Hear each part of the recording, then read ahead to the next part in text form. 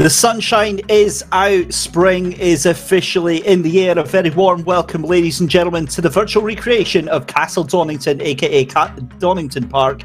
It's David Christie and Jess Ball here with you for yet another super Saturday. A beautiful afternoon and a wonderful evening of perfect racing here on the Sim Grid. Jess, a very good evening. Welcome back to the commentary box.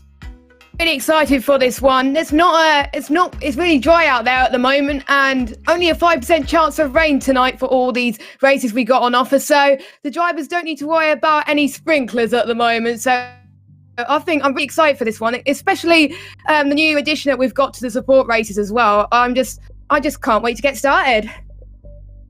Unfortunately, we do have to, by law, show you this statutory clip of rain here at Donington, just to remind you that it does occasionally there, but I can assure you we don't have any chance of that tonight here on the Sim Grid. Best of British is going to be on the cards as well tonight later on, but for just now, this is what you can expect tonight. Up next is the Ginetta Cup, which is going to be a 30-minute sprint race. It's then the Porsche Cup, another 30-minute sprint race, followed by the Ferrari Challenge on the last of our 30-minute races, and then it is Best of British, our 90-minute endurance race, and a single driver affair. Really looking forward to it here at this 2.498 mile circuit in the heart of Derby, just 18 miles away from Nottingham. Donington is probably one of the most iconic circuits here in the UK. It's a wonderful track to drive, even better as a spectator, with lots and lots of viewing opportunities. But I mean, tonight, Jess, it is going to be so much different action. You're joining us obviously for the Ginetta Cup and the Porsche Cup, and arguably those might start to get a little bit hairy. Indeed, and for the Ginetta Cup especially, I saw those action last time as well, and there's a few of those guys that took part in those races that are taking part again, and they're really hungry to gain some more time in the qualifying session. We're already seeing some fast times already in the practice session, which you can't see at the moment. But Fuzi, who's taken part in all the Super Saturday action we have tonight, he is insane, is doing a 1:34.5 at the moment. I wonder if he's going to go any quicker when we go to the qualifying in a minute's time. And we've got a few people not that far behind, about 2 tenths, second and third. But it's really interesting to see how much they improved since the last Super Saturday we had here in Donington. Well, certainly we'll have to see how that one pans out over the evening. But we also have a vested interest tonight because we have several commentators taking part in this split one race. We have our very own Luke Rogers is in there. You've got Colin Courtney in there as well. And you've got our one-man band that is Mr. Michael Hamlet is taking part as well. So, Jess, there's obviously a lot of interest from us on how those three drivers do tonight. Yeah, definitely. I mean, it's not easy to race when your main job is commentating as well, but to be honest, they practice as much as all the drivers have as well, and they're going to prove to us that we can also drive as well as commentate as well, but we'll have to wait and see what happens with that. Well, steady on. Some of them can. I can't. I can talk a good game, but as soon as you put me behind the wheel, I very quickly find the nearest wall. That's my seemingly appropriate superpower. But joking aside, let's get down to business. A very good evening to everyone that is in the YouTube chat tonight. We've got Yankovic, we've got Real Smoke. Colin Courtney making an appearance in YouTube chat as well. AKM Racing as well wants to see Marcel Fuzi banned. I can understand that because it's a bit annoying how the one gentleman, not only does he take part in all 4 races, but he's actually really good. He's actually really consistent in all 4 races as well.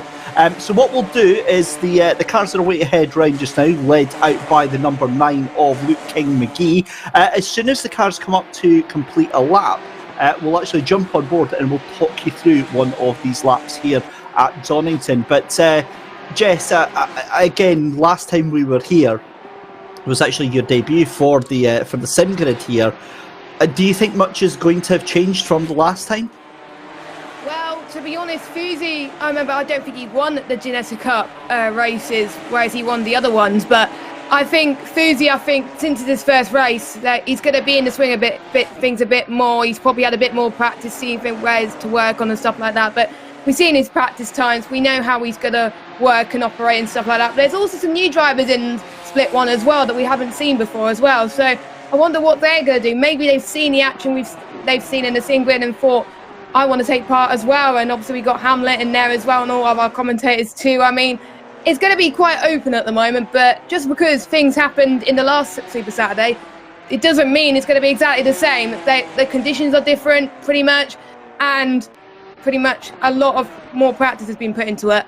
Yeah, certainly more wheel time is always a good thing, because Donington weekend came just after the British GT pack was released, and if possible we'll have a lovely word with our producer Mike Yao to see if we can jump on board with the number 9 who is just making his way around Redgate just now, and we'll see if we can take you through the lap as it is. So here we go then. We've already done turn 1, this is turn 2 there through Hollywood, through the Craner curves, on the run down then towards the old hairpin. It's a right-hander that really washes that car out. The setup's so important on these Ginettas because the car really does struggle under braking. The GT4s are just understeer like crazy. Through Starkey's Bridge then into McLean's, the right-hander, and then you want to use all of that curb as you possibly can, up to 170 miles an hour on the right-hander there. That is through Coppice. It's a double right-hander again, and then it has to get a good run out on the Starkey Straight. You can compromise your lap so much, and this is where you're going to have to defend if you've got a car behind you on the run down to the Fogarty S's. Late on the brakes, just let the car trail brake in. That's going to be a nullified lap because he's gone over the track hunts at the right hand side there on the run down to Melbourne hairpin. Use that marker on the left hand side as your braking point, second one down, and then turn it in. Not too early on the throttle. The car really is unbalanced, unsettled at this time, and it's going to be through to Goddard's. Again, a tight left-hander, very, very easy to let that car go very, very wide. Then just pull it in, straight on the power, straight on the light pedal, and then it's over the line down towards Redgate, as you see there. So King McKay getting that lap time disallowed for going wide at the Fogarty S's there. But a very fast track, Jess, a very flowing track, and one that's going to catch a lot of these drivers out. Yeah, and we're seeing for the track map that there's a lot of drivers already out already, so they want to get their laps in ASAP really, because there's only a short qualifying session. There's only little room for improvement. You want to go out towards the end, yes, because that's going to be at its most grippy as the track will evolve better, but if you don't get a lap done now, then you only have one lap to get it right, and it puts the pressure on you. I certainly found it in racing personally myself, that if you leave it to the last minute, it definitely makes you more nervous as well. So the sooner you get your first lap time on the board, the better, and it'll make you less nervous as the session goes on. I feel less bad about being last if I can at least have 5 seconds of being first. That tends to make the pain a little bit easier, Jess, for me. I don't know about you, but just looking at the times just now, it's the number 95 of Leon Harhoff up at the top. That was a huge lap, 1:34.809, just 3/100ths of a second ahead of Marcel Fusey. Then Chris Reardon in third place with Jan-Nicolas Erbrich in fourth place. Martin Buchan, another one of the soldiers tonight, doing a huge effort tonight. 3 of the 4 races he's doing, he's already 0.3 of a second up as he comes out the Melbourne hairpin. That is potentially enough to take up to 4th place, and if he can make any improvements around this last corner around Goddard's, but it's so close. I think that's it going to be done for Martin Buchan. Jumps into 3rd place. Marcel Fusey though, 1:34.6. Now we're starting to see the times coming down, Jess. Yeah, practice, he was a bit quicker as well, but since there's only 4 minutes left to go at the session, I know he can find some time towards the end now as well, but 1:44.6 this late on is just amazing, and he's 1/10 off P2 of Harhoff as well, so that is just the amount of time people put into this as well. They've put a lot of time to make sure that they've got the best laps they can.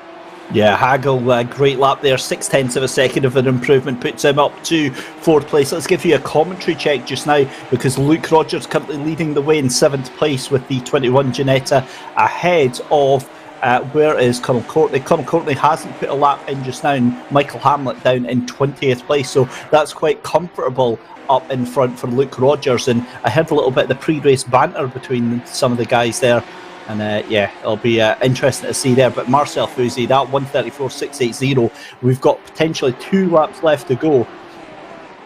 Seeing here Matteo Marchi in the number 14 car. He is fast. He is very, very fast right now. He could be your new pole sitter right now. I think he was 6/10 up on his previous lap.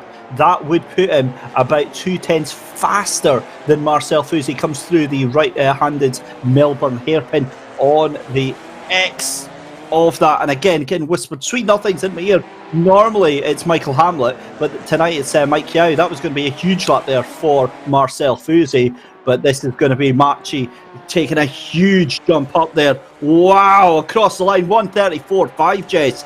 This is starting to get a little bit exciting.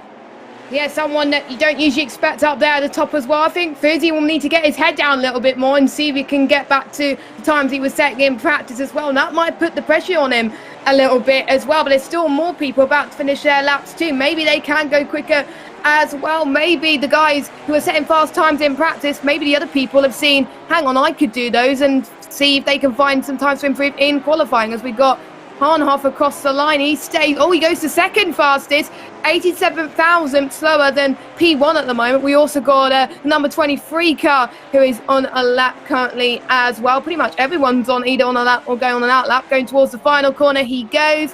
Let's see if he can go into maybe the top 10, because that will be very good for him. I believe he stays in 19th position.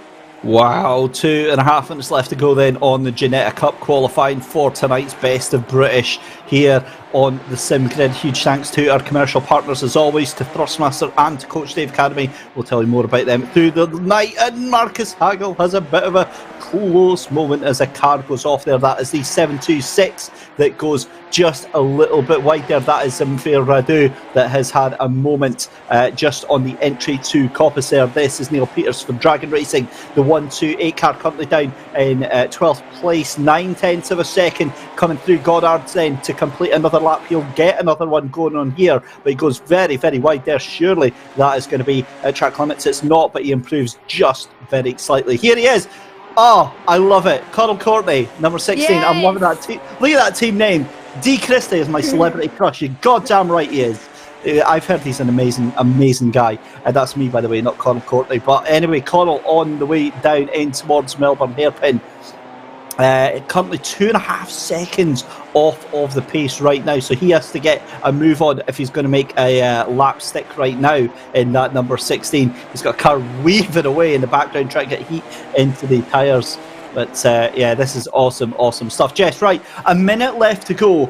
I mean, who do you think is going to take pole position right now? Actually, hang on, Leon Harhoff, we missed that. 1:34.335. Oh my goodness me, that is a lap and a half.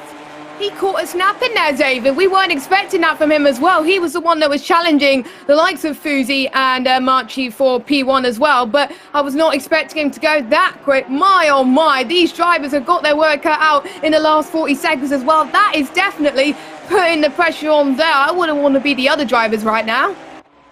That is some scary, scary times going on. Your top 13 drivers split by 1 second, all the way down to Neil Peters in that 128 in 13th place. This is our boy Lukey Rogers in the SLR 21 car.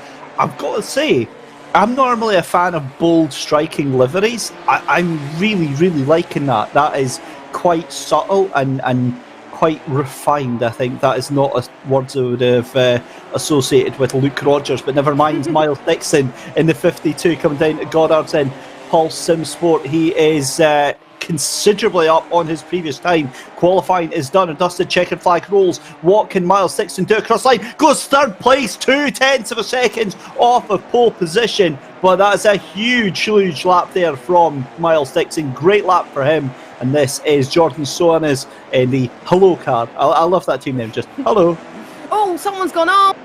Yeah, a couple of cars have decided they've just had enough and thought the best way to bin it is to get it off to the side of the road.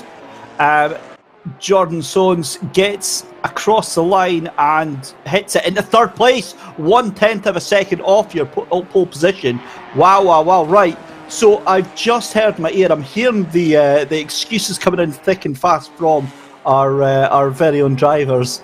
But Marcel Fuzzi in 6th place, wasn't expecting that. Luke Rogers up into the top 10, 8th place for him. But I mean, where is our 22nd for our very own Michael Hamlet? That, Jess, that's just not what we expect. That's not good enough, is it?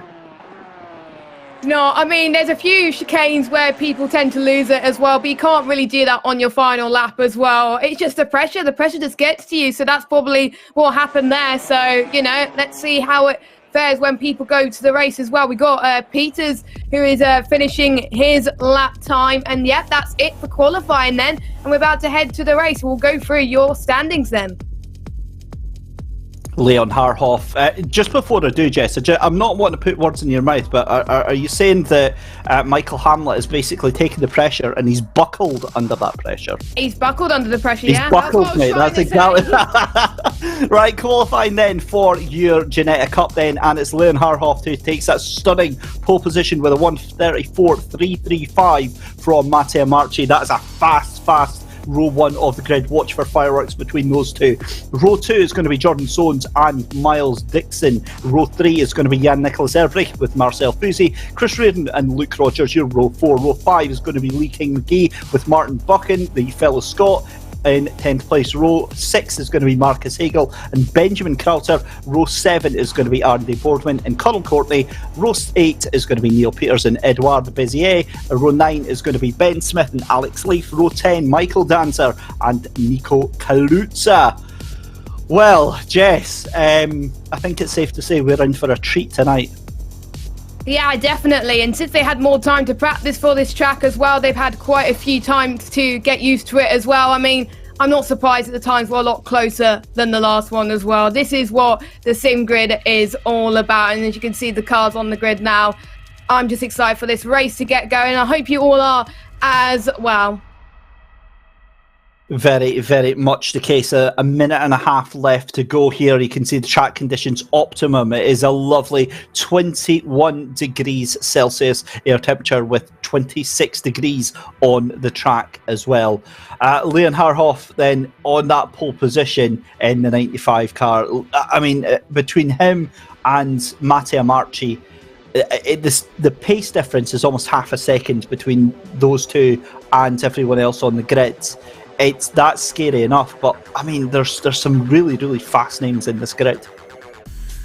We saw some scrapped in the last few Ginetta races that we've had in the sim grid as well, and my oh my, these cars are fast, and because it's a similar spot, the same spec of cars, then all it takes is for their driver skill to really get up there as well, and the practice there as well, and you know, that just makes it a hell of a more interesting to commentate over, and for you guys to watch on as well, with nobody in different cars. They all got maybe the same challenges as well, I have to say. The chicane I'm looking at that will probably be a challenge tonight in the race is the Fogarty S's, and maybe the hairpin as well before you head to Gollards as well. That's going to be tricky, and maybe the old hairpin could be quite tricky for the drivers as trouble in points. That's what I found in a few ACC races as well. We're about to get started in about 15 seconds time. I can't wait. Let's get started. Yeah, we're about to go racing here at Donington. The first 4 races tonight. Ginetta GT4's out on track. I want to take to it just now. Then we've got the Porsches. Then we've got the Ferrari Challenge. And then we have round 2 of Best of British, a 90-minute endurance race in GT3 machinery. The cars roar into life at Castle Donington then here in the heart of Derby. As I said, just a stone's throw away from Nottingham, right in the central south of England. And a beautiful, beautiful track. I've only been there once myself for one of the BTCC media days, and it is just as special as it appears here in the sim. Really gives you an idea of just how awesome it is. Very good evening to Alex Withington, who's just joined us tonight. He has got his brand new 75-inch TV wall mounted, and he's loving it. But here we go then, the cars across the line. We get ready to go green, and away we go for 30 minutes of racing action here. What is going to happen? And into turn 1, then down in towards Redgate for the first time of asking, and it's all line astern. It's all very, very prim and proper. I'm liking this, Jess.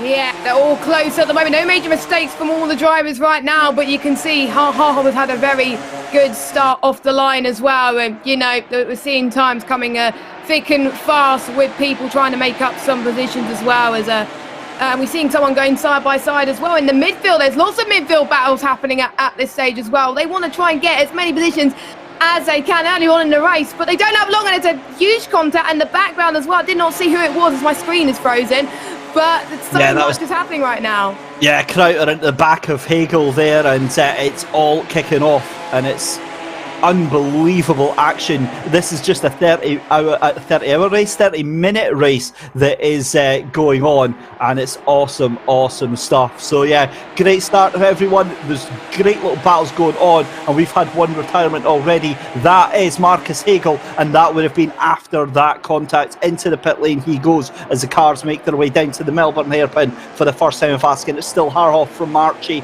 but still you see going very wide there. That is Jordan Soanes in no man's land right now. He's not quite close enough to that gap in front, but then you've got Miles Dixon and Marcel Fusi who are going to be taking him up very shortly. There's Matteo Marchi having a little look up the inside, but Harhoff gets the better drive out as we go one lap down.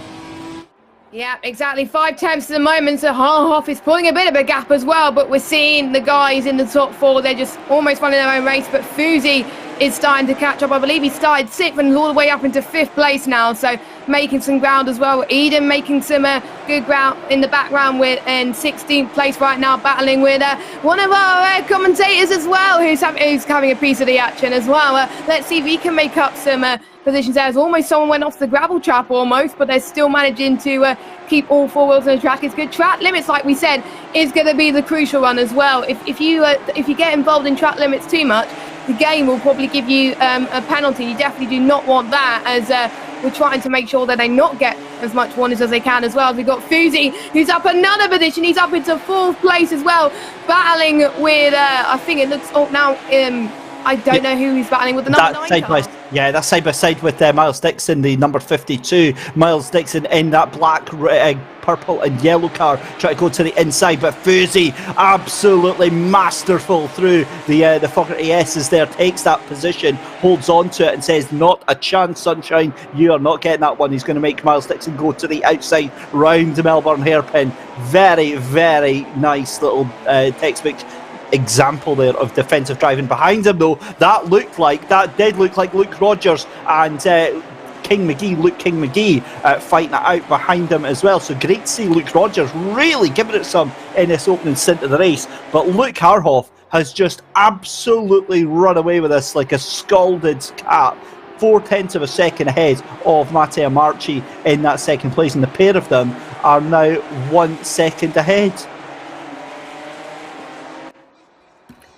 Yeah, most of these guys are all in good form, especially some of them took part in Fantastic Four on Thursday as well. They were racing as well, you know, they haven't lost it, even though they took part in a lot of races already, especially the likes of Fusi that's taken part in all 4 of them as well. But he's got 1.5 seconds to make up to the guy in P3, but Fusi is no slouch. He's probably just going to wait for a little bit, and then once the race starts to go to its end, that's probably where you'll probably challenge for the positions as well. But you can't make too many mistakes. If you make too many mistakes, that's what will help your nearest competitors as well. But yeah, I have to say the top 2, they're just running their own race at the moment, and I think the top 2 places are settles, but anything can happen in these type of races, couldn't it? It certainly can, and we will be there for every single step of the way. Luke Rogers then up into 6th place ahead of Lee King McGee there, and the number 9 looking very disgruntled with the fact that he's just lost that place. Luke doing a cracking job, I've got to say, of holding on to his position and still managing to progress up through the field as well. The 117 just out of note has left pit lane. Marcus Hagel, we thought that he'd returned from the race. He just went into pit lane to get that damage recovered, but that 35 is keeping on going as well. That's Martin Buchan. He's had a bit of a moment now. We've got a yellow flag. That is the number 14 who is stranded at the hairpin, and that is Matteo Marchi. So that is your now what on earth has happened here? Hang on, Jess, what has happened here? Matteo Marchi was fighting for the lead with your race leader Liam Harhoff, but Harhoff is now down to 2nd place, and Jordan Soanes is now your race leader. think is what we talked about as well. Maybe that someone making those mistakes, maybe in the gravel trap potentially as well, in the S's potentially as well. Let's look at the replay because we're not sure what happened to them. This is start actually as well. We can probably see what has happened with the midfield as well. There's already been barging wheels already at the start. People want to get going, and oh, that was where the pile-up that we were talking about as well. Loads of cars got involved there. It's like I'm trying to think what this reminds me of, but yeah, definitely a lot of drivers needing to pick up the pace, and they don't need to pit as well. So the ones who've got damage, they are in a huge predicament at this moment in time. But yeah, Sones definitely took advantage of that and said, you know what, if you make mistakes like that, I'm going to take the race lead and battle it off like crazy, as Hahnhoff definitely wants to get this race lead back. Oh, he's trying so hard, but do you know the other thing that this brings into the mix? Marcel Fusey is just 2.9 seconds off the lead now. That is incredible. Right, so side by side we can hear Michael Hamlet. He is he's in our voice chat room, but you can't hear him. We can just hear him. So we hear how excited he's getting, we hear how frustrated he's getting. So the team name, I Will Hit Luke. Right, well, you're going to have to get going then if you're going to make that happen. Here is a replay then. This is on the Fogarty S's. Oh no, this is going to be down into the hairpin. So I heard a comment of what is he doing there on the hairpin, and that is going to be Matty Amarchi. Oh, and he's just dived down the inside. That is horrifically poor from Matty Amarchi. I mean, that is... there's no words to explain that, Jess. Of things that happened as well. I'm surprised that some people actually avoided that as well. There was a red car who also got caught up in that as well, as we've got Hamlet as well having a battle with the 194 car in 10th place as well. Want to get the top 10 is very crucial here as well, because top 10 is what people strive to be when you start racing like this, but obviously you want to strive for even more, as you're seeing here that there's a little bit of a slide there from Hamlet there as well. I think the number 194 car got the better exit there as well, but yeah, it's nice to see them in full force as well. Hamlet not quite near Luke yet though, but he's still having a good go with battling with the cars around him as well. But we're seeing cars battling in the back as well. We got Stephen Hill, the number 27 car, battling as well. We've got Michael Hamlet wanting to try and get a piece of a dancer into 10th place, but couldn't quite do it at the moment. Still going side by side goes both of them as well, heading to the penultimate few corners. Look like he has done it, but there's still the final corner to go in order to do that. But yeah, Hamlet, he's done the job there, but I think he lost it a bit there. He's back up. Oh nope, he's up into 10th place again. He was in 11th for a minute, now he's up into 10th, and there's still more battles happening for 18th, 19th and 20th place. Well, wow. I think Race Control are going to be investigating that overtake from Michael Hamlet. Not because he did anything wrong, but they'll be trying to figure out how Michael Hamlet managed to get an overtake done. 21 minutes left to go in this race. Great recovery drive though from Michael Hamlet, doing a great job to get himself into that top 10. So we now have two commentators into the top 10. Luke Rogers in 6th place and Michael Hamlet in 10th place. Meanwhile, your race leader is still Jordan Sohn, doing a cracking job in that number 23 car, doing everything he can to fight off Leon Harhoff, who is desperately trying to take that first place away from him, but it's not happening.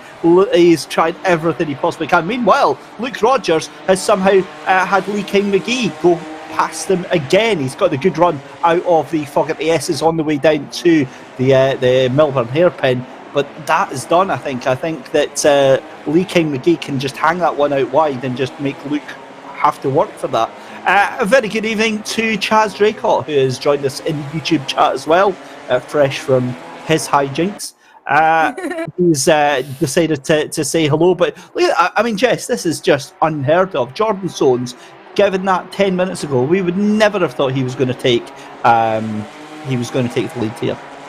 Well, we said there will be surprises, and he's definitely surprised us here today, and that's the beauty of it as well. You sometimes get surprises like that in any motorsport as well, and underdogs like that get good performances and perform well, it's really going to set them up for the races to come if they're taking part in the Porsche or the Ferrari Challenge, or even in a future sim grid race as well, showing them that they can do it. They can go up against the best of the best as well, and he's definitely no slouch. Just look at the gap between him and Harhoff as well, 4/10 as well. So he's a quick guy. He's putting some consistent pace as well. So, you know, it's just nice to see those surprises out there in the racetrack. Certainly is. We're currently watching Nicholas Erbrich currently trying to fight Alex Leaf. Dives one way up the inside, then the other. That is going in towards McLean's. They're on the exit. Alex Leaf makes a mistake. They're on the run down to Coppice, and that is going to be Nicholas Erbrich taking that position. Can Alex Leaf try to get the cut back again? He does. What a move from Alex Leaf. That is great sportsmanship from the two of them, allowing each other racing room. But I've got to be honest, I think Nicholas Erbrich has got this going into the Fogarty S as Alex Leaf surrenders the position and surrenders that fight, thinks better of it. And sometimes you've got to back off to try and make that move again, but it could just be that Nicholas Erbrich has the superior pace over Alex Leaf. This is back to the battle for 18th, 19th and 20th place. You've got Krauter on the outside there in the yellow car trying to fight off Eduardo Bezier. Beautiful move up the inside of Melbourne. Oh, and a little bit of contact there from Krauter, and there's more contact. Bezier tries to keep the foot in, and this is starting to get a little bit naughty from Krauter and Bezier there. Bezier, I've got to be honest, I don't think doing anything wrong there. Krauter just getting a little bit frustrated, losing several places in that, and having to fight his way back through there. And I think Race Control might be having a little chat with him at some point later on. Yeah, exactly. There are stewards that look at every single race we have in the sim grid that is organised and streamed. So they are keeping an eye on things as we speak as well. We do have live timings as well that we can see as well, and lots of footage for you to show for you guys at home. Meanwhile, Luke Rogers still fighting with McGee for P5. It looks like all the commentators are racing in this race. Looks like they're all getting a piece of the action as well. Just past the straight going. Oh, he made contact again as McGee's gone off into the grass there. He's lost, I think, position from Rogers, and maybe the number 69 car as well of 7th, or he may have just got the position back. We don't know. But we got 17 and a half minutes left to go as we've got Bezier fighting as well as we got Courtney there. It's made up a position for him. He's up into 19th place. What a man. Yeah, he's done a great job there. I think that was with that earlier contact we saw in the last lap there. I caught a side glimpse of that while I was looking at the chat and looking at the entry list of that incident with Rogers, and I don't know. It's difficult to say, but I've got to be honest. I think that Luke was a little bit naughty there. I think that there was several times turning in on that car, and it was just it's a difficult one. But we'll see what happens there. I mean, the thing is, we kind of have to hold the commentators up to the same standards of all the other drivers that we expect. Certainly, I remember one of my first races that I did live on stream, and I think it was Lewis McGlade that was commentating on it. Might have actually been Best of British, but it was certainly one of the endurance races, and I had a little bit of a questionable overtake. It was a little bit rough, and exactly that, I was called out on it, and you have to be. So from that point of view, we'll probably get a replay of that, but it just looked really silly. I mean, you know the car's there. In Assetto Corsa Competizione, we don't have the excuse. As we see Ben Smith currently trying to fight it out with Kaluza, and see, that's different. So Kaluza is away in front of him, right? He's clear of the car, so he's entitled to move over and take that line. But when you've got a car right beside you, Jess, and it shows you on the radar, you can't see it. You can see it. It comes up on your radar in the middle of the screen. You just can't do that. Yeah, exactly. We have to hold everyone accountable. Just because you're a commentator for this league, it doesn't mean that you'll get special privileges in the race. Everyone has been attending the driver's briefing. They know what the rules are as well. And if there's any issues or incidents with any of the drivers, then they will be questioned on it as well. Maybe get a time penalty as well. But Ben Smith, 9th place at the moment, the number 12 car. He's getting patient at the moment, but he's just 3 shy of getting McGee as well. McGee, he's got to focus on having a positive mindset, I would say. He had the crash earlier on, but we're just watching on board the replay as well of, I believe it is of the incident as well, as Yeah, it looks like that. I'm just seeing what's happened. It looks like there's not much space at all. They keep banging. Yeah, I think it was a little bit too greedy there. And I think it was just, I think that was just, he paid the price there as well. But again, it's not what we think is up to the stewards. Yeah, we really don't have any say on it at all, which is great because we can be completely impartial. So yeah, I think that kind of said it all. Never mind. Right. Let's get back to it halfway through the race. We're already halfway. Wait a minute. Right, Jess, let's bring this part of the conversation up. Now, we were saying, oh, you know, Sones is having to fight everything that he can to keep ahead of Luke Harhoff. But have a look at that now. 2.2 seconds between Jordan Sones and Harhoff. And Harhoff now is got a little bit of a gap between him and Miles Dixon. So Dixon on for that last podium place, but he's going to have to fight tooth and nail to get Marcel Fouzi that we can see here. This is run down to Redgate with just 14 minutes left to go. And yeah, this is built up to be an awesome race.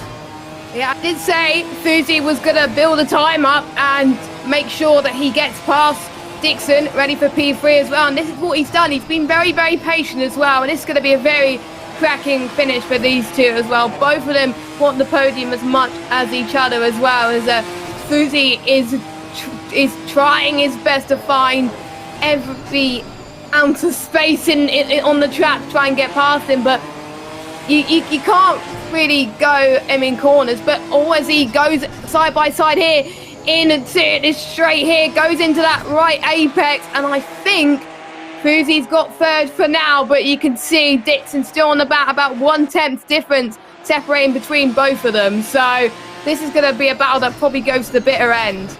Oh, and I can feel a punterino coming on, but Miles Dixon doing a great thing and just holding to the back of Marcel Fouzi, and Mr. Saturday Night himself is making his way around. That's a dive to the inside from Miles Dixon. Late on the brakes, tries to make it turn. All round Melbourne hairpin. Take a bow, Miles Dixon. That was from absolutely nowhere.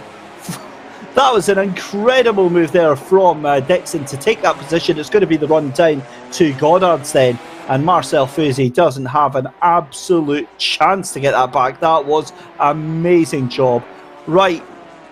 Incident between 9 and 21. That is Lee King McGee and Luke Rogers. That is a racing incident that's been decided from race control. Are you kidding me?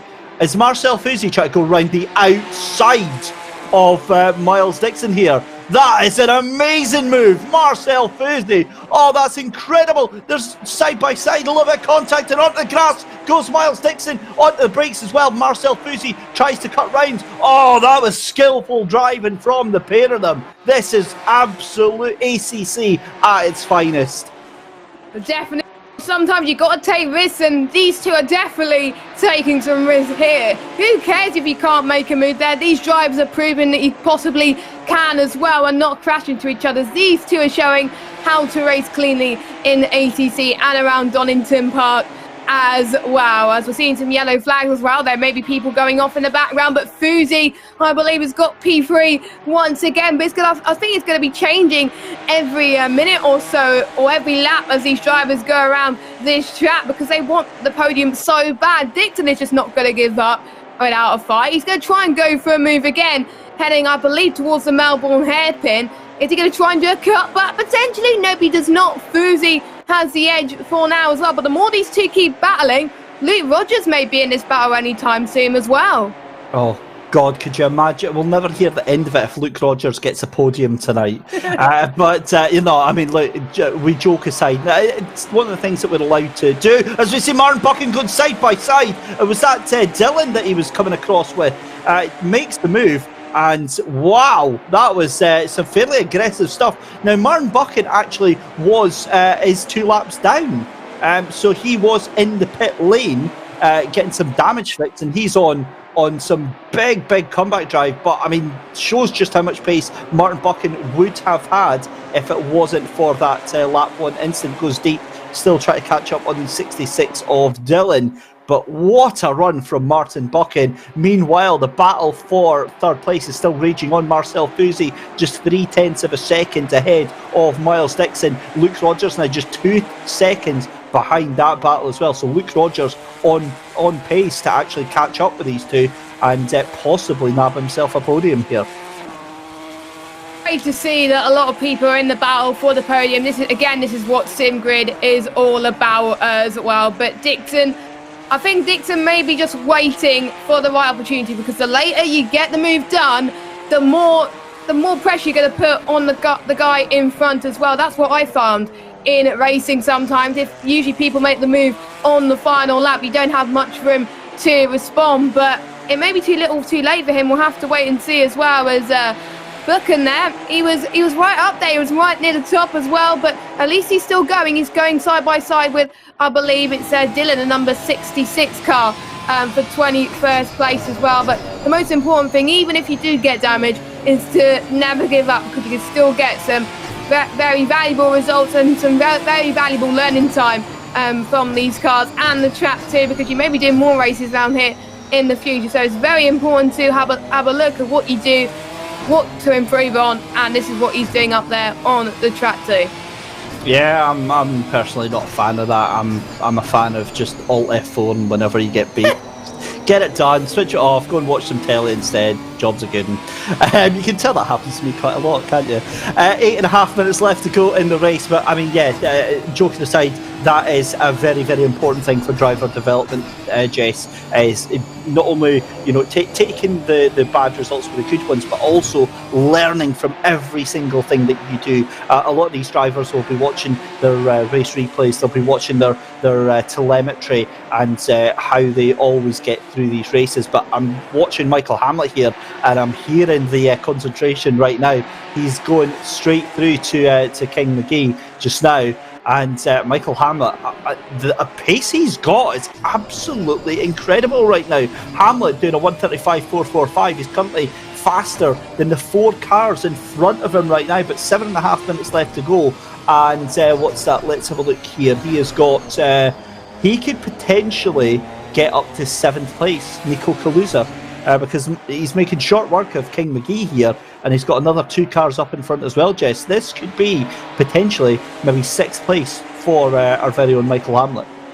I'm sure he would not stop talking about him getting 6th place, that's for sure as well. Meanwhile, in the midfield as well, we've got Marshy and I believe it's the number 14 car, yes, who's making some moves there as well. Hamlet's found a little bit more time, the gap down to 3 tenths over McGee too. I mean, the more that you keep battling, the more that you're going to probably lose time as well. So Hamlet needs to get this move done very, very soon as well. But he's got to be cautious on when he does it, because if he does it at the wrong time, you're going to see people who get involved in incidents like we saw earlier as well. As it's looking like Fuzi's getting a little bit more comfortable in 3rd place for now. But maybe Dixon has got something left in the tank for the final few minutes of this race, as so it's still leading 2.8 seconds as Hamlet. Is he going to have a chance to go for the move as well, potentially? No, beat just not just yet, but you can see that he's got the cars in front of him as well as these guys. He wants to get this move done sooner or later so he can battle with more cars and potentially move his way up the grid. No penalty so far from any of the drivers as well, so it's a fight for position here, David. Yeah, it certainly is, and as much as we take the mick out of our own commentators race, and you have to say Michael Hamlet, great bit of restraint there, couldn't get the move done at McLean's, and at Coppice backs out of it and thinks better of it, and then immediately goes and throws it away by flashing the lights. I'm not a big fan of that down the straight unless it's on lap traffic, very distracting. But down in towards Goddard's then to start what is likely to be about 3 laps left to go. But Soanes, I mean, I can't get over this, Jess. Jordan Soanes has done this now. He's got a gap of 3.2 seconds over Luke Harhoff. And then Marcel Fuzi and Michael Hamlet sit up the inside at Redgate. What a move to take P9. Holds it down. They're down through Hollywood. Has he got this move done? That is it. It is done, dusted, in the book, signed, sealed, delivered from Michael Hamlet into 9th place. And King McGee hasn't got anything in the tank to respond to that with whatsoever. Next on the agenda is the number 12 in 8th place of Ben Smith, and then possibly Nico Kaluza. Yeah, 5 minutes left to go of this race. Still time. Hamlet needs to find time now, but on the way that he's driving, today as well. I'm sure we can find it, but you can see McGee again. He's just right on Hamlet's tail as well. It's just McGee's giving Hamlet a lot of pressure. It's forcing Hamlet to potentially make some mistakes too, as he's going for a lunge once again and about to go near to the tricky little S's now, as he almost in the gravel there. Goes, I think it was McGee. Yeah, McGee almost went onto the gravel there, but McGee's found some more time there as well. As we've got the battle for 18th place still going strong. Actually, 17th place between the number 127 car, the 22 car, and potentially 19th and 20th as well. We've got 5 or 6 cars within distance of each other as well. Let's hope they don't go 3 or 4 wide, as we're seeing someone going side by side here, heading into the 40 S's. Very calm and controlled there. And I'm trying to find out who that car was, the blue car that was on one. Trying to keep an eye on the number, but it's really hard to tell as they go through the hair. And it's the number 75. Looks like the number 25. I think that's Eduardo Bizier, Jess. Oh, yeah, there we go. It is hard to see because A, there's a lot of people battling, and B, the numbers are it's hard to read. It's hard to squint and stuff like that. But anyway, it's great to see him there. Yeah, but it's a number 25 car of Bizier there as well. He was in 20th a moment ago, but he just got to buckle down and see if he can gain his positions back towards the end of this race. And we're already almost at the end of it. I know, it's crazy stuff there, and don't worry about it, Jess. That is the only time tonight that will correctly ID a car now, so we've got that out of the way. But 3.5 minutes left to go, and it is still Jordan Soanes who is in the lead of this race, looking very commanding. 3.7 seconds ahead of Leon Harhoff in the 95 Ginetta, and then ahead of that incredible drive from Marcel Fouzi, taking that final podium place. We'll have a little look at Michael Hamlet, who is still in 9th place. Now, I'm hearing rumblings that he is starting to lose pressure in the rear of those tyres, and that is a notorious thing for these British GT tracks, Jess. We've seen that through Oulton, through Snetterton and through Donington here. Those serrated edges of the curbs, though, it really plays havoc with losing pressure in the tyres. These guys don't need to pit and you'll be on the same tyres for the whole 30 minutes. Imagine what can happen in the Best of British tonight as well, when they have to spread it out a little bit as well. So, you know, it's going to be tricky to support races to manage their tyres, but we know when we saw the last support races in Donington that it was very key and crucial to do that, because otherwise you would lose precious time and maybe precious position as well. But it looks like most of these drivers are keeping it under control now, and it's all about a sprint to the finish for every single one. They just got to make it to the end of this race. But your people are a racer at heart. They want to gain as many positions as they can. We want to scrap for the finish for all of these drivers. There's a few people that have got a bit of a gap to have some battles, but there's some people like the guys we're seeing now. They're just been battling pretty much the whole race, especially for the scrap for 20th. My oh my. Exactly, and again, as somebody that tends to find themselves towards the back of this field, it's just incredible pace that we see here. Right, that is going to be the final lap that we're about to go on then from Jordan Soanes as he crosses the line. So we are now on the final lap here. It looks like Harhoff is not going to catch him. Leon Harhoff in that second place here, but we're picture in picture at the moment. This is Eduardo Bizier trying to catch down on Martin Buchan. Now Buchan is 2 laps down on everyone else, so is Bizier. So these two are fighting for position, the pink car and the blue car. But I've got to be honest, Buchan made that move stick about 2 laps ago and looked very comfortable indeed. This is the run down to the Fogarty S's as your race leader, currently through the old railway bends and coming up towards McLean's for the final time. Amazing stuff. He's on the run down to Coppice, but this has just been a thrilling race, Jess. It's been unpredictable for some of these drivers as well, and that's what I like about these spec cars. Anything can happen as well. And is that Luke Rogers trying to go for a move there up into 5th place? Yes, it is. We're not sure of action here on the sync, but there's still positions to be made as well, as our race leader is going through the 40 S's now, who is about, I believe it's on their final lap at the moment. But we've got Luke Rogers trying to see if he can get the move done just before they get to the 40 S's. Can he do it? No, not quite, but there's still precious time to be made in the final few moments as the clock now strikes 0. Yep, here we go then. Jordan Soansend, the unlikely leader of this race, comes out of Goddard's for the final time, and it's a brilliant win for Jordan Soanes in her first of 4 races here tonight. A very unpredictable race turned on its head in lap 5 with some contact between first and second place. Luke Rogers is going to come out of the final corner trying to get the drive on Boardman in that 6-9. It's not going to happen. Leon Harhoff takes second place. Marcel Fusi takes a podium, his first podium tonight. And will we see him on the podium again through the later races? Miles Dixon takes 4th place. It's 5th place then for the number 69 of Andy Boardman. 6th place for Luke Rogers is going to be 7th place there for Nico Kaluza. Ben Smith finishes in 8th place. 9th place for our very own Michael Hamlet. Lee Kane McGee in 10th. 11th place for Jan Nicholas Erbrecht. Great recovery drive from Jan Nicholas there. Mikael Dancer in 12th place. 13th place for Daniel Morris. Alex Leaf in 14th. 15th is going to be Mattia Marchi. 16th is going to be Connell Courtney, having a very difficult return to the race there. Benjamin Crowther in 17th. Stephen Hill in 18th. 19th place goes to James Eden. And then Zamfir Radu in 10th place. Zamfir actually started from the back, towards the back of the grids, got into the top 12 and then had issues later on in the race. Luke Dillon in 21st. 22nd is Martin Buchan. 23rd is Edouard Bezier. 24th is Marcus Hagel. 25th is Neil Peters. And then Chris Reardon in 25th place. There we go. So that is the results. And actually, I just saw something. I'm not sure if that is accurate, but I did see somebody changing position there. So I'd be very interested to see what happens as a result of that contact. But Jess, 1 race out of 4 in the books, and yeah, that was craziness.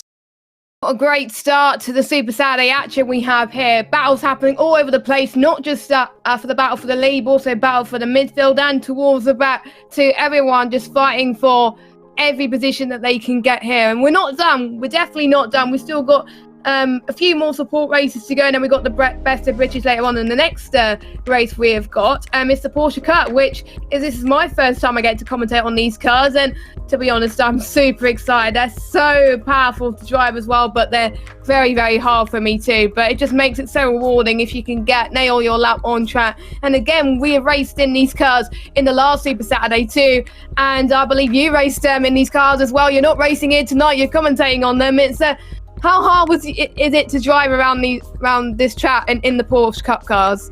Yeah, they are very, very difficult. No traction control as well, Jess, so a very, very tough time ahead for our Porsche races. But let's finish off with the Ginettas then. Let's speak to our commentary team, because we've got Luke Rogers, Connell Courtney and Michael Hamlet, so we'll bring them all in at the same time. And right, let's go and bring them in. I'll bring Luke in as well.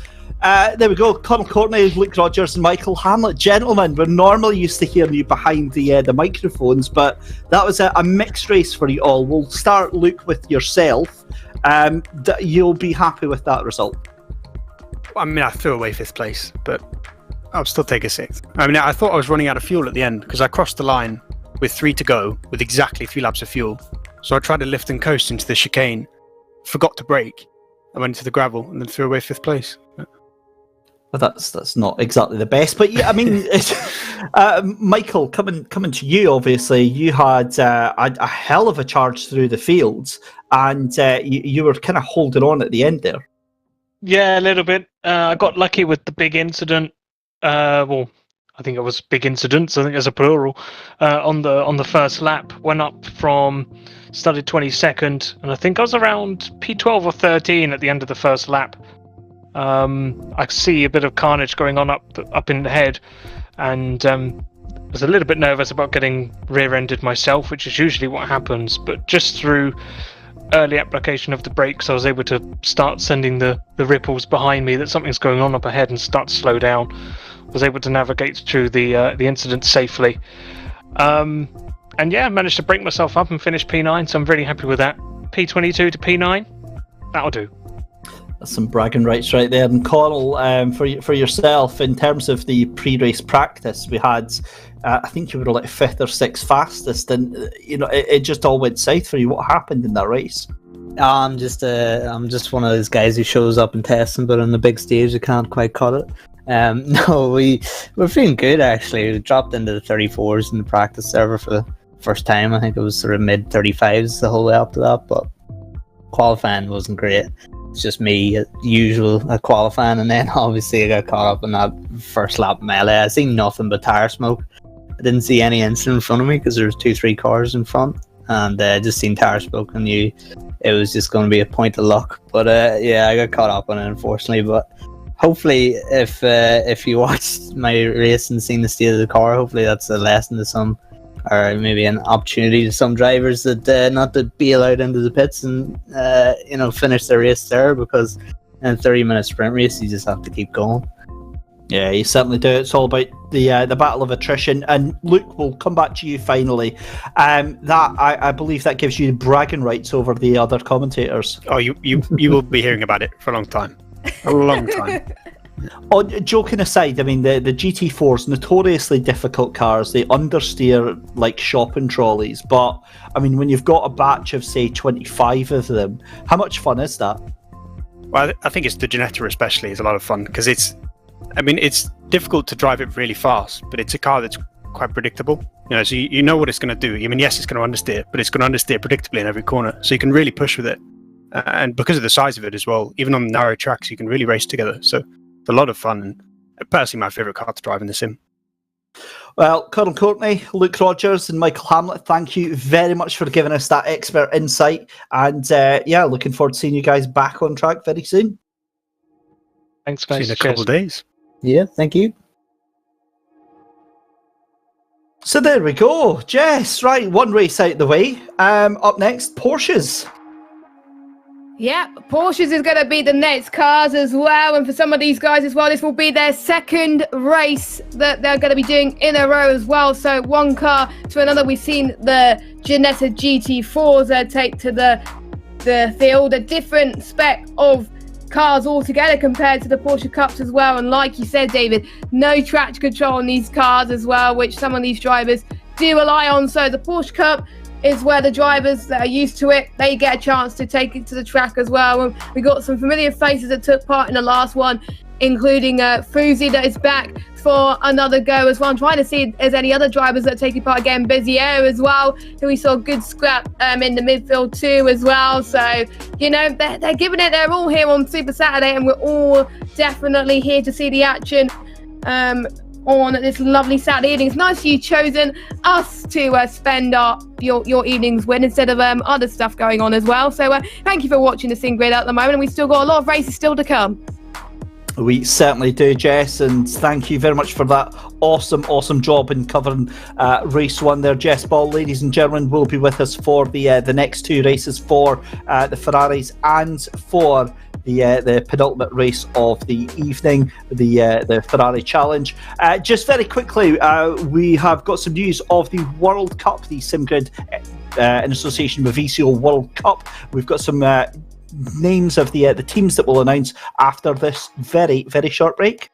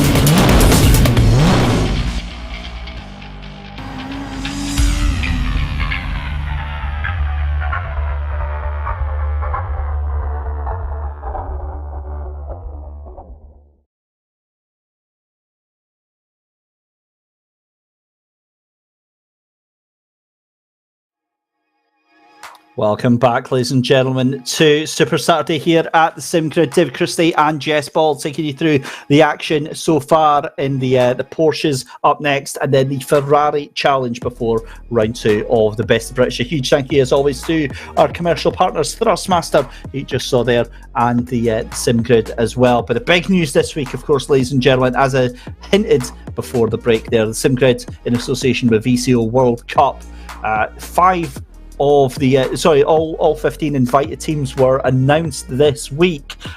So the teams were as follows: Altus Esports and Bentley Continental GT3, G2 Esports and the BMW, Haupt Racing Team in the Mercedes AMG GT3 Evo, the Jarlese Esports Academy return in the Ferrari 488 GT3 Evo, and Team ECR in Aston Martin V8 Vantage GT3. It's then MRL Sim Racing who come in the the McLaren 720S GT3. Odox Motorsport are in as well, the McLaren 720S GT3, On3 Racing and the Ferrari 488 GT3 Evo, Rutronic E-Racing Team, SG Stern, and then the final ones were announced yesterday. That's the McLaren Shadow Team, AAA Esports, Unicorns of Love, Williams Esports, and Zancho Esports in there as well. So, loving the huge name of team, and of course McLaren Shadow, I believe, will be Rocket Esports when they come in.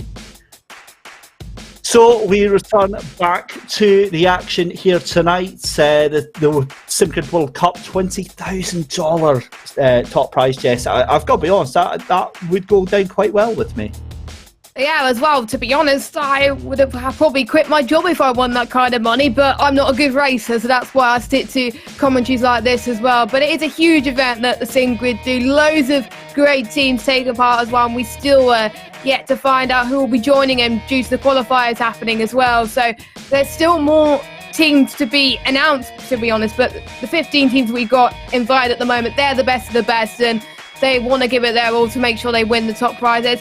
A lot of World Cup events going on as well. It's been going, I think it's starting in the beginning of April and it ends in October. So there's still plenty of events for you guys to watch as well. Mixture 12-hour races and 24-hour races too as well. And there's a lot of tracks that I particularly like in the calendar too, which I'm very excited about. So make sure you watch the World Cup. I'll definitely be watching as well. But yeah, it should be really, really good ones. And I'm interested to see who they got in their driver lineups as well, who they picked for these events too, because it's not just about the teams, it's also about the drivers' glory as well. But yeah, I'm really excited for it as well, to see what is going to happen as well. But we don't have long to wait before it starts, and I can't wait for the action to get going around that. But we still got more action here tonight as well, with the Porsche Cup happening next too, so make sure you stay tuned in for that.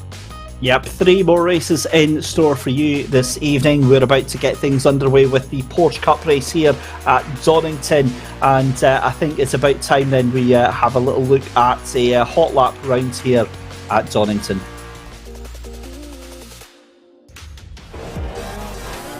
Now we're on board the 911 Cup car here at Donington Park for a hot lap, on board with Alaric Enslin, as we now head down the Wheatcroft Straight into Redgate, braking from around 225 kilometres an hour down to second through the first corner.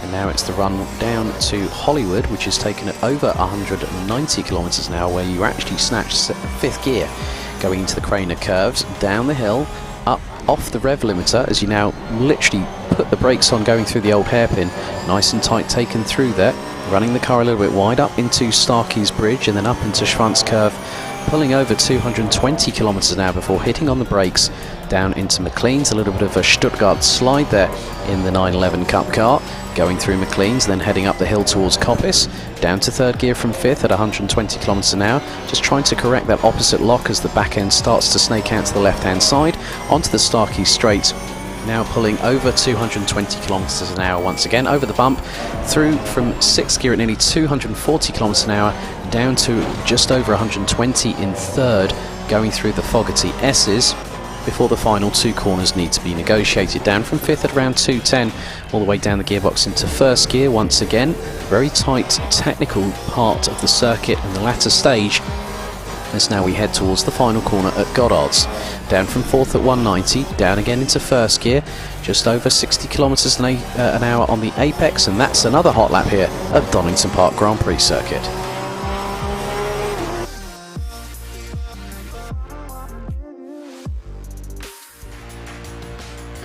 Beautiful lap there around Donington Park in the Porsche 911 GT3 Cup car, an iconic car. Very, very difficult, and it is a true test of driver skill and ability, and we have got a whole heap of them about to take to the track. 21 of them currently in the session right now.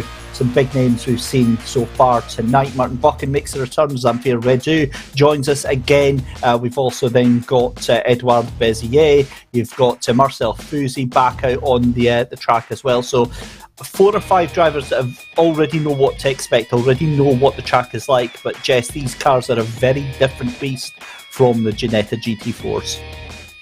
A lot faster as well compared to the Ginettas, and definitely a different car to handle in terms of braking as well. The braking points will be different too, so they're just going to worry about how the car handles in terms of braking, but they've also got to know when to plant the throttle in the right place as well.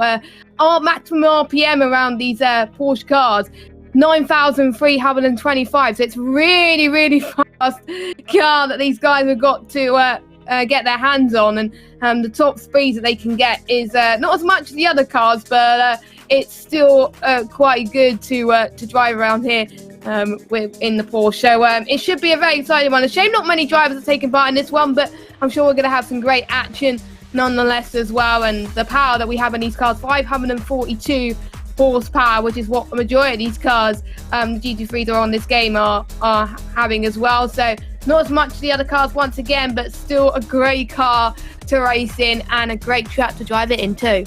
Yeah, it certainly is. The key difference, of course, Jess, being the fact that no traction control in these cars makes them an absolute track weapon. All of that horsepower directly under your right foot. No computers, no aids, no assistance whatsoever. Just you, your steering inputs, and your go loud pedal. We are just a minute or so away from getting qualifying underway here, and just having a look through the times just now. Julian Heno doing a 1:28.338 in only 8 laps of practice. Ludovic Lena in second place. Marcel Fouzi though, third place again. I mean, there's going to be a lot of sandbagging going on in practice, a little bit of mind games, trying to outdo your opponent and say, I'm not that great, guys, and then just absolutely smashing a qualifying lap. But yeah, another 30-minute race to go here in the Porsches, and I think this, more than any race tonight, has got the potential for chaos to ensue. Yeah, and we've seen the chaos that happened in the Ginettas. We thought that it was going to be the end of it, but the Porsches are a different beast as well to get your hands on, especially with the no traction control. I think there's going to be, more mistakes for some of these drivers tonight, and it's how they handle the mistakes too. But yeah, we've seen it in the practice in the Ginettas, how people were slow in practice, and then we saw a very good lap for pole in the Ginettas that we did not expect to. I think we're going to see something similar as well. And there's some people that being in split one for the very first time, they may not have caught guard of this tactic as well, to go slower in practice and then go really, really fast in the qualifying session. But maybe they'll probably learn as the races go on, especially those who've been there for a very long time, as practice is about to end and we're about to get into the qualifying session. 10 minutes of qualifying, just like the usual qualifying we have here today for the support races as well. Again, not very long to get your laps in, and it's going to be a lot faster as well, so even more crucial for the time to be set earlier on in the session, so you know what you can do towards the end of the session. As almost every single driver is coming out as a big queue as well. Traffic is going to be a very important factor too as well. You've got to leave as much space as you can, and I wonder how hard it is to get used from a different spec of car from the Ginetta GT4s to a Porsche, which is a GT3. I mean, it's a lot faster and definitely, a lot quicker, but I'm very excited to see how these cars handle. Only 4 drivers not gone out yet. Everyone wants to get in a lap as quickly as they can. Yeah, for sure. So from a driver's point of view, and again, this is a very uneducated driver's opinion that you're going to get here, I love the Porsche Cup car compared to the GT4. It is such an exciting car to drive because everything you tell it to do, it'll do it, and then it'll rip your face off and throw you into a barrier. Whereas with the GT4, it's like you point the car at the corner and it's like, okay, turn now, okay, please turn, and you're literally screaming at the car. It understeers that much. But yeah, with the Porsche, it is a very fast, it's a scary car. I promise you, these drivers will finish the next half hour of this race and they'll have aged several years just by doing this car, because it keeps you on the edge of your seat as a driver. You're constantly worried about it, because if you throw the wrong amount of driver input, the wrong amount of steering angle, the wrong amount of brake bias, you'll do exactly that. As we saw, I think that was Martin Buchan on the exit of Goddard there. You'll just go straight off. This car will not hesitate to hurt you in a very, very bad way. And since this car is understeering central, I think another track people will probably find hard due to the understeering nature is Paul Ricard as well. So it's with Porsche and France together, it's not a good mix, I have to say, because I think it's probably one of the hardest combinations in ACC, but I'm sure there's a lot more harder combinations than that too as well. But there's some people that may not have the right setups that they need as well, but don't worry, the Sim Grid, we do have it covered with one of our partners, Coach Dave Academy. If you're not sure what setup to use, we have a huge library of setups on their website. If you want to check them out, go and get them as well. It will help you with your racing experience in ACC and help you get started too. So it's a very, very good site, I have to say. So good job on them.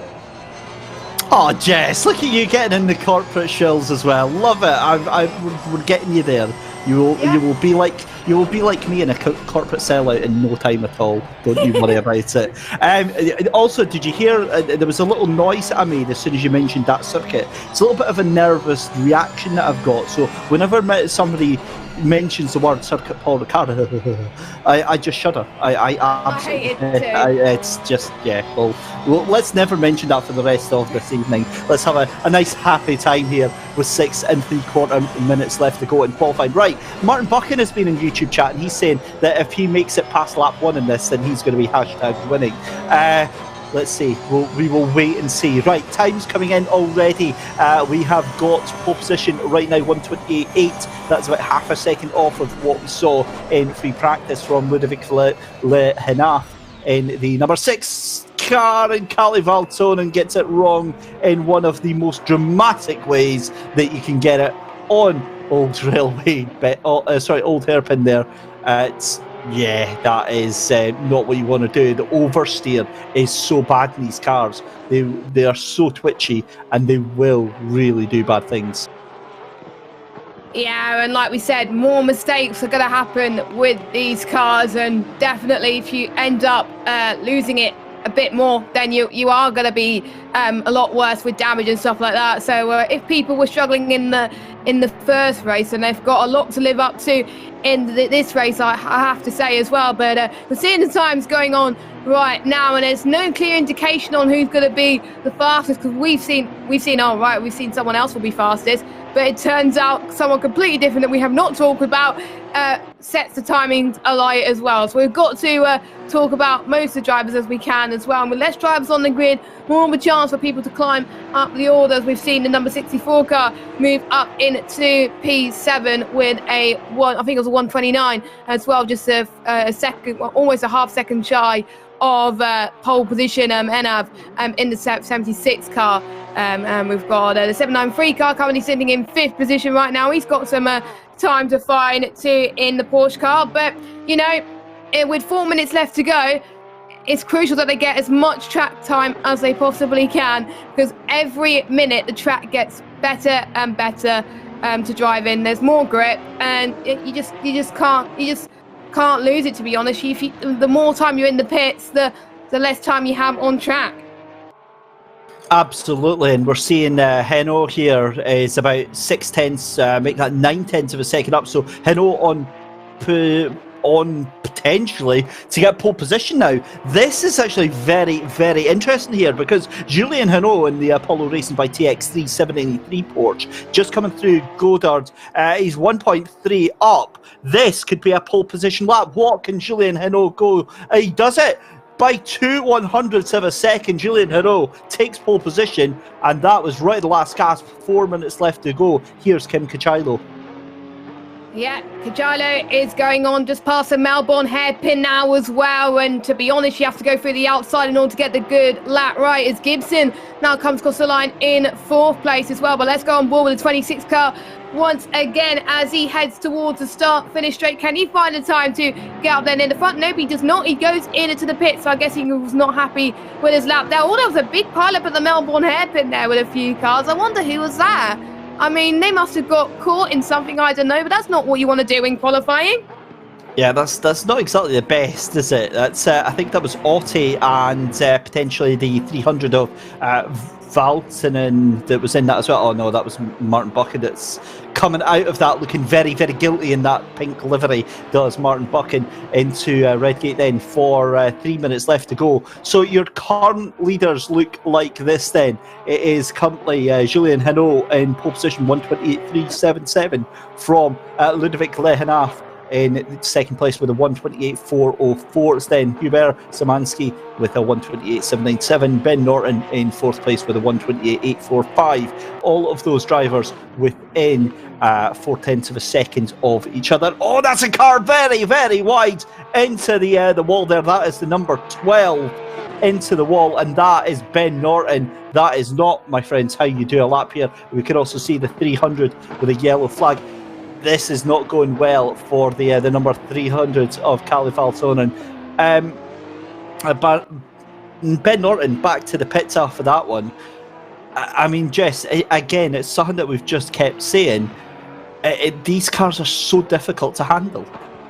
Yeah, more mistakes being made on their qualifying laps than the Ginettas due to the no traction control as well. And people sometimes underestimate that as well. And the drivers can't just go on the braking zone and go on the throttle straight away. They've got to make sure that they've got a straight bit of track and they can get on the throttle gradually as well. And it's something that I've learned in league racing that you got to do is called trail braking as well. If you don't get on the throttle gradually, if you just do it straight away, then that's when you tend to lose the car. As we've got the 21 car now going towards the final corner. Everybody else is going to be starting their final laps now as 22nd for him. Henaf as well, only 27,000 separates him and Enot in 1st place, and he's just passed the S's and now heading towards the hairpin. Now, so much shine could be made here as well. If you make a mistake there, then it's probably your lap over, but he seems to be all right as well.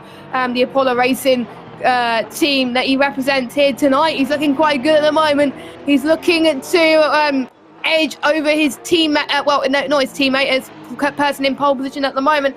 Can he get on pole? He's going to be on his final lap at the moment, so this will be his final chance to get in. You want to be one of the last people to cross the line, really, because if you do, that's going to be where the track at its finest, at its grippiest.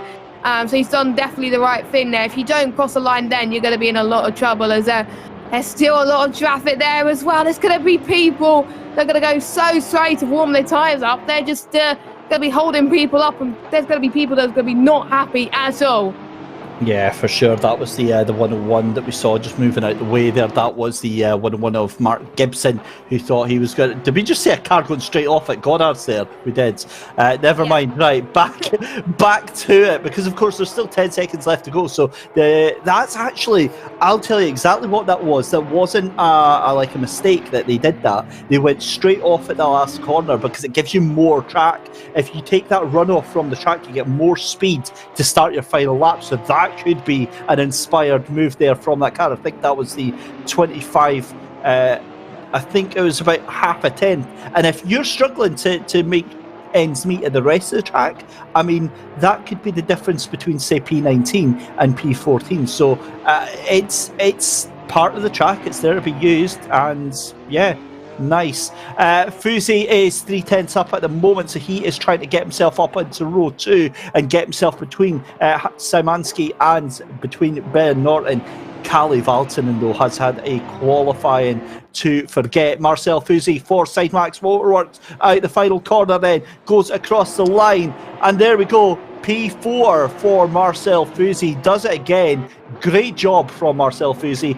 Kalle Valtonen comes across the line, is going to do that as well. Kim Kachilo, though, This is a second up from Kim Kachilo. This is huge. This could be enough to get up into P2. We'll see what he does around the final corner here into Goddard. It's a very, very late, but I think it's going to be third or fourth place here for Kim Kachilo across the line. Third place, 0.3 of a second behind Heno, and that is a great lap right at the end. And Jess, you called it. You want to be on that as late as possible across that line. That can make the difference on you starting in basically the chances of getting a podium than starting outside the top 10. That is what the difference is in any track, I have to say as well. But you got to be confident you're going to do that lap late on, because if you're not and you don't get a lap in until that point, then you're going to be in trouble. So he's definitely done the right thing there. He was confident he was going to do it, and he's starting in P3. So great to hear as well. And we didn't have a pole intense moment like we saw in the Ginettas, but it just shows that we've got some people that are more confident than others around this track and around the Porsche Cup. But it's people that have raced here before in the last one. They know what they're doing, and they know when to set good lap times and know when to go for moves. And it's not long before the race actually starts, and we're going to be in for another cracker. Looks like it's going to be another sunny day here in Donington Park at this stage. It's a lot, I think, cooler temperatures coming up soon too, but it's going to be nothing. Oh, it's no signs of no action. There's going to be a lot of action here tonight here for the Porsche Cup, and then we got the Ferraris, and then we got the best of British coming up too. But yeah, we're really excited to see how this race is going to pan out. I think very different to what we saw for the Ginettas, but they got to be on their A game more than the Ginettas, I feel. Yep, they certainly do. Let's take you through the grid then, the starting lineup for the Porsche Cup race then. Race 2 of 4 here tonight on the sim grid. Julian Hino alongside Ludovic Lynn Hanaf in row 1. Row 2 is going to be Kim Kachilo alongside Hubert Szymanski, 3rd and 4th. Row 3 is going to be Marcel Fusi, that man again, alongside Ben Norton, with row 4 being Mark Gibson and Edouard Bezier. Row 5 is going to be Christopher Antoine and Guillaume Exposito. Row 6 is going to be Martin Buck and the fellow Scot alongside Arto Kulberg. Row 7 is going to be Jan Hulvik alongside Gergely Kunzabo. Row 8 is going to be Maurizio Marchesi alongside Christopher Halfman in 15th and 16th. Row 9 is going to be Kalle Valtteren after that horrendous qualifying episode there alongside Tom Nicholas. Row 10 is going to be Tom Otte alongside Stephen Hill. And then at the back of the grid is going to be Zamfir Radu alongside Antonio Pantero on row 11, 21st and 22nd. Now, Jess, you just said you think this race is going to be very, very different. I think that's a spot-on thing to notice. I think you're absolutely right on that, and for a number of reasons. The first thing is no traction control and cold tyres and a very short warm-up lap. That is going to be madness going into turn 1. So watch for the leaders just now. But also, as they're on the run down through Hollywood, through the Craner curves, watch for cars getting it all wrong and going onto the grass. Because remember, it's been seen before where cars can go off onto the grass, they've got no brakes, and go straight back onto the track at Old Hairpin. So yeah, things could get very, very messy indeed. Yeah, exactly. And a few seconds left to go before these guys go on to the formation lap. The formation lap is just as important as well, because if you don't warm up your tyres enough, like David said, that is going to end up in some spins as well. So this is going to be very, very key. And they've been starting the formation lap in at this hairpin here, and some people lose it even there, as we saw someone done that as well. Let's pile up before even the race has begun. That is not what we want to see, and that's not going to be good for your tyres as well, and that's going to put you on the back foot early on, so not good. But the guys up front, they're keeping it calm, they're keeping it collected, and we are about to start this race as they head towards the final corner. Here we go then, out of Goddard's end. 30 minutes for the Porsche Cup is about to get underway. Cold tyres, no traction control, catching them out before we even get started. Can you imagine what's going to happen in turn 2? The lights go out, the flag is green, and we are racing for race 2 of 4 here at the sim grid here at Donington. And it's Heno and Lehenaf down into turn 1 for the first time at Redgate. We're almost 3 wide. We've got all of the cars making it through nicely. That is what we like to see. But great opening corner there for the cars, and saner heads prevail as we see both the cars, the 793 and 76 down in towards the old hairpin for the first time of asking. And in fact, I think everyone is still surviving quite well. Pantero just drifted off the back of the cars there, the pack. But have a look at that, Kim Kachilo. Where has Kim come from? All the way up into third place and catching up into your battle for the lead as well. So great. Obviously, that great qualifying lap for Kim Kachilo set up very, very nicely, but I was expecting to see them going further back. Jan Holvik has had a bit of a moment through Coppice and onto the gravel, but it's all to do between Julien Hinault and Ludovic Lehenaf as they go down towards Melbourne Hairpin for the first time. See the Kuchea, the number 26 car, making moves earlier on as well. And I mean, you know, when you have a good qualifying like that, it's going to help you in the race. You're like, I could do it in qualifying, I could do it in the race too as well. But looks like the pressure is definitely not getting to him at this stage. And I thought there would be a lot more contact in the first lap in terms of incidents. But looks like everyone is making it through cleanly so far. But this is split one. These are the best of the best of the drivers that we've got racing in all splits here today, as we've seen a few people losing ground off the leaders so far, but there's still a huge amount of this race still to go, and anything could happen. The leaders 3 tenths separate them now as well, but everybody else is within I think just a second. It just goes to show how these top two are definitely running away with it. Fuzi has dropped down into 5th place right now, so he's not having a best of times, but like we said, still a long way of this race still to go. With Sam Pantiero having a battle for P20 over Hill, number 28 car as well. Anything can happen as well. Hill must be definitely a lot of pressure because the number 112 car gaining quite a bit on him earlier on as well. But yeah, no major incidents right now. They're all still in a train right now. So if anyone makes a mistake, a lot of people can gain ground. I'm lost for words. I've got to be honest with you. I'm kind of speechless with how well this race has gone so far. This is what you want to see. This is the real top-notch race in action from all of these drivers. Nothing silly, nothing incredibly stupid so far. I'm sure we've got 27 minutes for that to all go wrong. But Marcel Fusi doing a great job there, up in 4th place. And who was that as well? Was that Gibson, who just absolutely launched up the inside? No, that was Ben Norton who took the place from Gibson there. What a move! That was awesome from Ben Norton. Very, very opportunistic, and just decided to fire up the inside as well. And there goes. That is going to be Szymanski up the inside of Ben Norton. Returns the favour and says, "No, I'm not having that, mate. Thank you very much." 26 minutes left to go in the race, though, and there's a huge crash. That is going to be back to T1, and that is going to be, I think that's 16th, 17th and 18th that have all been involved in that. You can see that is the 79, that's Marchese, who has had a bit of a moment there, and yeah, that's you hate to see it. 26 minutes left to go, but I'm pretty sure they'll just be going to the garage, get repairs, and then back out there.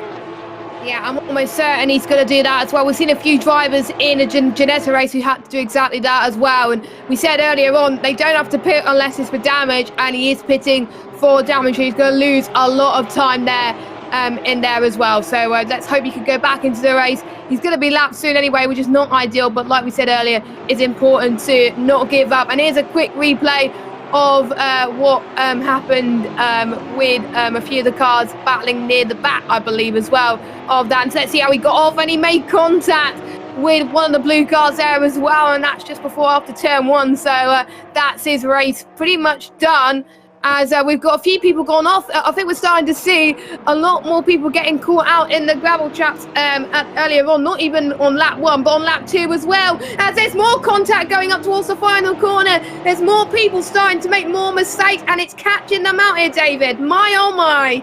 Wow, that is what you hate to see. Tom Nicholas just got absolutely sent to the moon from Radu there, and yeah, he's really struggling here. He's getting used like a pinball bumped from left to right, and the problem is if there's damage on that car, the other cars are going to smell blood. You can see Hoffman behind him in the 112 and Hill as well. They're looking very, very racy. They obviously have the confidence of the car underneath them, Christopher Hoffman and Stephen Hill, trying to fight down. But the problem is, Jess, as well, they're so far back now from 15th place. They're 5.5 seconds already, and we're only 5 minutes into the race. Here's a replay then of what happened for the number 27 of Tom Nicholas. This is down into Melbourne hairpin. He just spins up the rears. So easy to do. I've got to be honest, I do this all the time as well. You're so impatient with that throttle on the exit of the corner, and the rears just light up. The car is off balance because you're turning right, so all that weight loads down onto the left-hand side. And you can see there, that's exactly where he's just been absolutely sent to the nether realm by the number 63 of Zamfir Radu. So, from Zamfir's, it's just unfortunate, but there we go. Lahanaf into the lead there. Great move. Yeah, some great moves happening at the moment as everyone is starting to get into the rhythm, some of these drivers as well. But yeah, due to the no track control as well, it's more common for people to go and get involved in some spins as well. Some of them may just be involved on their own, but if you do get involved in a spin, it's very important for the other cars to avoid them and get involved in their own race, because we saw in the Ginetta's people, there are yellow flags. I believe that's Gibson having some issues there, but we're seeing battles for the lead still going like crazy at this stage. I hope this goes on until the end of the race, because we're going to be in for an absolute fantastic race if this keeps on going. Yeah, we certainly are. 23 minutes left to go in the race, and this is exactly what you want to see. Ludovic Lehanaf there all over the back end of Hinault. It's sort of 4 laps in. This is a replay then, and that is not what you want to do. That is very, very lucky. I'll tell you what, that is the 101 that we just saw there. Get a huge moment there from Mark Gibson, and that was on the exit of the old hairpin. Very easy to take too much speed into that, as we see back into the leaders then. This is the battle for the lead between Julien Hinault and Ludovic Lehanaf.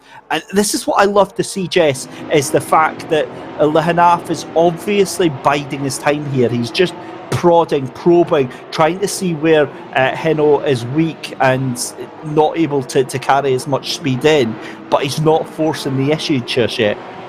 Yeah, so if you force your issue earlier on, then you're probably going to be likely to be caught up in something as well, and you're probably going to have loads of pressure too. And I've seen so many people do that earlier on, and you're probably going to lose some ground to potentially the guys behind you, maybe Cacello, maybe, who's still going to be potentially fighting for P3. The lap time he was setting at the start of the race was amazing, I have to say.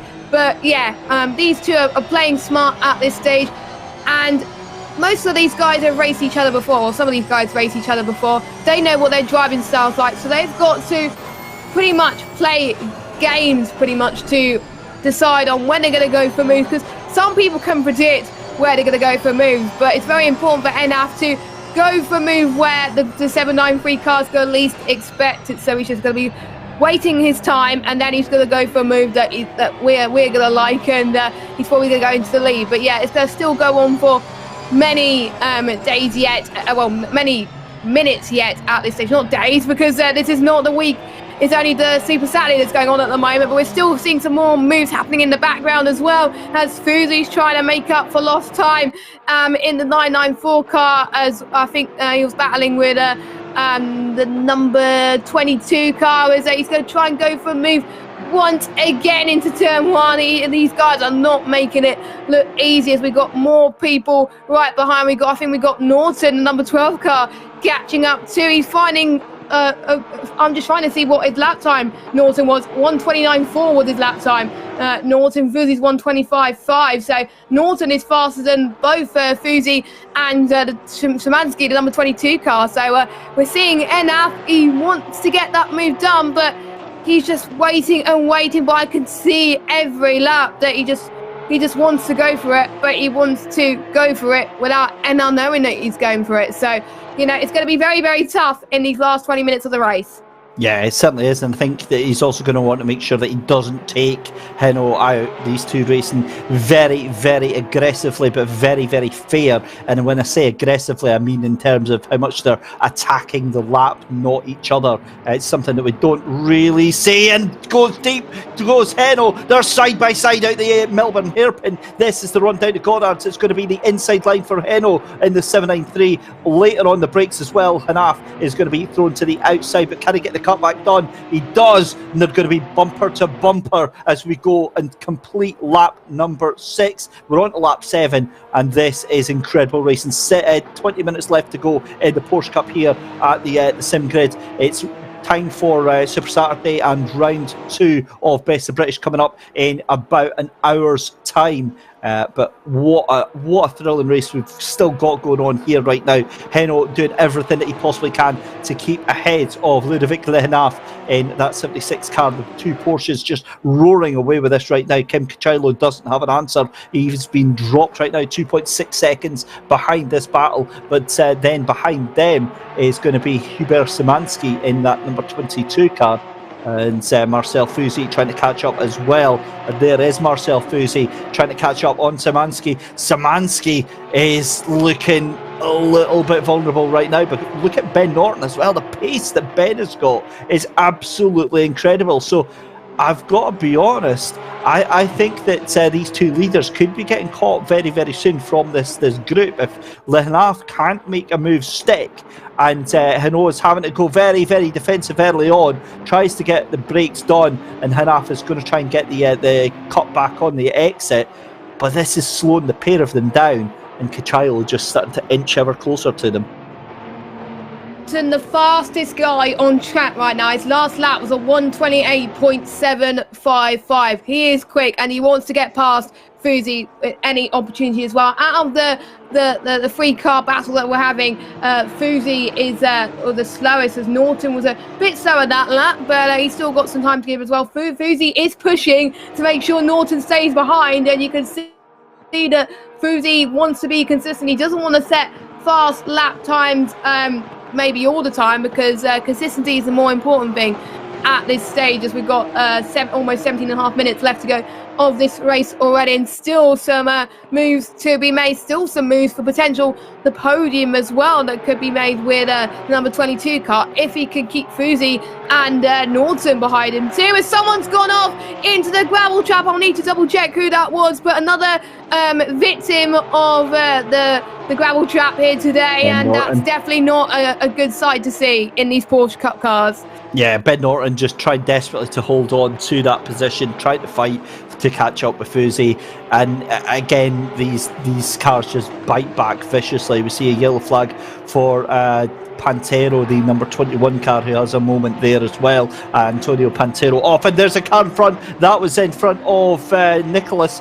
In fact, in front of Hoffman, that was Nicholas that's gone off in that 27 car, and the day going from bad to worse for Tom Nicholas. That car looking decidedly second hand. This is the battle for third place then, and Hubert Szymanski up the inside of Kim Kachilo, but Kachilo gets the place back, and this is a cracking little battle, as we've got 16 and a half minutes left to go on the race here. Amazing action.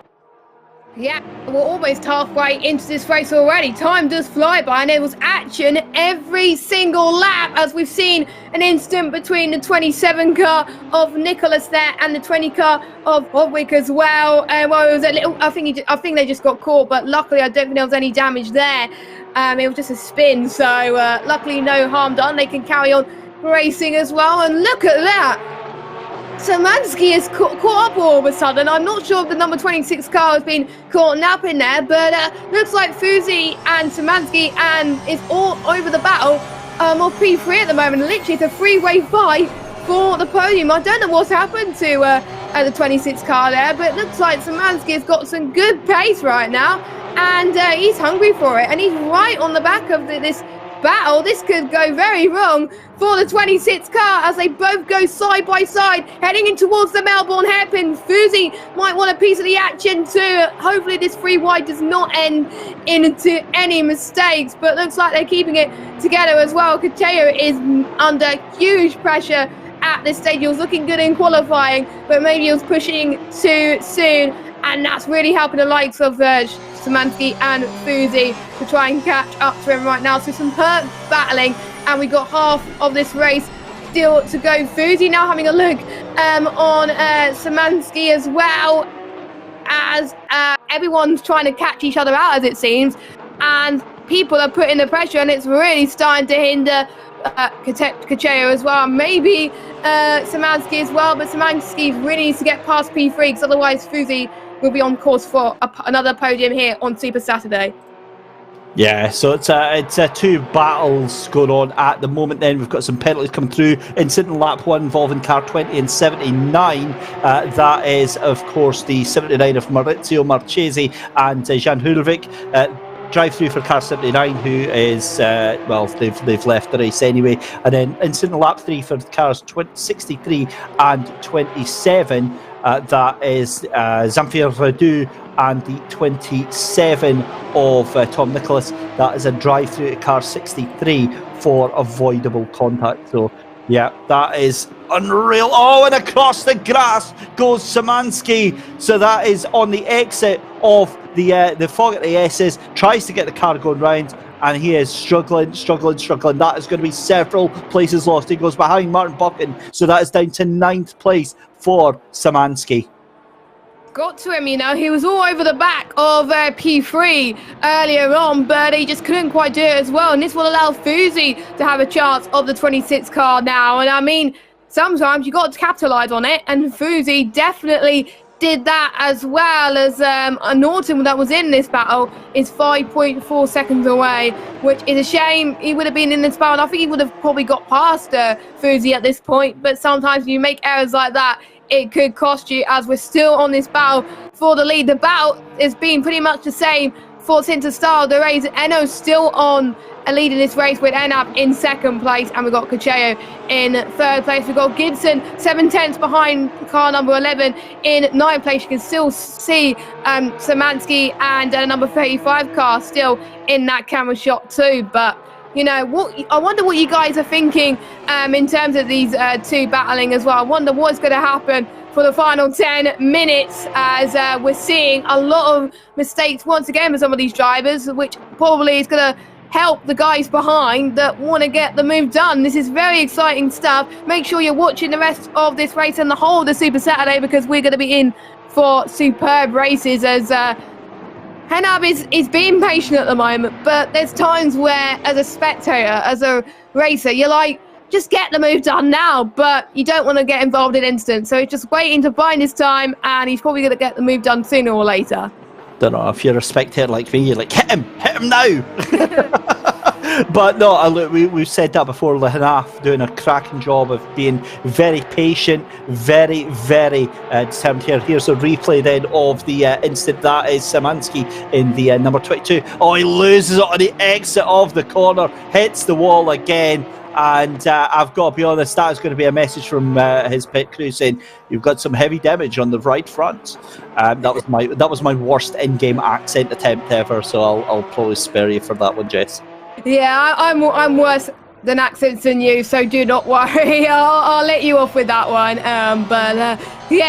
Sometimes the engineers do tell you the most obvious things that can happen in a race car, but sometimes they're here to help you as well. But some people have good technology in order to help them find ways to improve as well. But you can see Enab right on the gearbox of the 793 car. Could this be the chance where he gets the job done ASAP? He's got to really as well, but Eno is he's defending for his life at this stage, and that's definitely helping him right now. He knows where the 76 car is going for a move, and Enab is going to probably try once again as well. It looks like both of them are very equal on pace as they are approaching almost the 10-minute mark very soon, but Enab looks like he's got the straight line speed, but he just can't get the edge. Maybe he's going to get the edge now, actually, as they go side by side.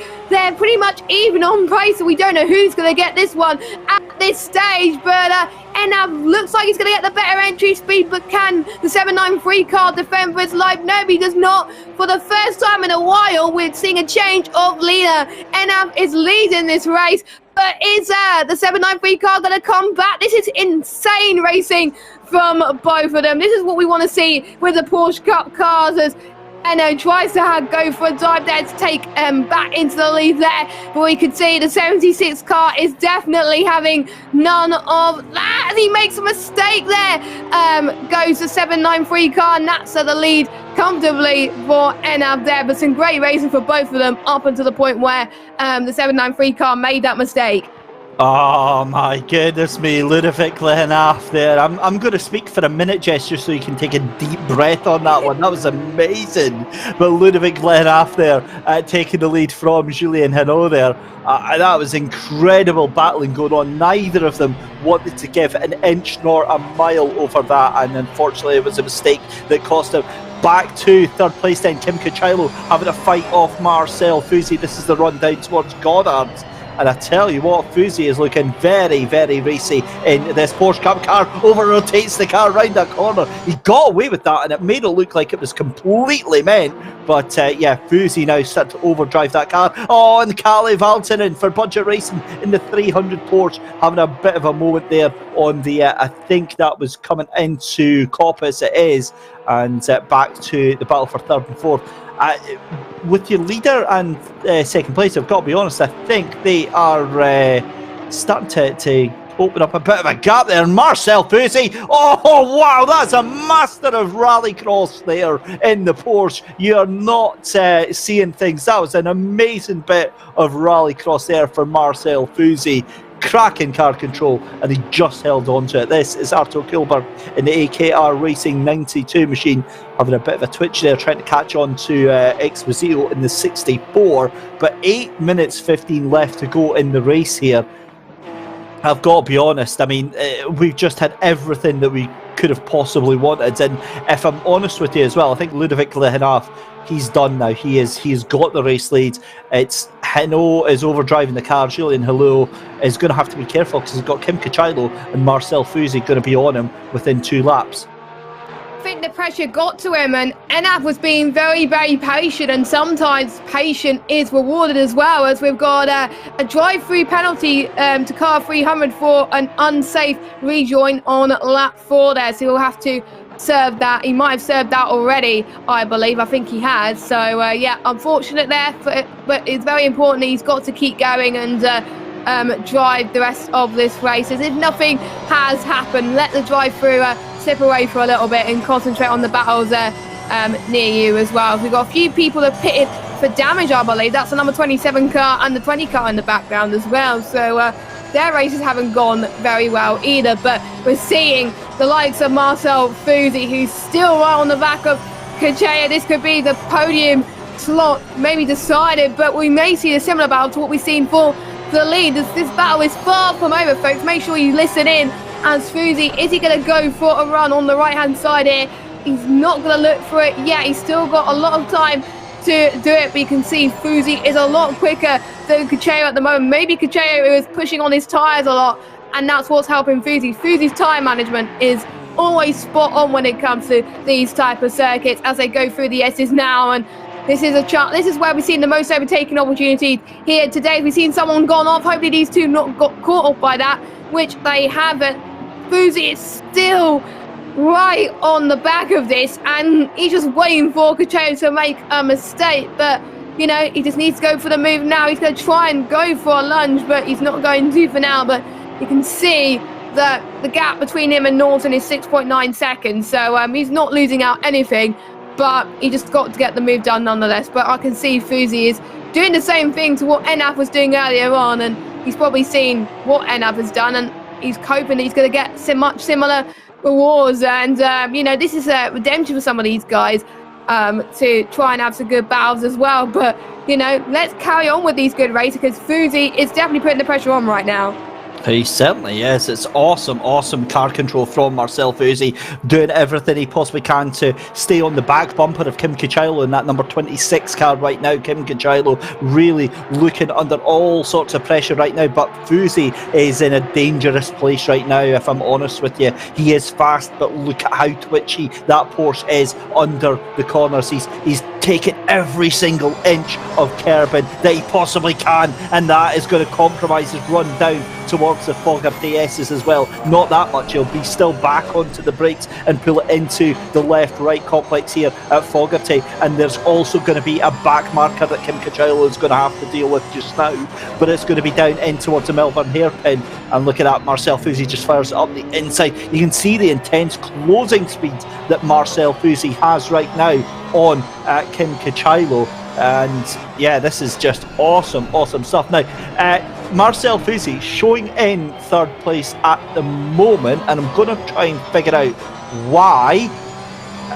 Yeah, that doesn't make much sense. He goes back over to fourth, so it's just a glitch with the live time in there, so no panic there. But Fusi's still trying to catch on to the back of Cucciolo. Meanwhile, Hubert Szymanski in the Super Slidey Saturday Porsche in the number 22. That's quite an accurate name, isn't it, Jess? I love that name, especially in these Porsches, because it's Understeer Central. That's a very, very creative name, I have to say. I was going to pick that up earlier on, but I completely forgot. But yeah, it is accurate, especially in these cars, because, you know, there's no traction at all, and especially around this track where you can go slidey on exit if you get it wrong. And, you know, Szymanski, it's nice to see him battling up there, even though it's not for positions that you want. He's still having a lot of fun, and I think it's very crucial. Even if you drop down a few positions, if you have some fun, that's, I think, the most important thing in racing as well, to try and fight back what is lost at this stage. And, you know, he can still be on for a good top 10 finish if he can keep this up. So it's a nice comeback drive for the 22 car as well. But we are watching also the battle for third place starts to intensify. 3 tenths of the gap there as well. So much is happening on track, and we've got the battle for P12 as well. 6 tenths of a second separating them. So those are the 3 battles to watch our eye on today. Let's see if Szymanski has something to do with it after the S's and into the hairpin as well, as someone has just gone off, I believe, in the hairpin. So, I'm just trying to find. Yeah, Cucciolo's right. You're absolutely spot on with that. Oh, and up the inside, Szymanski. Oh, gets hit by Eduardo Bezier on the exit of the right-hander.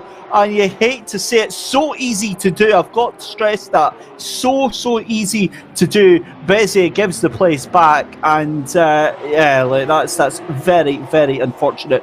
You can just see how hard they've pushed the traction and the tyres on these cars right now. But more importantly, what has happened to Kim Cucciolo? So Cucciolo in that number 26 has dropped down about 7 seconds. So yeah, that's exactly what's happened there. They've just binned it, and all the way down into fourth place. So we are on course, ladies and gentlemen, for the second time in 2 races for Marcel Fusi to take a podium.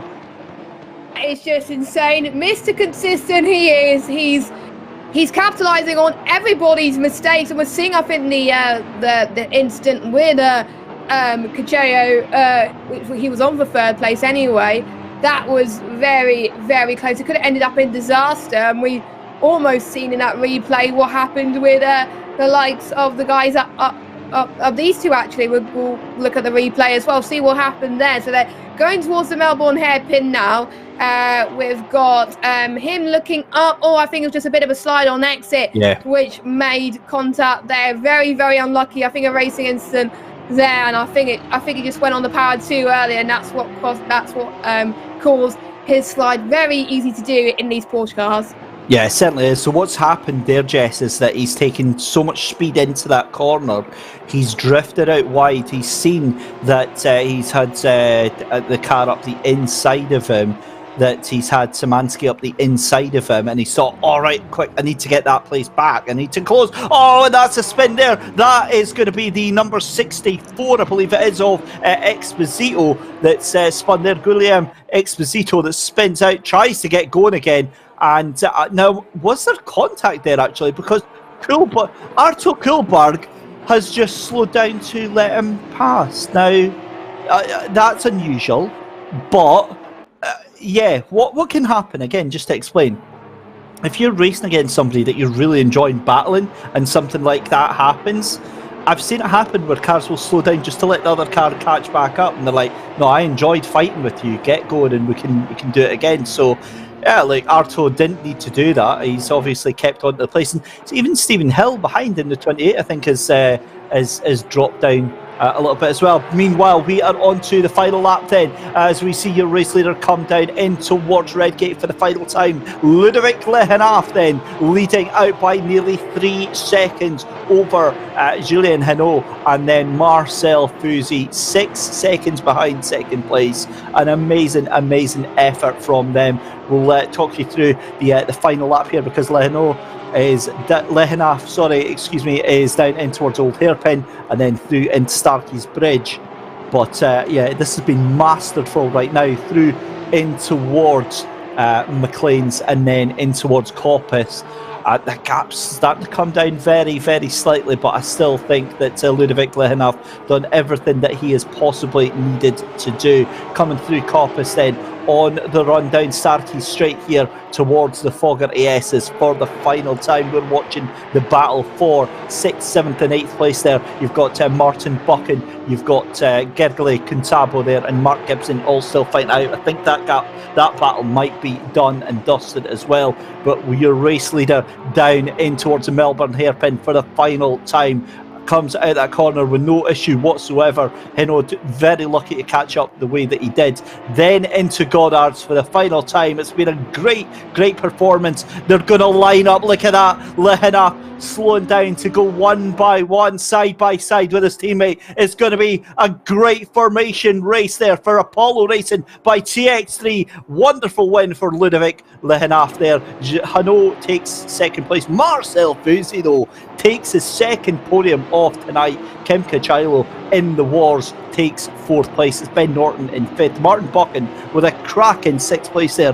He was joking about not being able to do one lap, and he's taken sixth place out of that. It's Gergely Kuntabo in seventh place with Mark Gibson in eighth. You've then got Christopher Antoine in ninth place, and then Herman Szymanski in Hubert Szymanski, in 10th place there. Edouard Bezier doing a great job of taking 11th place there. We're watching the battle for 12th and 13th place with Guillem Exposito and Arto Kuhlberg. And Arto Kuhlberg got a little bit wide, but manages to take that place then. So Arto Kuhlberg is going to take the position, but he will lose out after that penalty. And my, oh goodness me, Jess, that was an awesome race there. I really enjoyed it. It was a lot of fun. I mean, we thought we'd run out of action, but the Porsche Cup action gave us more to think about as well. And I have to say, the battle of the lead definitely caught my eye as well. Shame for the mistake from Enel, but, you know, the guy that won definitely deserved it as well. But there was also battles happening towards the midfield once again as well. But more mistakes happened, and it didn't. That one was absolutely fine. They kept it clean. They kept it calm and collected. They were all within touching distance of each other. And then after lap one, this was when they started to get involved in incidents. I guess lap one was a bit of a more cautious approach, and then lap two was like, let's give it my all and try and get these moves done, I think. But yeah, good job from everyone tonight. Hopefully we can hear from some of the drivers in the interviews very soon. But I have to say, some good performances from everyone. Fouzy's second podium of the night. Will he make it a third in the Ferrari Challenge in just a few moments' time? Well, we've got a couple of drivers heading in. So I think first off is one of the drivers that's been in both of our races so far is Edouard Bezier. We'll bring him in for a little chat if we possibly can. I don't think it's actually going to allow me to do that. So we'll try and get Edward in for a little chat. But I mean, Jess, just on that note, I mean, it's just been such an awesome night of racing. In fact, Edward did appear, and he's now left us. So Edward, there we go, that's it. Right, sorry about that, guys and girls. There we are. Edward Bezier, a very good evening, my friend. That has been two very different races for you. Yeah, it was a nightmare today. I don't know. It's I'm not sure my results right now justify having an interview, but anyway. The Ginetta race was a nightmare because I had the big crash and I was caught up in the huge crash at the start.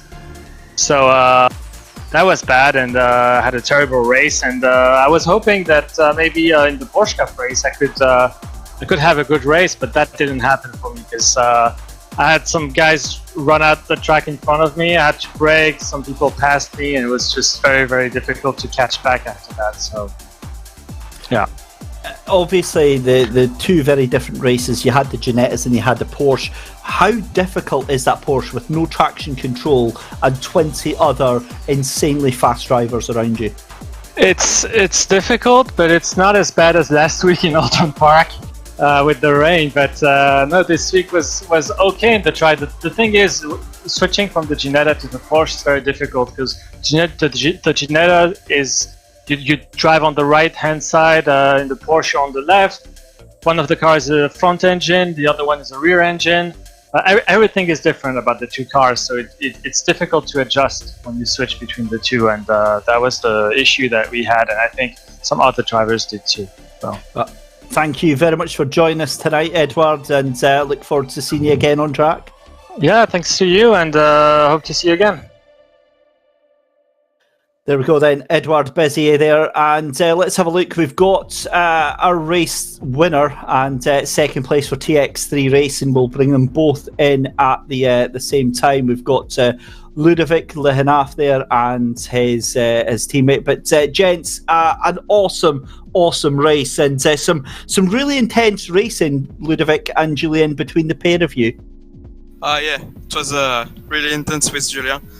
Just for your information, we are French.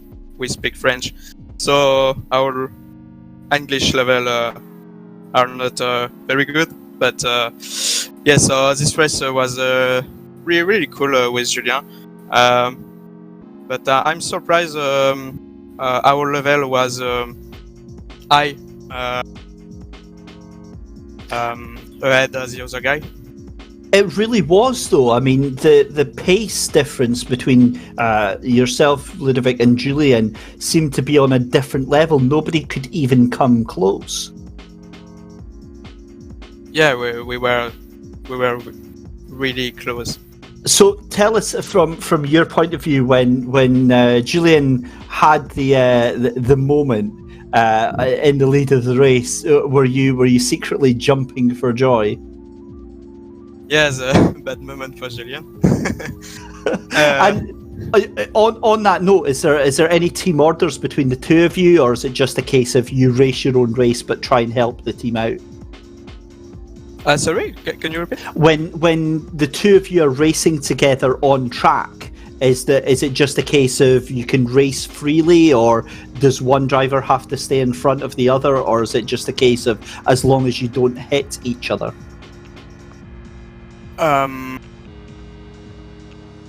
We raced. Sorry, I'm not sure if I. That's okay. That's okay. Just for your record as well, I'm Scottish, so my level of English is equally bad. But you know, it's been a fantastic race from the two of you.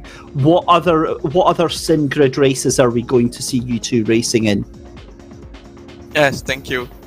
It was very good.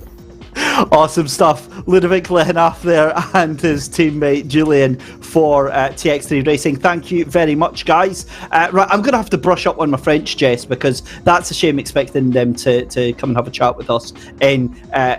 it's not even English, is it? It's my broken Scottish English there.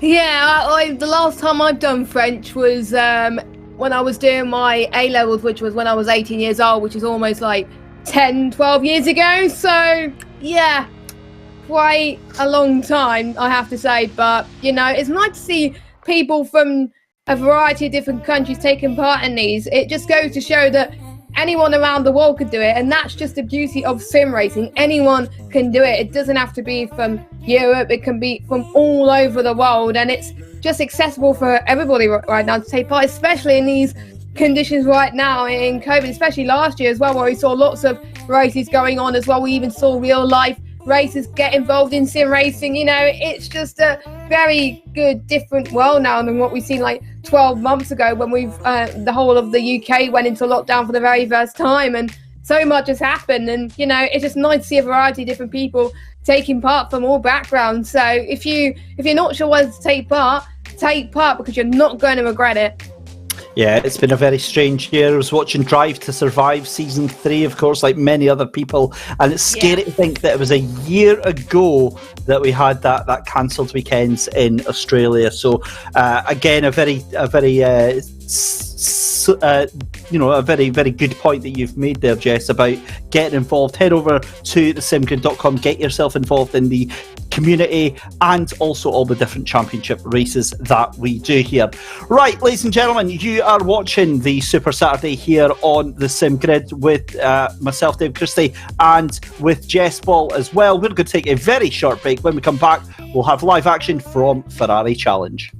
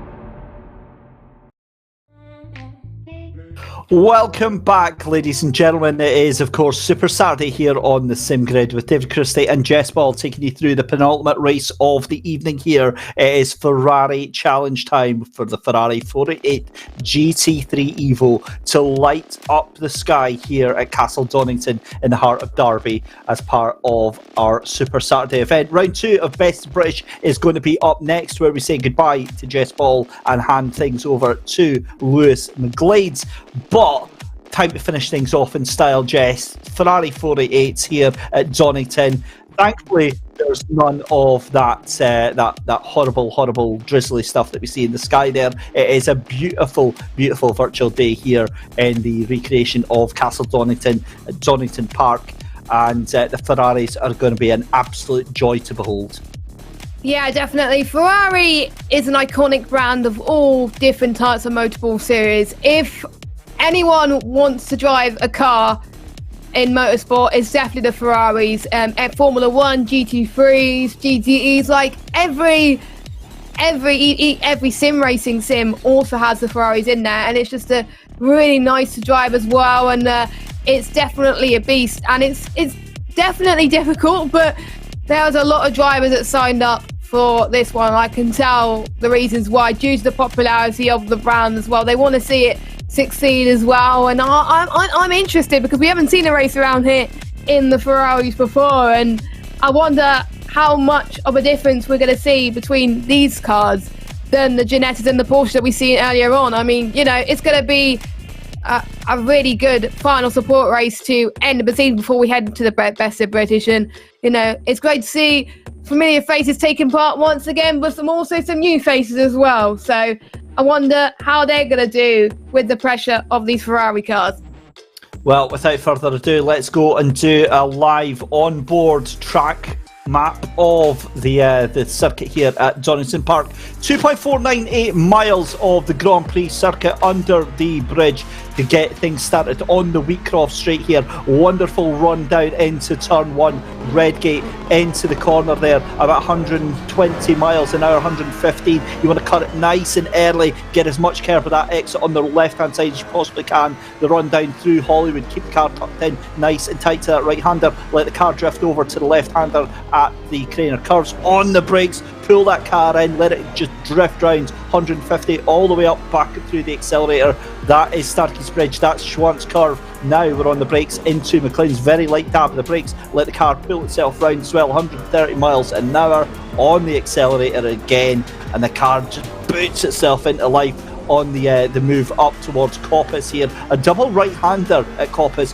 You want to let that car drift out to the left-hand side and get as much speed through there as possible. This is one of the few overtaking opportunities here at the circuit. The run down starting straight on the brakes in towards Fogarty S's. If you've got a car alongside you, you're going to have to brake accordingly and take respect of anybody that is around you. Again, the short run down to Melbourne hairpin, you want to be nice and gentle, nice and steady on the throttle on the exit of this corner. Again, up through the gears into third, into fourth, and then it's the left-hander at Goddard.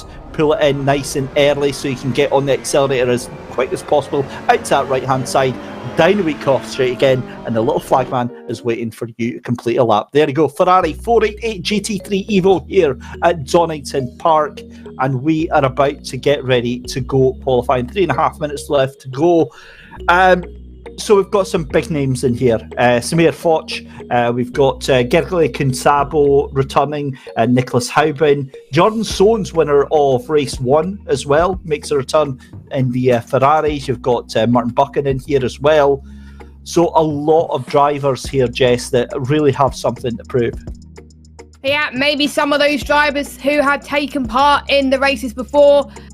This one, they may have had horrible races, but this is a race now where they really got to give it everything they got. They got to learn from the mistakes of the last few races and concentrate on this one as well. And if you're the likes of Fuzi, for example, you want to see if you can get that third podium in a row. But I know Fuzi will be hungry for that race victory. He hasn't got one yet, but I have a feeling he's got something in him for this one as well. We're already starting to see times on the board. We're seeing people in the 126s in practice at the moment. So I wonder if it's going to go any faster in qualifying. We'll have to wait and see. But times are starting to come in, and the gap between first and second at the moment in practice is around about almost 4/10 of a second. So it's not like the other two cars where we've seen action already in the last Super Saturday. We haven't seen any action around this track at all in Super Saturdays in the past. So, you know, this should be really, really fun to watch. Different cars, like we said, and they haven't had a lot of practice with these cars compared to the other two.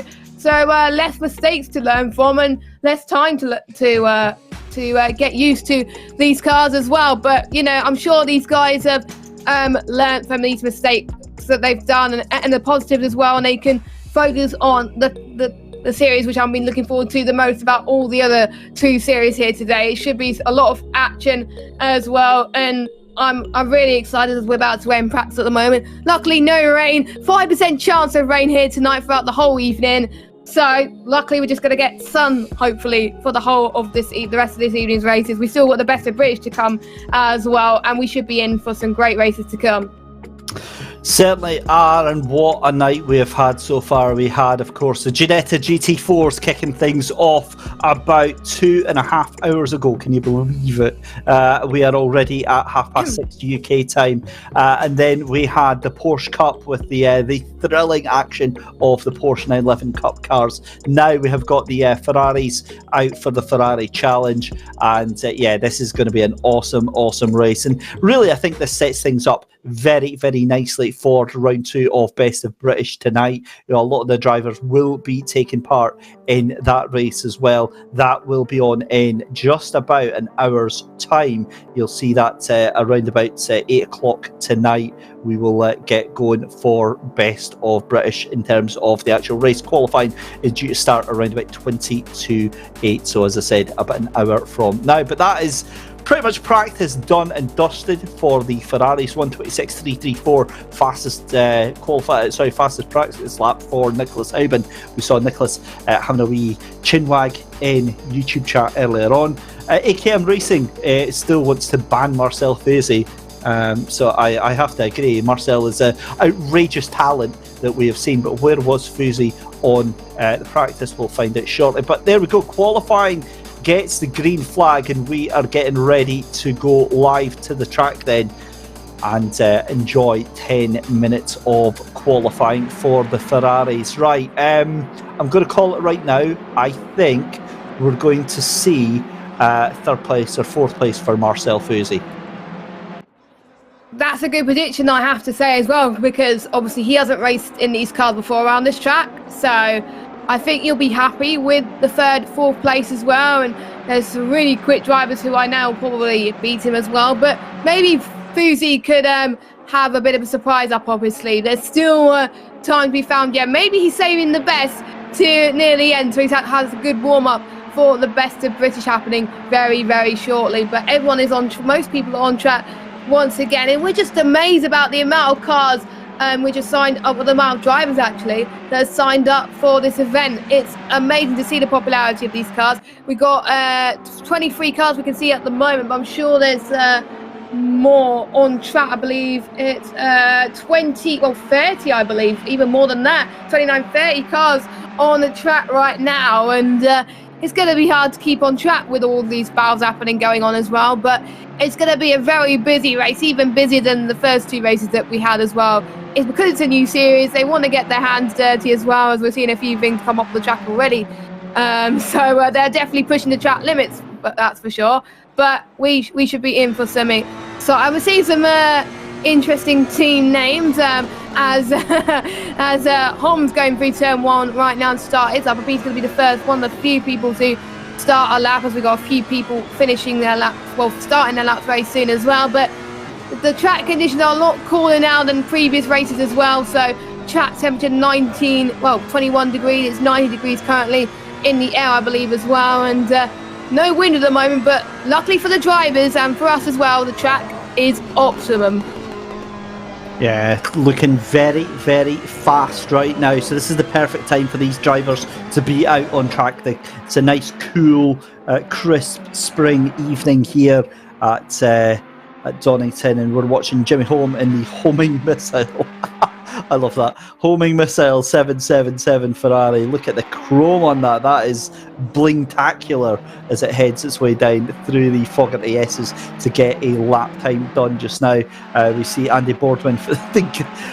Where do they think these names up? Greased Weasel Racing. That is a new one for me. And just behind him is De Lucia in the 33 Pasquale De Lucia. So let's have a look on. It's Artem Kossarov that is behind him in the number 5 Sim Racer machine. And the thing is obviously they've got 7 minutes left to go. It's taken them about a minute and a half to get out and get a lap in. They've got their out lap as well. So that's 3 minutes that has already gone out of this qualifying session. So realistically, you're only going to get 4 or 5 laps, and with the distinct possibility that traffic is Jason Torres having a bit of a moment at the final corner there. The point I was making, Jess, is that, you know, with traffic being as heavy as it is, getting a lap in might not actually be all that easy. No. And since everybody is on a lap pretty much now, it's going to be hard, and especially for Torres that had a bit of an off as well. Again, with the outlap being so long as well, he's going to have much fewer laps to get in the best lap as possible. So he could be starting near the back of the grid if he's not careful as well. But we're seeing Samir Fuchs, who is on his lap at the moment, as he goes into pole position at 1:26.781 for the Co Brown Racing Team. Another great name, I have to say. But yeah, he's about 21 thousandths clear of second placer DeLuca, the number 33 car there as well. But, you know, I would expect him to be fast around here. He's proven that in many Singrid events as well. We've got Feuzy as well, just past the S's. He's on the quick lap as well. Fingers crossed, the number 94 car. Nope, he's not. He's in the pits. And I just take back my words there. But yeah, some of these guys are going into the pits just to get on much better tires. I have to say, we've got Marshy. Where did that time come from? He's up into P2. And Hoban as well in P1. Yeah, that's. I did see that one coming from Nick Hoban there, because he was fastest in practice. But of course, our very own Mr. Super Saturday himself is going to call that one. And yeah, Hoban is racing in the World Cup for Retronic Racing. So again, Jess, he's got the skill, he's got the knowledge, and really he's got the background to be doing very well here tonight.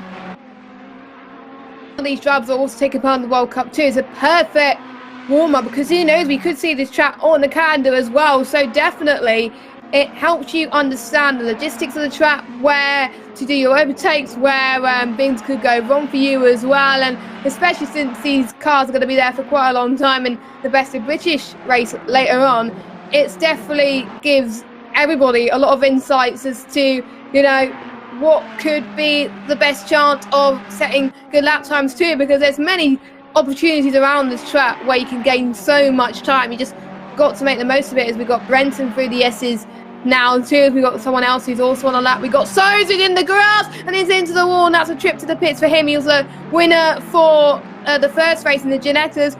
Not having a good time in qualifying for now, but there's still 3 minutes to go to set your laps in. But I'm sure he's got damage there.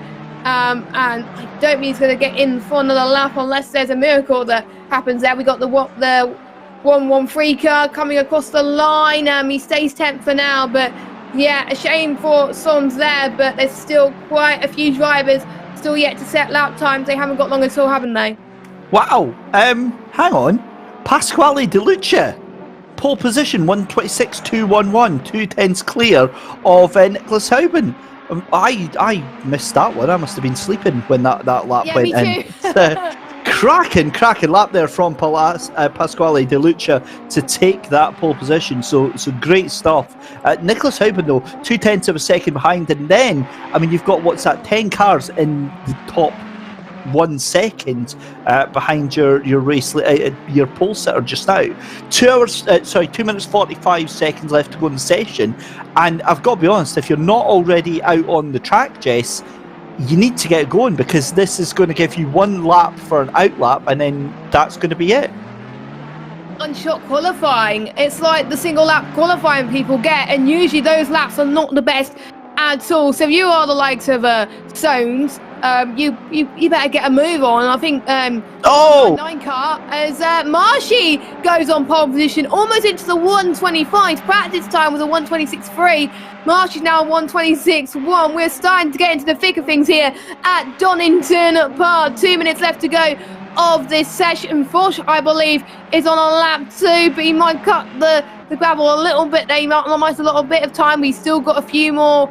1 more lap to do it in as well. He's got a bit of traffic in front of him as well. Everybody's on out laps here. Everyone trying to make the most of their time as well. It sounds like we're in the race, but we're not. It's qualifying session for him. Samir Foch going towards the final corner. He goes. I believe he'll have time for 1 final run if he wants to at this stage, as we've got De Luca as well, who was a big surprise of qualifying so far. He's looking to improve on Marshy's time as well. I wonder what he'll be thinking, seeing that his rival is now in pole position.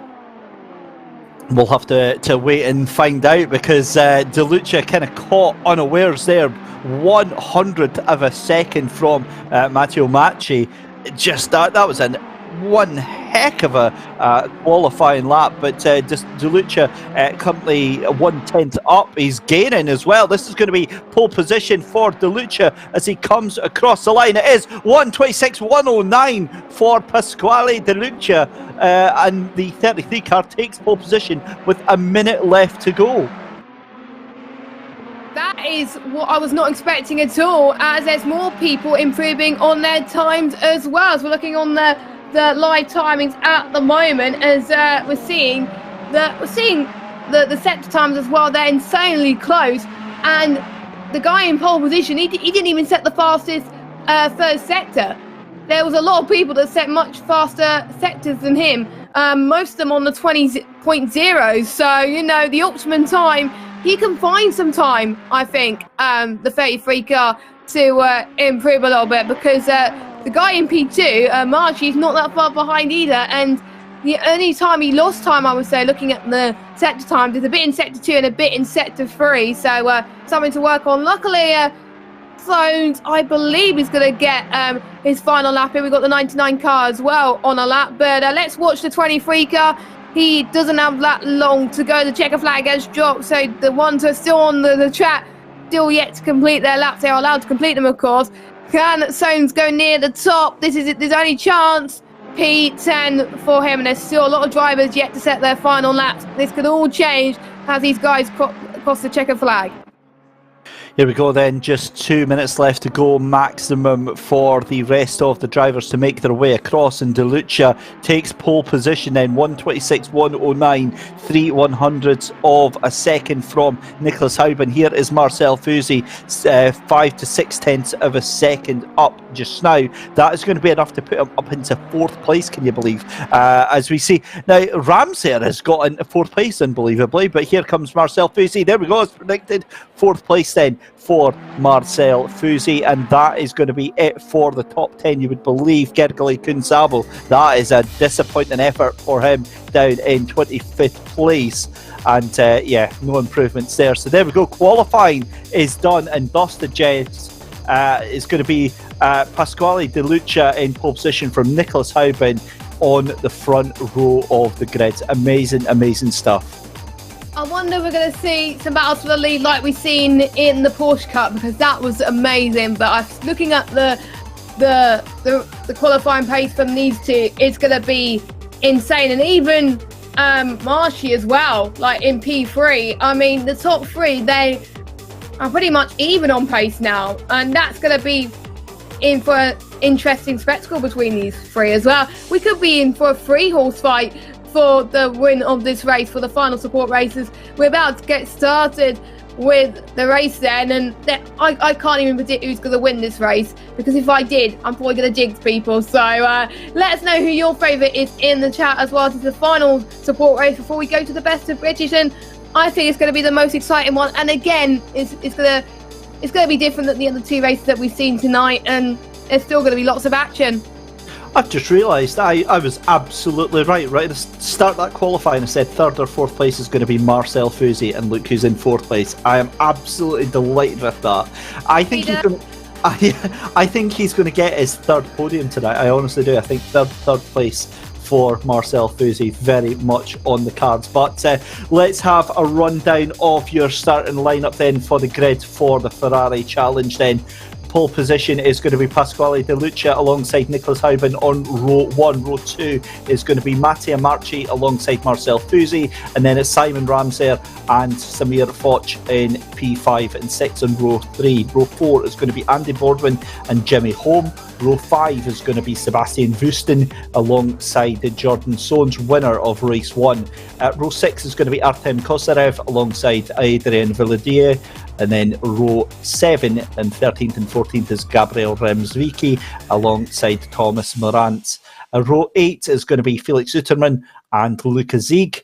And then row 9 is Andreas Meyer alongside Francesco Clemente. Row 10 is going to be Arturas Medvedas. And then it is Stephen Hill alongside him in 19th and 20th place, respectively. Row 11, Martin Buchan makes his 3rd and final appearance tonight in Super Saturday alongside Christopher Hoffman. And then row 12 is Nathan Bresson alongside Luke Dillon. Row 13 is going to be Gergely Kunsabo alongside Jason Torres. And row 14 is Mikhail Kulbako. And then it is Zamfir Radu again making his 3rd appearance tonight as well. Gareth Mills in P29 alongside Mo Omar in 30th position. That is all 30 of your drivers that are taking part tonight. It's a great grid that we've got here for the Ferrari Challenger. Penultimate race of the evening ahead of round 2 of Best of British. It's David Christie and Jess Ball here ready to take you through the start. We are just a couple of seconds away from getting going on the mini formation lap here And where we start down to the run to the Melbourne hairpin, we turn the right-hander there, and then it's the left-hander at Goddard, and then we get going as well. Good evening to Kovac, who is just here for the awesome SimGrid commentators. Jess, he's talking about you because he's not on about me. I can assure you of that. And that was a car going around and around and around the corner at Melbourne. Motorsport is hard, guys. Motorsport is hard. Right. Round the final corner then, and we get ready to go. Great to see that we've got the Russian support contingent in YouTube chat, as always, here to support Igor Ogorodnikov out in force, no doubt, for the best of British rounds number 2. But we get ready to go green here as the Lucia and Hauben line the cars up, and we are racing then, ladies and gentlemen, for 30 minutes of Donington in the Ferraris. Let's get going. It's all down into Redgate for the first time, and that is around the outside for Marcel Fusi, who gets shown the door, shown the grass, but Marcel Fusi was already up in the 3rd place, gets it going again, and Matteo Marchi is back into 3rd place there. Fusi looking a little bit racy, and I tell you what, I'm not as confident this is going to be a clean first lap. Oh, someone's gone off it. There's 3 cars that went into the gravel trap near the back as well. It's very clean at the front, but in the midfield, definitely a different story as well. So less clean than the other races, but this is a new spec of cars to get used to, as well as another contact made as well. People are just going at it on the first lap. This is not the end of the race, this is the beginning of the race, and they just want to get positions left, right and centre. If I was there, make sure you go for moves maybe on the next lap, try and make sure you survive this race. So I think that's very important in these type of cars as well. But I think we're starting to see more people drop down the ordinarizer. It's a shame, but at least the guys near the front are keeping it calm and collected. But Fusi, that move earlier on, that was just amazing, I have to say. He's not going to give up without a fight. He certainly isn't, all over the back of Matteo Marchi there, and Marchi goes very deep into the final corner there. Look at Fusi, he's sniffing the danger there in front. Don't try and get past, but look at that, Nick Hauben in the lead, already a second to the good of the lead ahead of the Lucia there. In 3rd place though, Matteo Marchi doing his best to hold off on Marcel Fusi, and Fusi all over the back of him here is Zamfir Redu for the inside, tries to go late on the brakes there to take Mo Omar. He's got Mills and Torres behind him as well, so great run from Zamfir Redu. It was up the back of the grid, but look at Matteo Marchi for the Mori team racing Ferrari. Fusi is throwing everything right now, and look at Ramsair behind him as well. He's joining up into the party, so this is now becoming a 5-6 car battle for 3rd place. Bring it on. This is what we would like to see in SimGrid as well, and all it takes is for guys to have similar pace to have a battle, and I'm not really surprised, to be honest, but what I am surprised is the battle for the lead is a second. The guy that's leading, the number 22 car, Hauben, is absolutely storming the field and is running his own race right now, but meanwhile we're watching the 35 car make a move into the centre as he goes. The brilliant exit that he has done there as well, but we got the 59 car does not want to give up either, as well as everyone trying to make moves into the Melbourne hairpin. We can see the 20 car of Vidier, I think that's how you say it, going for a move there. There's a crash of the hairpin, I think that happened as well earlier, so the guy there had to pit there too, so no, that is going to be a horrible race for them, but we're starting to see the pecking order starting to show here. But like we've seen in the first couple of races, we've seen people go from like near the back to like the top 10, I would say, so it's never over until it's over.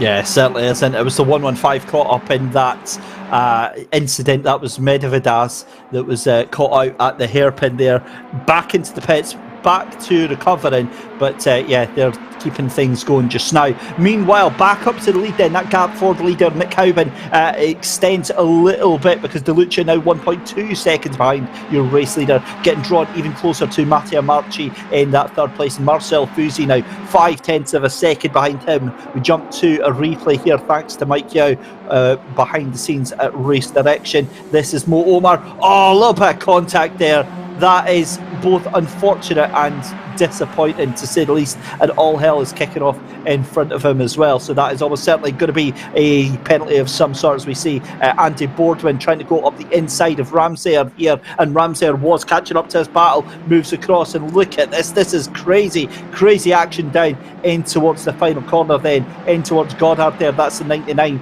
of Ramsayer, who is just ahead. Simon doing a great job to hold off Andy Boardman. Look at Samir Foch behind him as well, doing a cracking job to hold on to that battle as well. But Matteo Marchi right now, the cork in that bottle, ahead of Marcel Fusi. But the two of them have kind of broken away a little bit, Jess, and it's looking like lots of individual little battles going on here.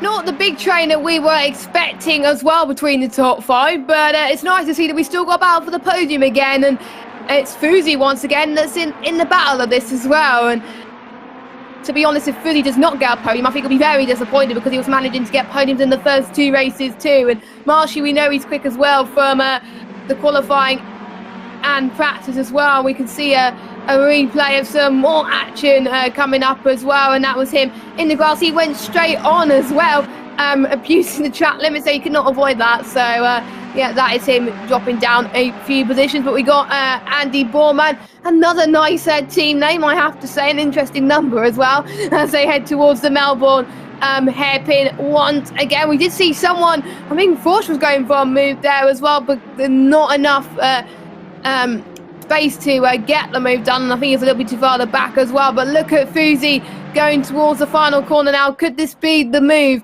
that he is looking for at this stage? A 1:26.6 was his fastest lap, and I think a few people were speaking to during the Ginetta race as well. Some people were a lot faster in the race than they were in qualifying, and I think a few of these guys are starting to prove that theory right there at this stage as well. But you know, we're starting to see the pecking order show, and we're starting to see some battles like we see in the first few races for 8th to 17th, 18th, 19th and 20th too. And every position counts around this circuit, I have to say, as far as I've noticed.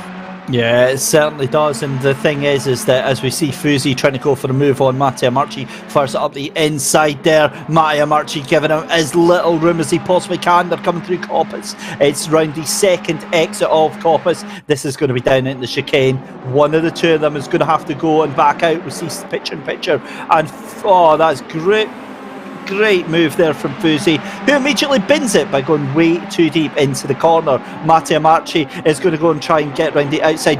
That is sportsmanship right there, ladies and gentlemen, as we see Marcel Fusi giving the place back, and we go picture in picture again. This is the number 129, of Lucas Zieg, who goes through the chicane there, and that's Clemente with Stephen Hill up the inside. What a move from Stephen Hill to fire that car up the inside there. That number 27 made it look so easy there, and yeah, great move there for the 421. I was panicking there because it wasn't actually Stephen Hill, of course. It was actually the 421 of Andreas Meyer, but you guys wouldn't have known that had I not just put my hands up to it. But there we go, Meyer it was, making that masterful move on the cutback into the Melbourne hairpin. And again, Francesco Clemente there showing exactly what is up with these GT3 cars, Jess. They are powerful, they are stable, they are consistent, they have got all mod cons like traction control and ABS, but that's still not enough. You still need to keep on top of these things to stop them twitching about and sending you into a wall. Yeah, these drivers are doing it right now. They're giving everything in these earlier stages to avoid the possibility of probably going for the moves later on as well. But you know, we're seeing a drive-through penalty, I think, for the number 5 car as well. And I think we did see a drive-through penalty near the start as well for jumping the start, but I think that might have got removed. I'm not entirely sure, but you know, yeah, it did get removed for confirmation, so thank you very much. But yeah, a shame for people getting drive-through penalties, but it's not about where you start, it's where you finish, and you just got to carry on as if nothing has happened, as we've got battles near the back going on. And to be honest, that's where I would have been if I was racing near the back as well. And it's still nice to see people battling there too. But Fusi's still 4 tenths behind Marshy. He was 3rd a moment ago. Now he's back up down into 4th place. Marshy is got the place back into P3. I mean, this is going to be 30 tenths for the battle for the last place on the podium. You can see that the 115 car is battling with the number 4 car of Mills, and we got Soames as well, the number 23 car with the piece of the action too. 3 cars battling for a few positions as Corsa, the number 5 car, is serving his drive-through penalty. Not quite sure where we got that drive-through penalty. I'll just have a look. For avoidable contact, I believe, between car 5 and car 23, as it just popped up on the screen. So that was good timing there. You're a bit of a mind reader there, Jess. I didn't even see that. So thank you very much for staying ahead of the curve on that one. But very interesting race for Jordan Soames there in the 23 car. We can see at the back of this little group here, because of course he won the Ginetta GT4 race that headed off this evening. So to see him right at the back of the field and really struggling to get past these two of Medvedas and Mills, you know something else has happened to that car. But again, he looks like he's got the pace to get past Arturus here, but just waiting his time, waiting patiently to get past. Meanwhile, there's been an incident with DeLucia now, because DeLucia was 3-4 seconds ahead of Matteo Marchi, and that gap now just 0.4 of a second. So now it's a battle for second, third and fourth right now. What on earth has happened to Pasquale DeLucia? This is a huge drama with 10 minutes gone in the race and 19 minutes left to go. Fuzi now could be a case of going for third place to going for second place as well. DeLucia is really, really struggling right now. Yeah, he's dropping pace compared to the other guys. The 27.9 he did the last lap, whereas everybody else around him is doing 26.3s, 26.6s, 26.8. So this is really where the battle for second is now coming into question as well. He is definitely struggling with the rear tyres by the sound of it at this stage, and Marshy could be on for second place and could be under less pressure if he gets this move done too. So I wonder what DeLucia's time will be next lap, and we'll see if he's actually dropped pace consistently or if it's just a one-off. It may be that it's consistent potentially as well, as we're seeing faster lap times at the moment from Marchi. So I think the pressure is definitely getting to the number 33 car as well. All that's allowing is allowing the number 22 car to just stroll away with it, have a good time, and be about 5 seconds clear of everybody else, which is, I think, pretty much music to his ears at this stage, as he was a little bit faster DeLuca this lap of 27.2, the same pace as Marshy. So he is starting to pick up the pace again, but it's going to take a long time to recover, and that means more pressure for the 33 car to keep that P2 now. Yeah, and that's exactly it. The damage is done now because that pressure is there from Matteo Marchi and Marcel Fuzi. They're starting to drop Simon Ramsayer and Andy Boardman, thankfully, in 5th and 6th place. Just a little bit. The gap just over a second for those two, respectively. But Marcel Fuzi, this is a proper train going on. DeLucia start to eke out a tiny little bit of a gap over Fuzi, but as soon as Marchi and Fuzi get into that slipstream on that back straight there, they're right back onto the bumper of DeLucia here. So 15 minutes left to go. I think they're just going to be waiting very, very patiently here. Here's a replay then, and this is possibly what has happened then to the number 66 car on the exit. Oh, straight into the wall. That is abrupt, that is rude, and that is good night for Luke Dillon. That was very, very, very close to hitting other cars, but luckily he waited until all the other cars go past. But that is not how you want to finish off your race, I have to say, as he drops way down the order now. But yeah, I think the guys around him were very lucky that it could have been worse for them, but luckily it wasn't. So good job for them for keeping their cars on the track and still having some great battles as well. But we're watching the battle intensify for second place. The gap between Marchi and DeLuca, 3 tenths. The gap between Marchi and Fuzi, 3 tenths as well. So it's pretty much almost identical as well. Maybe the 99 car could be in the mix if these guys don't get a move on soon. That's actually a great spot because Simon Ramsey is sneaking up just behind there. You can see right onto the back of Marcel Fusi. Oh, and look at this, Marchi now closer than ever to the back of DeLucia. DeLucia having to go defensive on the entrance to the fog at the S's. It's the quick left-right chicane here.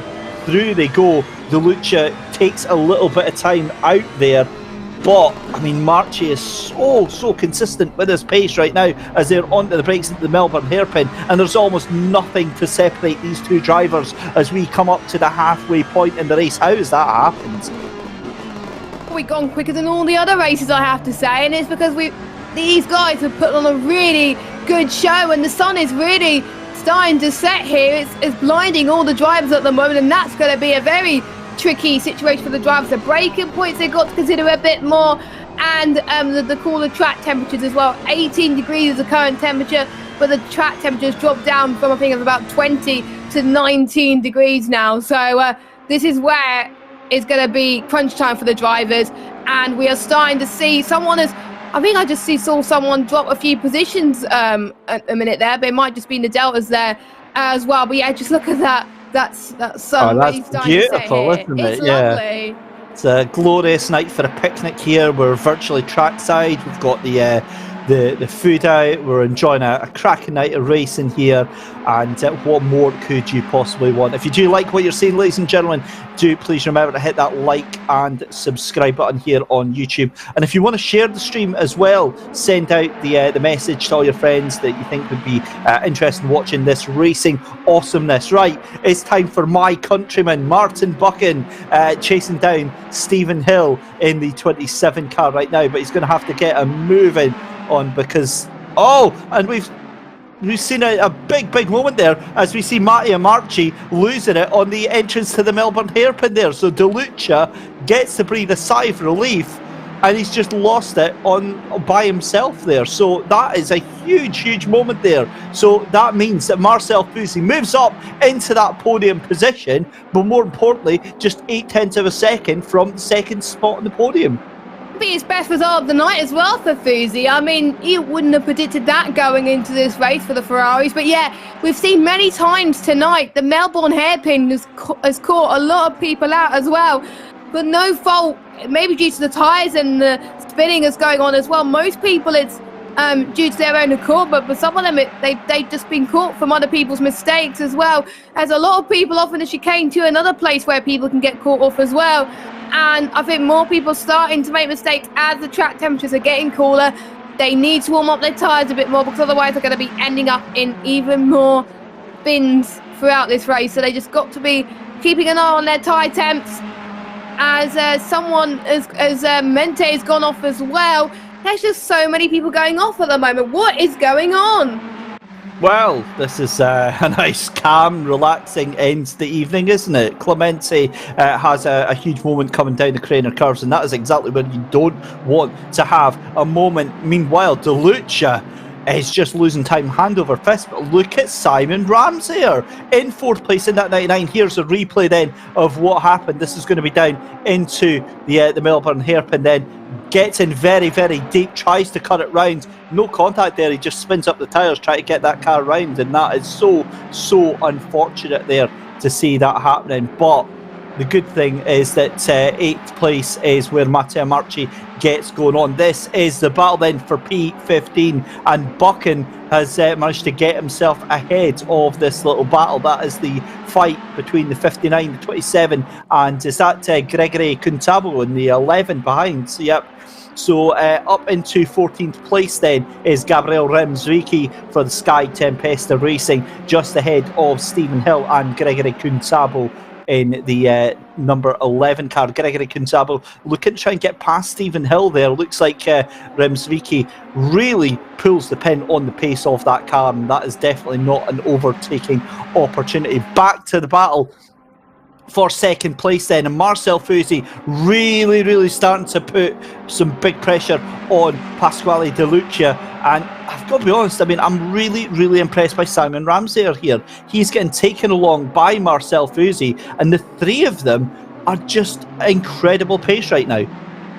Yeah, it looks like it at the moment, and this is going to be not just a battle for second, but a battle to stay on the podium for Fusi as well. He doesn't want to be in his sandwich right now, but I think he's being forced to at the moment with some really fast guys. I'm looking at these times from these drivers at the moment. 1:27.3 for Fuzi, and we've got Ramsey time of 1:27.2, and we got I think P2, what was his last lap time, 1:27.5 as well. So I can tell why Fuzi and Ramsey are definitely gaining time on P2 at the moment. But if Fuzi doesn't get a move on, I'm sure Ramsey would want to have a piece of that. Certainly would, but 10.5 minutes left to go in this race here, and who knows what is going to happen right now, because Fuzi is not a driver that's known for how do I say it, for making rash choices. He's going to hold on and hold off on making an attack until he absolutely has to, because Ramsey are now dropped off a little bit here. This is the battle then still for 15th and 16th place, and look at that. Stephen Hill and Kunsabo really dropped off the edge of a cliff in terms of the pace compared to Remsviki, just ahead of them. And I mean, there is just so much action going on through this field. This is everything I think we could have asked for this final support race of the evening, Jess. Yep, it is as well, and a perfect warm-up for the Best of British race as well, which some of these drivers, they're taking part in it as well, and I'm sure that's going to be a very good race to watch as well. But it's for slightly longer than 30 minutes as well, so probably more of an opportunity to get back into the race if you had some trouble at the moment. But we are in for an exciting last 9 minutes of this race all over the field. 4 tenths between the number 11 car and the 27 car of Hill. That could be a good position to gain for the number 11 car as well. We got Porsche as well. The gap has dropped down between Porsche and 4th place to 1.3 seconds, so he could be in this fight too. The more these guys keep battling, we've got Porsche, the number 8 car. He could be right on this as well. This is very exciting. Yeah, it certainly is, and it looks like connection issues from Marcel Fuzi. So Marcel Fuzi, Mr. Super Saturday himself, has gone. He's had a technical failure and he's had to retire from the race, and I guess more than has he jumped back in? No, he's out. Yeah, that's such a shame to see that. But you know, at least entertainingly, it does look like he's burrowed his way to the centre of the earth while doing so. So you know, you've got to look for the bright side and everything, I guess. But hard luck there for Marcel Fuzi. He was doing so well. That hands third place to Simon Ramsey, then the number 99 car, who is now being chased down by 4th place of Samir Foch, as Jess Ball pointed out there. And that also means that Nicholas Hubin, though, out in the lead by nearly 10 seconds, 9.5 seconds right now. And it's just been an absolute exhibition race from Nick Hubin just now, as we see Gergely Kunsabo still trying to fight. Is that that hill that he's still trying to hold off? I think he's actually got that move done. So that was a great move from Kunsabo to take place from number 27 of Stephen Hill. And run down the main straight here. 7.5 minutes left to go. But it is looking fairly comfortable for first and second. But the battle is now on between, I think, Simon Ramsey and Samir Foch. There's quite a lot of action to happen, and we're only with 7 minutes left to go, and anything can happen, like I said. But yeah, this has been the most dominant performance of our race leader we've seen in the whole of Super Saturday tonight. I mean, he's been in the lead for pretty much the whole race. His consistent lap times have been amazing, and I don't want him to make a mistake. If he doesn't make a mistake, then he's got the win right there. He's been consistently in the 126s for pretty much the whole race. There was a few times where he got into the 127s. I think I was on lap 13. But apart from that, and obviously lap 1, he's been in 126s every single lap. This guy's a madman. But here we go. We got Foch, the number 8 car then. Could he be challenged by maybe the guys in front potentially as well? He could be on course to getting P3 in this race if this carries on going as well. We saw Fuzi disconnect. This could be game on for Foch. He probably wasn't even expecting a podium coming into this race, but he's challenging for one. We know that he's quick around this track, and he's definitely showing it at this stage for the Code Brown Racing Team, number 8 car. I mean, it's far from over.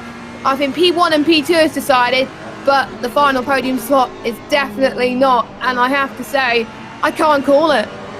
Oh, it's going to be such a thrilling end to this race, but Foch managing to put Simon Ramsey under all sorts of pressure right now onto the back of that red Ferrari as they come out of Coppice for the 16th time of asking. That beautiful virtual sunset here at Castle Donington. The car's roaring down Starkey Straight on the brakes, heavy on that middle pedal to put the car in towards the Fogarty S's. And again, Foch trying to do everything that he possibly can, but Ramsey are getting a slightly better line out of the chicane and gets about 0.2 of a gap over Samir Foch. Meanwhile, your gap from the leader to Pasquale De Lucia up even more now, nearly 13 seconds over Nick Cuban, and that is a fantastic result so far. He is looking so comfortable out there in the leads. It's now down to just over 11 seconds, but I've got to be honest, I think Nick now just managing the pace with 5 minutes left to go.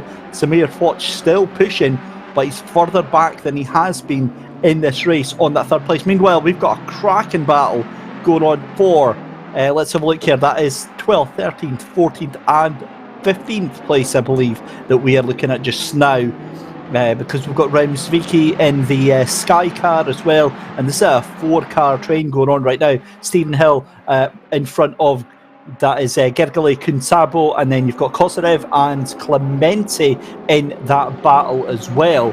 So again, these drivers doing so well at being very patient right now. I think they've got to really as well, because it's been almost 30 minutes of the race, and if they do not be patient, then their hard work of this race is pretty much ruined, and the worst time to retire is pretty much towards the end of this race, and you do not want that to happen. So they're just taking it cautiously right now, waiting for an opportunity to go for a move as they see fit, and as the sun is setting right now, it's going to make things even harder right now. But it's an amazing spectacle we are seeing at the moment. The track's now 18 degrees track temperature now, so it's going down by 1 degree every so often. It's going to make things even harder for these drivers, but these drivers are in split one for a reason. They're providing some very good racing here today, as we could be on for some really grandstand finishes at the moment, and no one seems to be making any mistakes at the moment, but this could all change as the race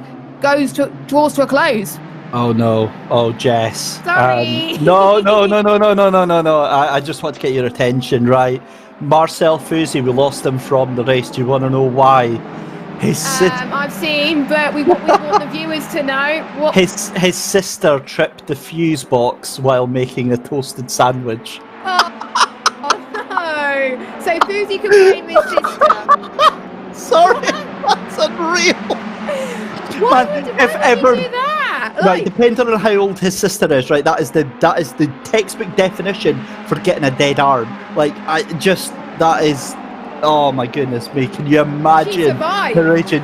She's definitely getting her birthday forgotten about this year, I can tell you. Marcel Fusi then getting a disconnect after a electrical failure in the house, and you shouldn't laugh. I can only imagine how furious he is right now. Right, we go picture with 2.5 minutes left to go of the penultimate race of the evening, the final support race here on SimGrid's Super Saturday with Dave Christie here alongside Jess Ball in the virtual commentary box. In the top left, you can see that is the battle for 5th, 6th and 7th place just now. Andy Boardman trying to fight off the 777 of Jimmy Holm, and that's a huge moment for Gergely Kunsabo. Gets recovered but gets things going, and Stephen Hill now on his own to try and fight with Remsviki. Battle of the late breakers there, 3 cars into one corner. Patience, boys, settle yourselves out. Kunsabo gets going again, Kosarev on there as well, and here comes Clemente again. More contact up the inside goes Kosarev. Can he make it work? Yes, he can. That was very restrained from Clemente. I thought there was surely going to be contact there, and AKM Racing UK, he's been calling all night for Fusi to get banned in jest, I must add. So it's now ban Fusi or cut off his electric. Yeah, well, I think you've got your wish there tonight, AKM. Great to see on the track, and always great to hear the banter as well. But Boardman still doing a great job there in holding on to that position. But back to your race leader, Nick Houben. 12 seconds now, nearly 13 seconds in the lead from Pasquale De Lucia. It's then Simon Ramsey in third place. This is going to be the final lap that they're starting just now. In fact, it is. Yep, Nicholas Ivan goes across the line then, but out of the final corner for the penultimate time. Here comes Samir Foch. Jess, do you think he can get past Simon Ramsey? Maybe too little too late, but we've seen in many races in the sim grid that anyone can go for a move up the inside or, you know, round the outside potentially on the last moment, and then that's it. Maybe Foch is waiting for the last possible moment, but he's around about 4 attempts. Now 2 attempts now. He's gained a little bit. I don't think he could do it, but he probably will have a little bit of surprise up our sleeves. You never know what could happen, but you can't make a mistake, and that's what Foch is trying to do as well. But you know, whoever gets this podium tonight, they definitely deserved it as well, as we're on the right hand side riding on board with our race leader, who's pretty much been our race leader for the entirety of this race, and he goes through the S's now, heading just before the Melbourne hairpin, about to reach there for the penultimate time. And to be honest, almost 14 seconds now is the gap between first and second. This is great. Yeah, it certainly is. So Nicholas Houben, it's been an exhibition race for Rutronic E-Racing. We're going to see him as part of the World Cup as well. Out of Goddard for the final time. A dominant win there for Nick Houben. Crosses the line. Pasquale De Lucia going to come round the final corner as well to take second place. Samir Foch trying to throw everything. Look at how much they've caught up on Pasquale De Lucia here. The three of them going to go across the line one after the other, but Pasquale takes second place, Simon Ramsey in third, Samir Foch in fourth place, Andy Boardman crosses the line to take fifth. It's then home in sixth place, Matteo Marchi, after looking positive for a podium position there, gets seventh place. It's then Villodier in eighth, it's Utenwin in ninth, and then Andreas Meyer is going to come across the line in 10th position. Wow, oh wow. Jess, I mean, there was so much action going on through that race as Nathan Bresson pulls to the side. Has he run out of fuel? Has Nathan Bresson run out of fuel on the final lap? Surely not. It looks like he has, and this is a very crucial part of racing, that you've got to learn how to calculate your fuel in any situation. I thought you were going to say about learning how to finish there, Jess. Yeah, that was... I don't know. Is he gonna? He hasn't got long to cross the line, so I'm just worried he's probably gonna retire. But wow, he's done. He's out of the race. Wow. Well, at least he's 24th at least, so he's not dead last. Wow, there you go. So Ferrari are in the bag. Yeah, Jess, that was just a bit mental, that one.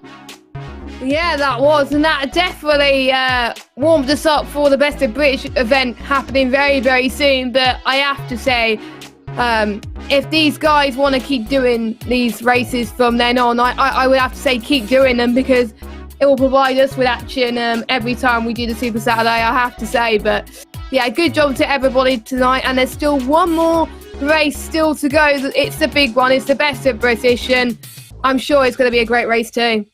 Yeah, very, very much looking forward to it. So we'll keep an eye out for any drivers that do want to come in for commentary. This is Super Saturday, though, ladies and gentlemen. If you have just joined us, you are in for a treat. Best of British Round 2 is just about to get underway in about 15 minutes' time. It's Dave Christie and Jess Ball bringing you all of the final action from the final race that we've had here in the support races. And yeah, wow, what an awesome stuff we've had so far tonight. Jess, I mean, what's been your favourite race so far then? Don't know. In terms of the action, I'll have to say the Porsche, because it was so close all the way around. I mean, it was brilliant to watch. Battle for the lead, there was battles everywhere, and yeah, but the qualifying and the Ginettas were good as well. So I'll say Ginetta qualifying, Porsche race. If that combines, that's a great race as well. But the Ferrari races was a very good race. I think every race was good, to be honest. There was no bad race. That's how brilliant it has been throughout the whole event. And it'll be nice to see what the drivers thought of the Ferraris. I mean, we haven't seen them into Super Saturday before. I wonder how they found it, really, to be honest. So I hope we can get someone in. Well, we've got a couple of drivers in. We've got a race winner, so we'll chat to him first, and we will bring in Nicholas Houben. Nicholas, that was an easy day at the office, I've got to say. I mean, I don't want to take anything away from that dominant performance. It was easier than I thought it would be after the qualifying. The quali was pretty close, and I think I could be on pole without the what happened in the last sector.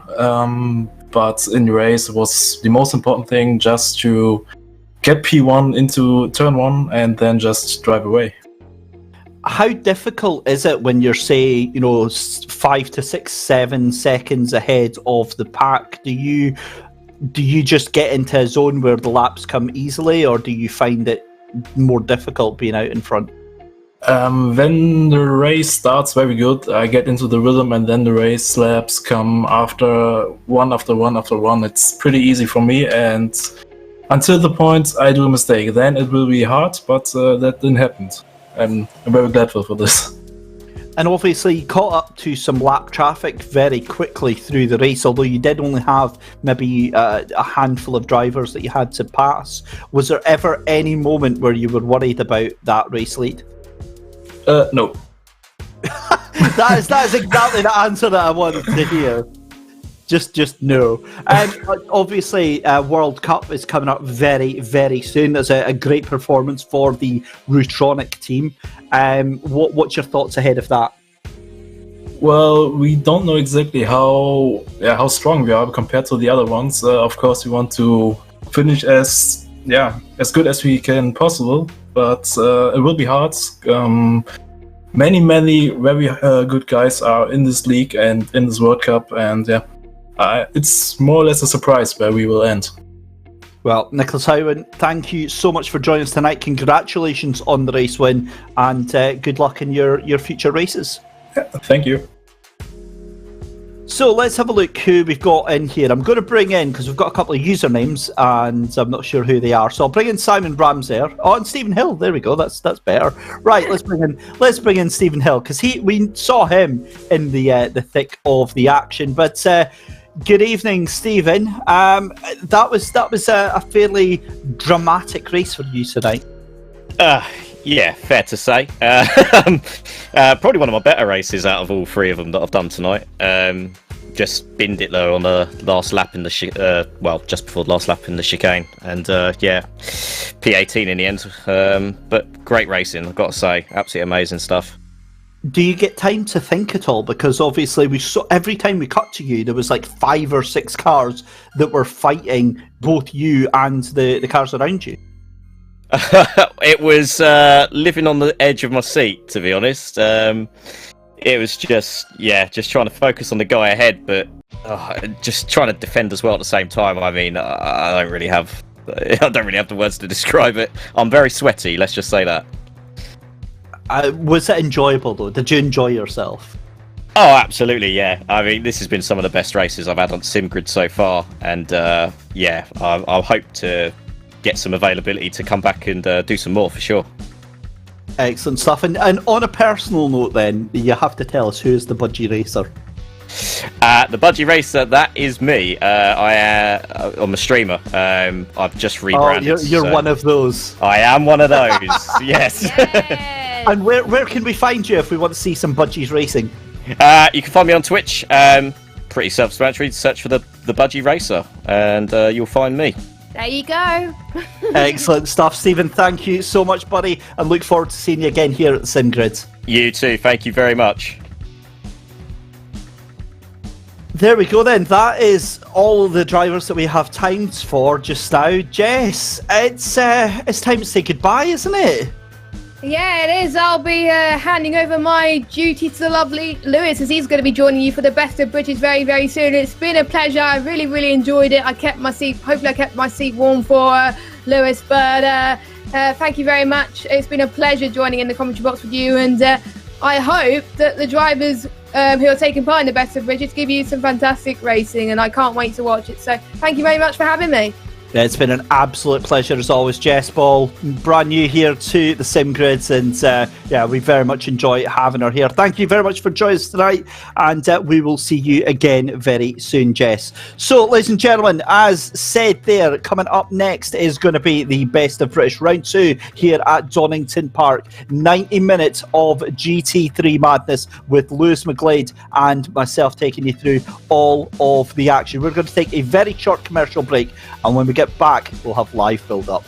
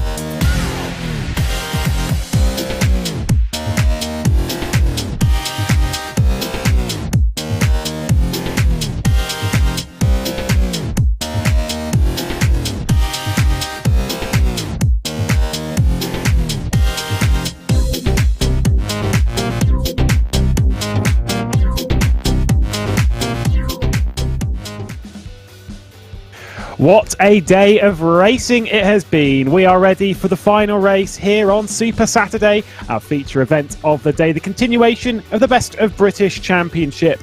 Last weekend we were at Alton Park, where the weather throughout the day had been fairly bleak and rainy until we got to our feature race. However, we were still under covered skies. We now head 70 miles to the east to Castle Donington and to the circuit of Donington Park, and a day which has seen much sunnier weather. The Leicestershire-based circuit hosts our second round of the season, and after a thrilling opener which saw many thrills and indeed a few spills, we sit patiently in anticipation of what's to come. It was pole position and a win from Jan Zemes to head the championship, but he will receive his fair share of success ballast, meaning heading into Donington Park, the reset button is definitely being hit. Can he do it again? Will the track favour another car-driver combo? Well, there's only one way to find out. It's time for round 2 in the Best of British Championship here at the SimGrid Super Saturday, brought to you by Coach Dave Academy and Thrustmaster. I'm Lewis McGlade, and continuing a long day in the booth, trying to take the title from one Mr. Marcel Fusi of Mr. Super Saturday, it's David Christie. Boys, you ain't going to find me disconnecting because of a broken sandwich maker. I'm here for the full stint. But thank you, Lewis. It's awesome again to be back here on Super Saturday. It's been an amazing day so far. And from sounds of it, we're only not even halfway through. We've got a long day ahead. Of course, when we did Super Saturday 2 a good while ago, well, that was 2.4 hours of Donington Park, which looks like we've got today ahead of us. That day, though, was won by a slightly different driver, that one being Hosseini, although we can pull a little bit of data from that. The idea that McLarens look pretty strong around here, as do Astons, how that's going to play out in the championship. There is so much to play for in this. We know the strength of field is so strong. Last time out, we had pole position separated by 3 thousandths of a second. I think we're going to see the same kind of things here.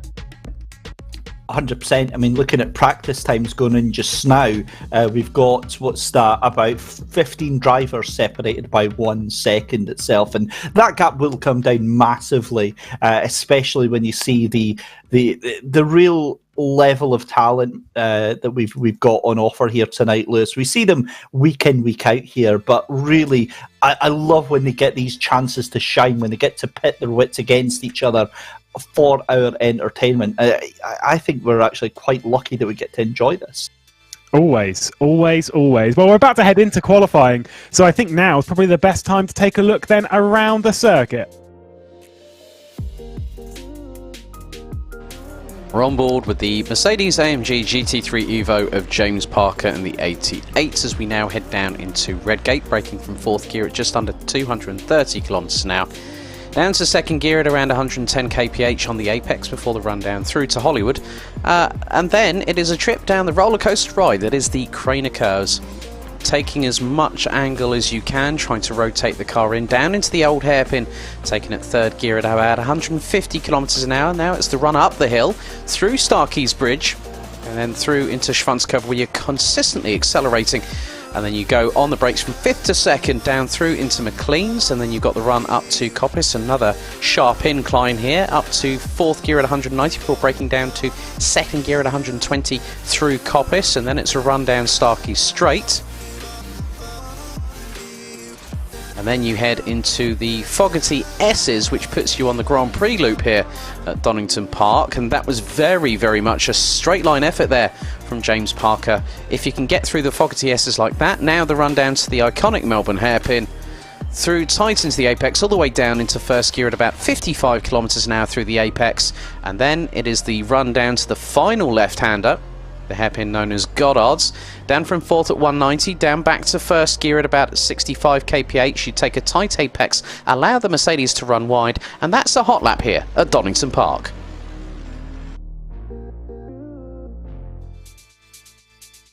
A stunning circuit it is, plenty of corners ready for overtakes, and I'm sure we'll be looking forward to a thrilling 2.4 hour race. Speaking of that qualifying from last time out, it does play a key role in what's going to happen today. We saw a pole position coming from Jan Zemes, 3 thousandths ahead of Herbenau, but there are a few notes that must be made. Is that there are a couple of drivers that have a qualifying ban this round after stuff that happened last time. David, those drivers, Alexander Doricott, Alexander Herbenau and Alexander Novikov, all with qualifying bans. So the name Alex, not really too lucky here in the Best of British Championship. But it is interesting to note that 3 drivers that are all extremely fast and up towards the top end all have that qualifying ban. Yeah, and again, it just shows how much of an impact that could have on the championship, given that that means that obviously they are going to be starting from the back of the grid for the race, and it really puts their hands behind their back in terms of pushing through. But we've seen this so often, and not just in sim racing, but through other championships as well, where it's the driver that finish it. Maybe doesn't win every single race, but is the most consistent in terms of, you know, 2nd or 3rd or 4th places through the season that takes the championship. And, you know, this really leaves them quite vulnerable. It was quite a dominant victory last time out from Jan Zemes. He was 21.2 seconds clear at the front of the field. You'll notice a couple of drivers. Look at P27, Jordan Soames, who we know earlier today has taken a victory in the Ginettas. So there is strong talent up and down the order. It was a terrible round at Oulton Park.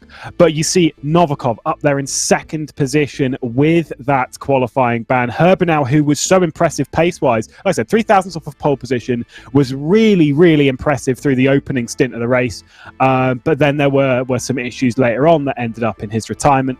And then Doricott up there in 6th place.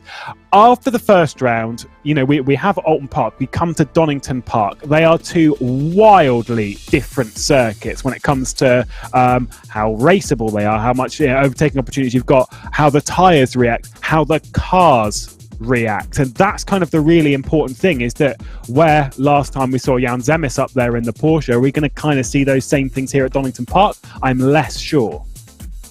I think that's it. And again, Donington throws its own unique variables into the mix here, especially with it being a 2.4 hour race. And that's the other variable that we've got tonight that we didn't have last time at Oulton. Obviously, it's a 1.5 hour race at Oulton Park, 2.4 hours here at Donington. How do the drivers fare with that extra time? How are they going to handle the extra pit stops? How are they going to handle that strategy and the ballast that's introduced in this race? 15 drivers that have ballast added on. I wonder, have they done extra practice with that ballast? Do they know what that's going to make the car feel like? Is that going to affect their strategy? So, real interesting things are going to come out of tonight. We've got a lot of factors to play ahead of this. We'll cover the ballast very quickly as to where we are now. The race winner, or the championship leader, coming in obviously with a race winner at Oulton Park, comes in with 35 kilos on board. And then for P2, it's 30 kilos, P3, 28, 26, 25, 4, 3, etc. And there's a little bit of a jump a bit further down. The top 15, though, are those drivers with ballast, and it's just to sort of even things out in the championship to make sure that no one's running away too far, because we like that a bit of fun. Obviously for drivers that have watched touring cars and stuff like that, like, they'll be aware that this is it's fairly common with that kind of stuff, of course, British GT as well. To see this kind of success ballast is that we've seen this kind of stuff apply in motorsport. 35 kilos is obviously, it's a fair amount of weight. It's quite a bit of weight. It'll slow you down a good few tenths, but it won't end your race. It's not as if you're giving them that kind of weight penalty and then expecting them to qualify last. They'll still, you'll still expect these drivers, when they're good enough, to contend up towards the front. It's a little bit harder for them to do, and it's maybe that little bit more rewarding for us. And here's a driver that has already had a fan base out in force, as we've seen, Mr. Ogorognikov. Every time you've got to say his name, you've got to say it, Igor. That's the way we have to say it every time now. But I did say it a good evening to his fan base, I think they made an appearance in the Ferrari Challenge. So it's always great to see the passion that they bring into it. And yeah, I do love it. But I mean, the pace he's got is quite scary. But we didn't really see it last time out at Oulton. And again, if he can keep his nose clean, 100%, he's on for a podium if he can do it. He did very well at Oulton Park. Realistically, when it comes to the consistency, when it comes to keeping his nose clean, ended up in 3rd in that race, and so has 28 kilos in this race. One Mr. David Perel driving around. I'm sure he'll be showing us all these little setup tricks. Never heard of him. Look, I'm sorry, I'm just going to say it now. He's got to win. It's law now. He has to win. It's fact. No? Well, it wouldn't look very good, would it? But no, I mean, look, joking aside, it's great to see him being able to take time out. And I think that the one thing that we do find from David is that he wants to be in as many of these races as he possibly can. He loves taking part with the community, but obviously he's got a very, very busy schedule. So yeah, look for some hijinks and some big manoeuvres going on from him. Niels van der Kekelt, a driver that was fairly disappointing. Oh, that sounds really harsh saying it. Whew, instantly. It was a little bit disappointing, though, last time out. We were expecting some really, really good pace. But ended up just struggling throughout the entirety of Oulton Park, maybe a circuit that doesn't really go too well. Ended up in 16th position in the race, instantly going up onto a provisional pole position, although that will definitely change. Doricott, who is a driver who I believe had a qualifying ban, but is currently out there on circuit regardless, in 31st place, obviously not setting a time. I'm not sure how that one will be looked at if it does indeed have a qualifying ban. It could have been information that was incorrect, but come across the line and went to 5th. Not sure about that one, David. Well, that's interesting. If he has been given a qualifying ban, that could actually see him disqualified from the race. Potentially, I think I'll have to go and double check the rulebook to see what the penalties are, because it would be a bit strange if you got a qualifying ban and the punishment was you were disqualified from qualifying, if that makes sense. That's not the best. And to be fair, we'll go and double check our information on that one, but that could be a potentially huge turnout for Dorset. And remember, it's been a little while since we had the last. Well, no, it's not actually. It was last weekend, but it's been a long time for these drivers. There's a lot happens in a whole week for them. If he's just forgot, that is that's going to be really bad news. A very costly mistake. After finishing 6th place last time out, we saw Jan Zemes as championship leader. The other two drivers, so we've got 3 in total with qualifying bans: Doricott, Herbenau and Novikov. Novikov being second in the championship. Here's Sheldon Muscat, who was driving around at Oulton Park. Didn't have a particularly good race, quite a few mistakes. Saw him off the road down at the Shell Oil hairpin at Oulton Park. Currently up in 8th position. A 26.3 to give reference. Obviously, we came here not too long ago, slightly different track position and sort of time in the day, but the time that we saw back then was a 25.548 from Hosseini. That was in a McLaren, went on to win that race as well. Important to note some of the other cars up there. There was a Porsche up there in qualifying. Also an Aston Martin of Attila Dench got onto the podium throughout the race. So that's kind of what we're expecting. Here's Will Tregurtha. I was actually chatting to Will Tregurtha slightly prior to the race. He said that we've got to be very nice to him today. I think that's a solid unlikely from me, but did say just trying to attack this aggressively. There are points to be given halfway through the race. We'll get onto that later. Don't you worry how the points work in this 2.4-hour format. There are points halfway through the race anyway. Now, for drivers like Will Tregurtha, he was saying that he's not bothered about those points halfway. He's going for one thing, and that is the race victory. If he is in 27th halfway through the race, if that is ending up on the right strategy to take a race victory, that's where he's going for something very aggressive strategy-wise and trying to get something out of this. I believe that may well have been Jan Zemes going wide out of the chicane. We'll keep our eye on Will Tregurtha, who's 0.1 of a second off of Igor Ogorognikov at the moment. George Boothby goes up into 2nd position. Good stuff from him. Also pulling slipstream from the number 38 on circuit. No lap there from Tregurtha. Pulls it into the pit lane. But sink! Oh, that's a crash. I think we're going to see that quite a lot. There's a lot of drivers snapping through the chicane. Getting a bit of an OG from Mike Yao, our broadcast director today, who wasn't here doing the broadcast last time out, so missed Cameron Bridport's fantastic livery.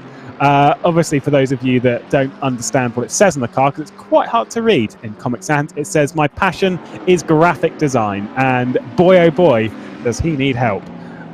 Because that's I mean, it's not a great look. I love it. I think it looks fantastic in a sense of haha, it's quite funny, but we'll see. Goes to 6th place on that, which is actually quite good. Bridport was running a slightly different strategy last time out. Ended up in P2, somewhere nearer the top 10. I think there might have been issues towards the end of the race, but either way, had some decent pace towards the end of it. Was actually running up in some decent positions. Igor Ogorognikov, a driver who finished on the podium, currently on pole position here at the moment and looking to improve. Currently has 28 kilos of ballast coming into the pit lane though. Reminder to those drivers that are on ballast, Jan Zemes has 35 kilos, Igor Ogorognikov has 28. The 30 that would go to 2nd place, Novikov, obviously does go to Novikov, but with that disqualification from qualifying, banned from this qualifying session, courtesy of infringements last time out, is going to be at the back of the field. So working the way through the order, that is going to be difficult with that much weight.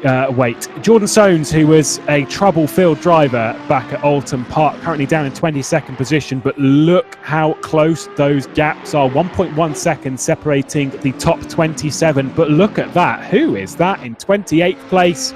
Jan Zemes, 2.4 seconds off of the pole. That is a crazy margin as we approach the halfway point in the session. Definitely not a time that will be indicative of his actual position. Soanes going quite well at the moment, and a time that could move him definitely inside the top 10, the number 23 through the final corner. Is this Forza? No, it is not. It's Assetto Corsa Competizione, and he absolutely knows it. Slams it across the line, up to 8th place. Fantastic lap time as we now look at the Hungarian of Patrick Noj, the number 42, yet to set a time in this session. It's obviously massively doing very, very well at the moment. Van der Kerkhout goes into the pit lane behind, Patrick Noj across the line. There is no time. And this is actually going to be an important factor for the race, is that exceeding the track limits here is incredibly easy. You've got fairly flat curbs that are quite serrated, so they're quite sharp in the sense that they can effectively pierce your tyre and give yourself a bit of a slow puncture in a sense.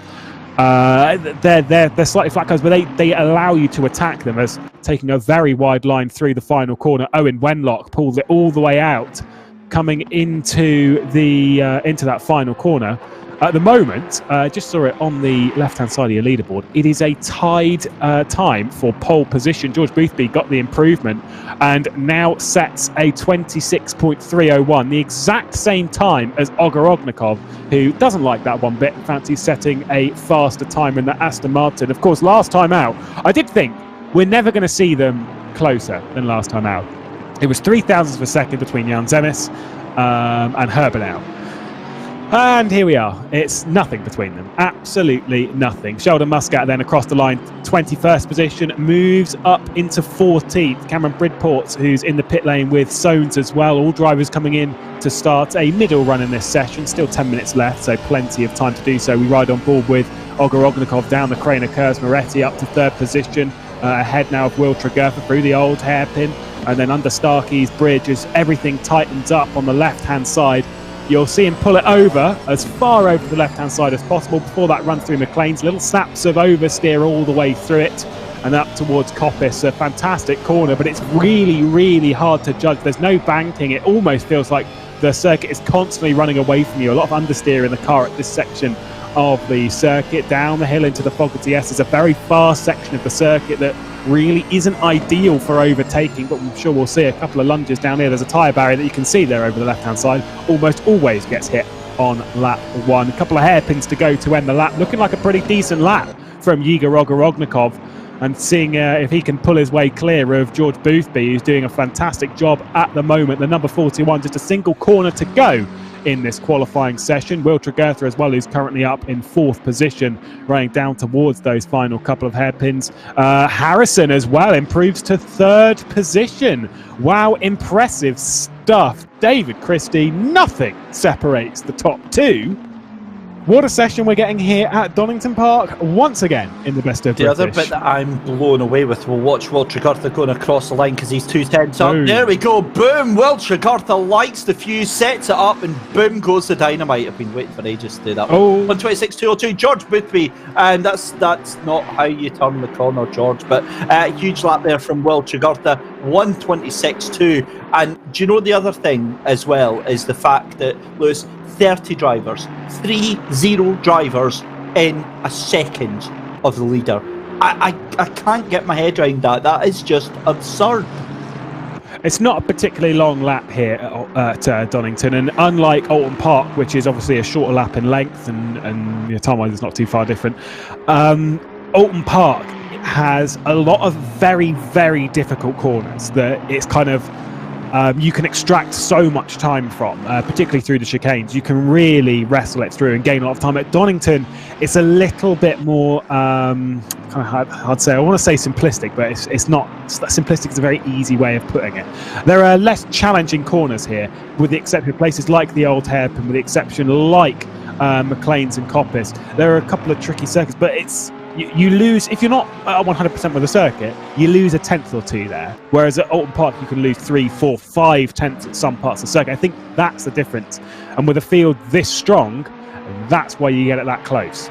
Good Lord, did you see Olivier Curtin there round Coppice? How much curb he took through the entry to that corner there. That surely has to be an invalidated lap. If not, I mean, that is incredible amount of time that you could shave off by getting around the inside of that corner. Chris Saverdo for Blackhawk Racing down into the Fogarty S. Is 6.5 minutes left to go in qualifying. And Lewis, I mean, I can't believe that Will Tregertha has just take it out of the bag like that. We know that he's fast, multiple real-life GT champion, but I mean, the field is so very... I mean, you've got a real-life GT3 racer in the form of David Perel down there, and we know he's not slow. It just shows the absolute knife-edge level of commitment. As Niels van de Kekelt goes into second place there, what a lap from him, but the knife-edge of talent that we have got here is just absolutely absurd. Yeah, saw Sever go up into 7th position. We're watching Igor Ognikov, who's just been pushed off of that front row, as you said. He's got 28 kilos on board, runs it through the final corner. A couple of other notes to say about this session. Let's see what this is going to be from Igor Ognikov. Is it going to be pole position? Yes, it is, by 0.5 of a second on 28 kilos. Baby on board, doesn't matter to him. Sheldon Muscat to the line, goes into 6th position. 5.5 minutes left of this qualifying session. I was about to say, the last time we looked at David Perel, he was qualified in 15th position. Then we looked at him just then, was down in about 23rd, 24th, now back up in the 17th position. He is not safe for a top 20, the speed that this field is changing. Lucas Kreuzer, who we're currently looking at, qualified in 2nd position here on Super Saturday 2 in the Porsche. Obviously changing it out to a McLaren that was victorious that day anyway, so hoping for good things in that McLaren when it comes to the race. Looking at the top 6, by the way, if you're fancying yourself a British car, we've got Aston Martins, 3 McLarens, another Aston, and a Bentley as well, so things are looking pretty good for the British manufacturers. Kreuzer, who's currently in 12th position, improving at the moment. Look at the car directly behind him. Championship leader, race winner from Alton Park on maximum ballast of 35 kilos. Jan Zemis, only good enough at the moment for 13th position. Let's see what this is going to be from Lucas Kreuzer towards the line in that number 96. You can tell by his line off of the corner that he wasn't fully committed to that one. 10th position he goes, and definitely going for another stab at it.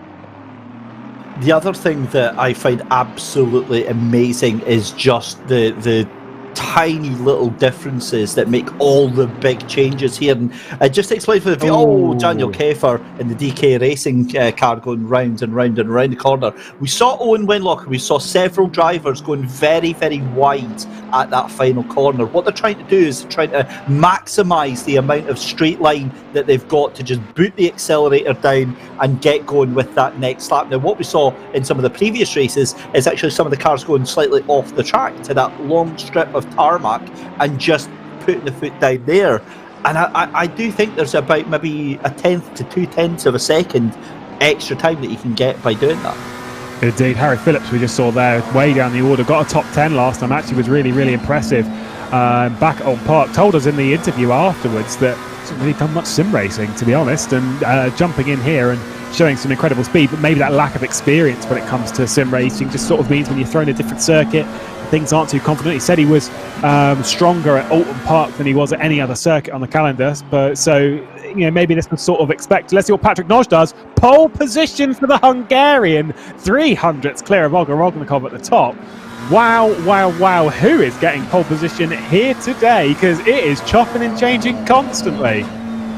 The other bit that really, really confuses me, Lewis, is the fact that some of these guys, you'll see them doing, like, they'll do a really, really fast lap and then they'll go to the pits and they'll start again. They'll come out and do an outlap and stuff like that. I mean, it has been all bangers from these guys in the past 18 minutes so far. It's been this constant churning of this pace. And what worries me, and I use the word worry in a very loose term, I mean, it is scary to think if these guys can pull off this pace for every single lap, I mean, what are we in for tonight? It's going to be tough for some drivers, good for other. Let's have a look at Jan Zemis, who's feeling pretty pacey at the moment. A reminder, 35 kilos on board this Porsche. Our championship leader and race winner heads up to 4th position and sets the same time as Will Tregurtha, gets on that 2nd row of the grid. Here's George Boothby, who was joint pole position on the same time earlier on in the session, now down in 6th position, but looking pretty impressive in the 666 car. Through McLean's, where he had an issue earlier in the session, saw a little bit of a spin and attack with the wall on the outside. Let's see what Tregurtha does. Looking pretty fast himself in the McLaren, a bit of slipstream as well. Is it going to be pole position? It is by 1/10 of a second over Patrick Noj. And with 1 minute and 35 seconds, things head the way of Tregurtha.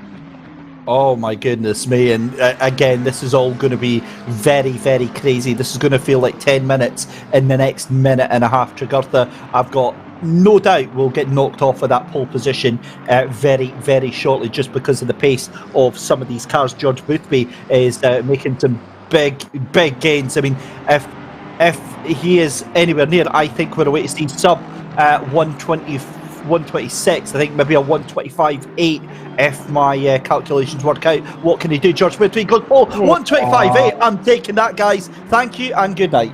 Is that your claim to fame now? That's you're now the official Mr. Super Saturday, mate. I've peaked. That's it. It's all downhill from here. And speaking of Mr. Super Saturday, look at that, 26th place. Oh, things are not going well. Obviously had a retirement in the previous support race. Ended that one because of his sister and an errand wire and a toaster, but goes up to 17th place. I don't think he'll be too happy with that. He qualified 8th place last time out and ended up moving up the order to 4th at Alton Park. Had podiums all day long until that final race, and still 4th will be pretty happy. Super Saturday here last time when we did Super Saturday 2 for Thuzi, it was 1st position, 3rd, 7th and 7th. I think he'll be doing quite well to get 7th from this position. David Perel then, who's currently in 21st. We've seen him jump from about 25th place up to 15th, back down to outside the top 20, back up to 17th, and now currently in 21st position in the Aston Martin. Checker flag is out, so the final laps of the session coming in, and the number 38 is going to come into the pit lane and going to accept starting outside of the top 20 is our main man, David Perel. Mesa, who was victorious in one of the support series racing back at Alton Park, down in 25th place. Wasn't particularly great when it came to the feature race, was Mesa, ended quite far down. I think it was even a retirement for him that day, and that one is not going to go too much better. Here's Paul Batty as well.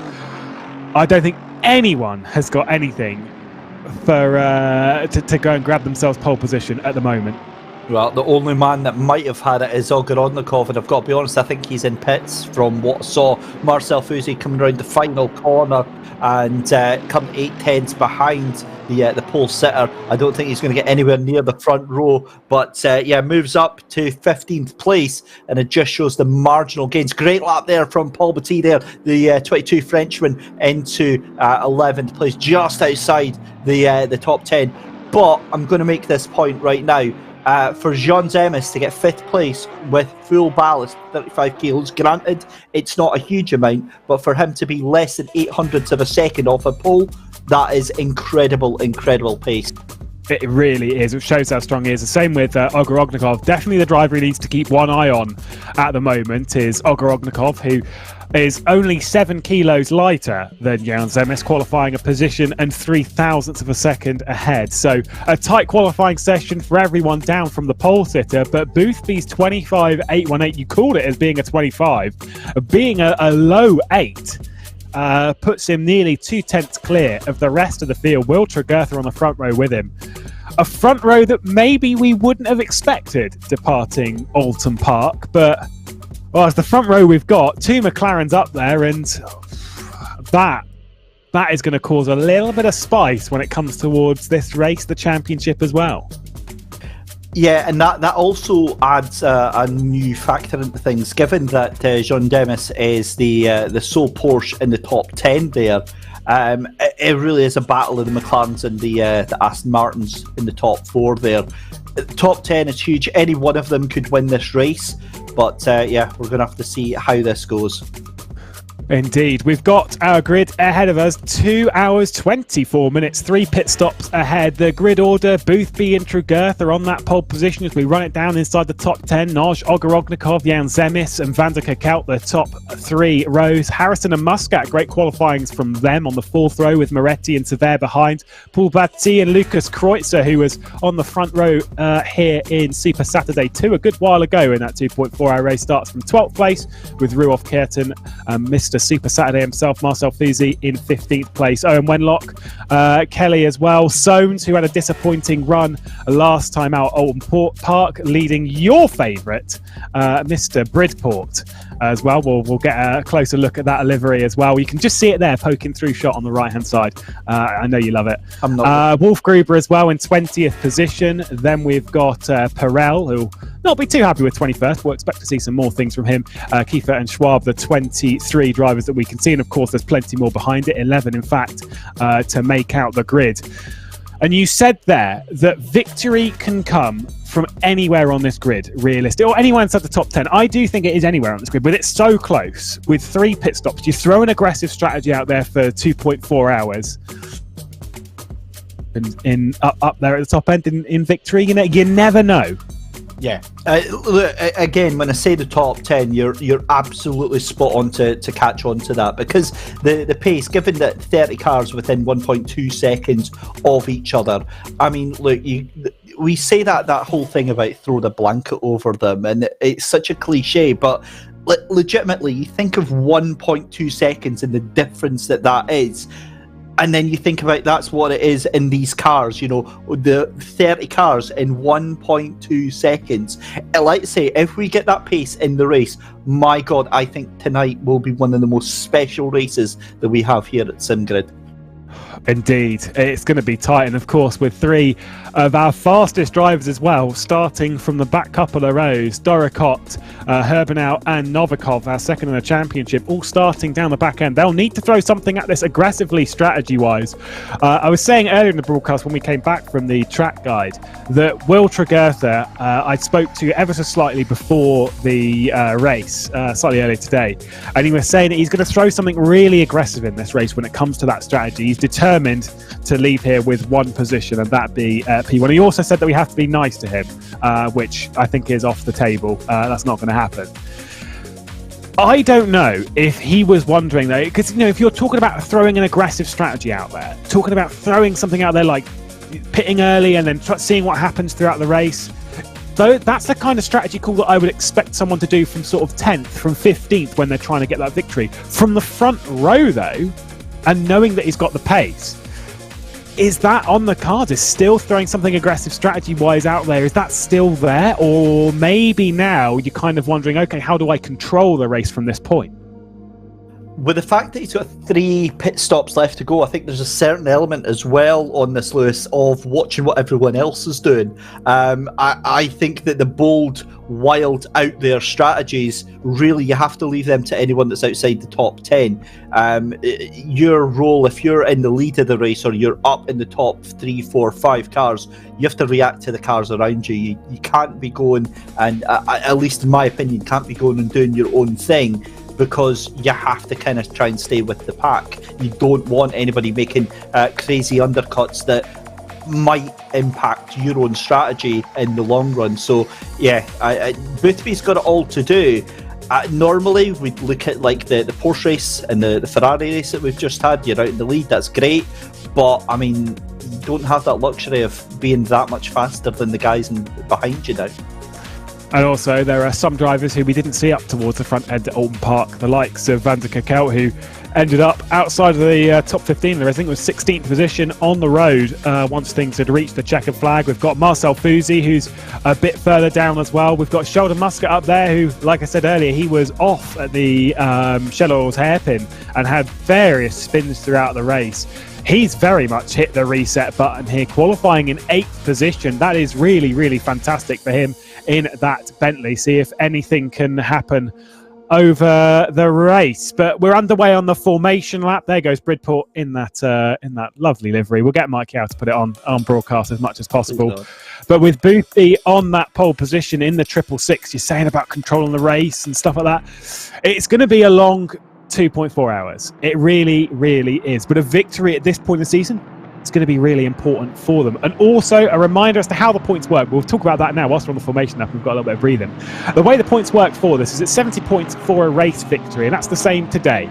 But there is also points being given out halfway through the race. They are depending on the position that you're in, it is half of the points. So if you're leading the race, you get 35 points the halfway through the race, and then if you end up winning, you get 70 points, meaning your total haul would be 105 points throughout the race, which for me that throws a little bit extra in strategy, doesn't it? Because there will be some drivers who are aiming for consistency to get themselves up in the championship.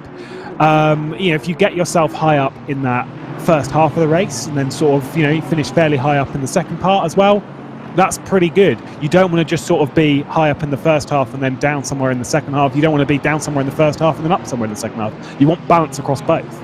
Yeah, and that's exactly it, because it seems a little bit short-sighted if you'd maybe shoot yourself in the foot to go for a halfway points when you could really take the real sort of meat and veg by going to the end and fighting for the actual victory itself. And I've got to be honest, George Boothby, what has our track staff done to upset you so much that you have to wipe out our floppy markers on the warm-up lap? There's just no need for that. Just getting it sorted before the race begins. I'm surprised no one's absolutely smashed that tyre barrier and got that out of the way, because they love hitting that thing at high speed. On the right hand side of your screen, you can see there Cameron Bridport as well in the mid-pack, which is a good way to watch the mid-pack battle, because I think we might see issues towards Redgate and then down the hill through the Craner curves towards the old hairpin. Last time out, we didn't have George Boothby. He wasn't here. He wasn't part of this. Comes to Donington Park and thinks, oh, do you know what? I fancy myself a pole position, and did so by a couple of tenths of a second, rounding the final corner to begin 2.4 hours of racing here at Donington Park. It's round 2 of the Best of British Championship here at the Sim Grid on Super Saturday. We're about to get underway. Boothby leading us up to Redgate as they line themselves up, and we are underway. Tregurtha behind should be trying to make something stick around the outside of Redgate. He isn't able to do so and hops it back in line. Patrick Noj as well, and Ogorognikov, who's been pushed down a couple of positions, I think.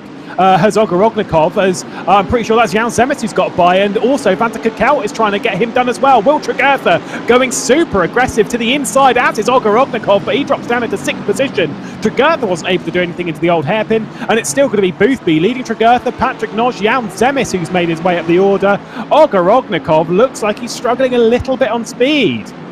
Oh, you hate to see it yellow flag out as we see Callum Bridport going further down the order, down to 28th place, and I'm not absolutely at all going to say that's karma for delivery that's on the car, but yeah, he's going to have to do a good job at recovering. Meanwhile, back at the lead though, look at Will Tregurtha all over the back of George Boothby, the side-by-side down into the chicane here, thinks better of it and tries to pull that out again. We're about to go 4 wide down into the chicane, further down the field onto the brakes, and everybody makes it through. Goodness knows how they did that.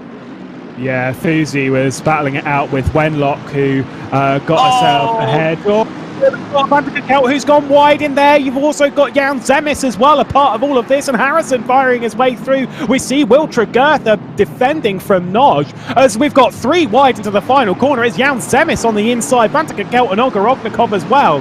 What has been going on here? We need replays galore, bit of squeezing as well, as Harrison's being pushed over to one side of the circuit, Ogorognikov, and Ogorognikov's going to hold it firm around the outside at Redgate, but Harrison doesn't fancy any of that. Received a little bit of contact from the Russian as well, and Sheldon Muscat in that big Bentley going to try and bully his way through all of this as well, running down through the Craner curves. Harrison holds it, but Ogorognikov is still a part of this move over Alton Park, where it was all about patience and timing. This time it's all about getting your elbows out. A little bit of contact as Harrison pushes him wide, and now we've got Sheldon Muscat firing his way through on both of them. Played his cards very, very well in all of this. Moretti's a part of the battle as well.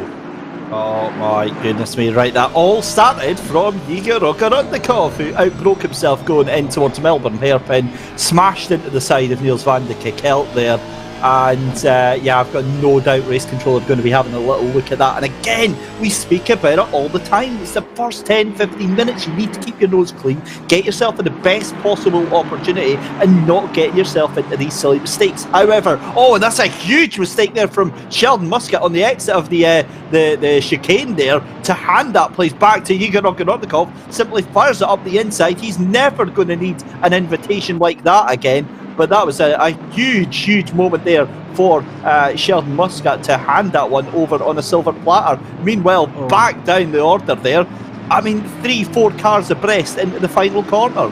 Yeah, we've got Wenlock as well, a part of this, that Aston Martin that's just ahead of Marcel Fusi crossing the line once again. Here's Sheldon Muscat. I'm not sure it was a mistake. I just don't think he was as committed through the Fogarty S's as Igor Ogorognikov. A mistake there for Marcel Fusi. It's going to open the door for Sever as well to get back through. We literally don't know where to look at the moment on the grid. At the moment, the only person who's safe, 1 second clear at the moment of the field, it is Boothby leading from Tregurtha, who's under a lot of pressure from Nodge and Jan Zemis.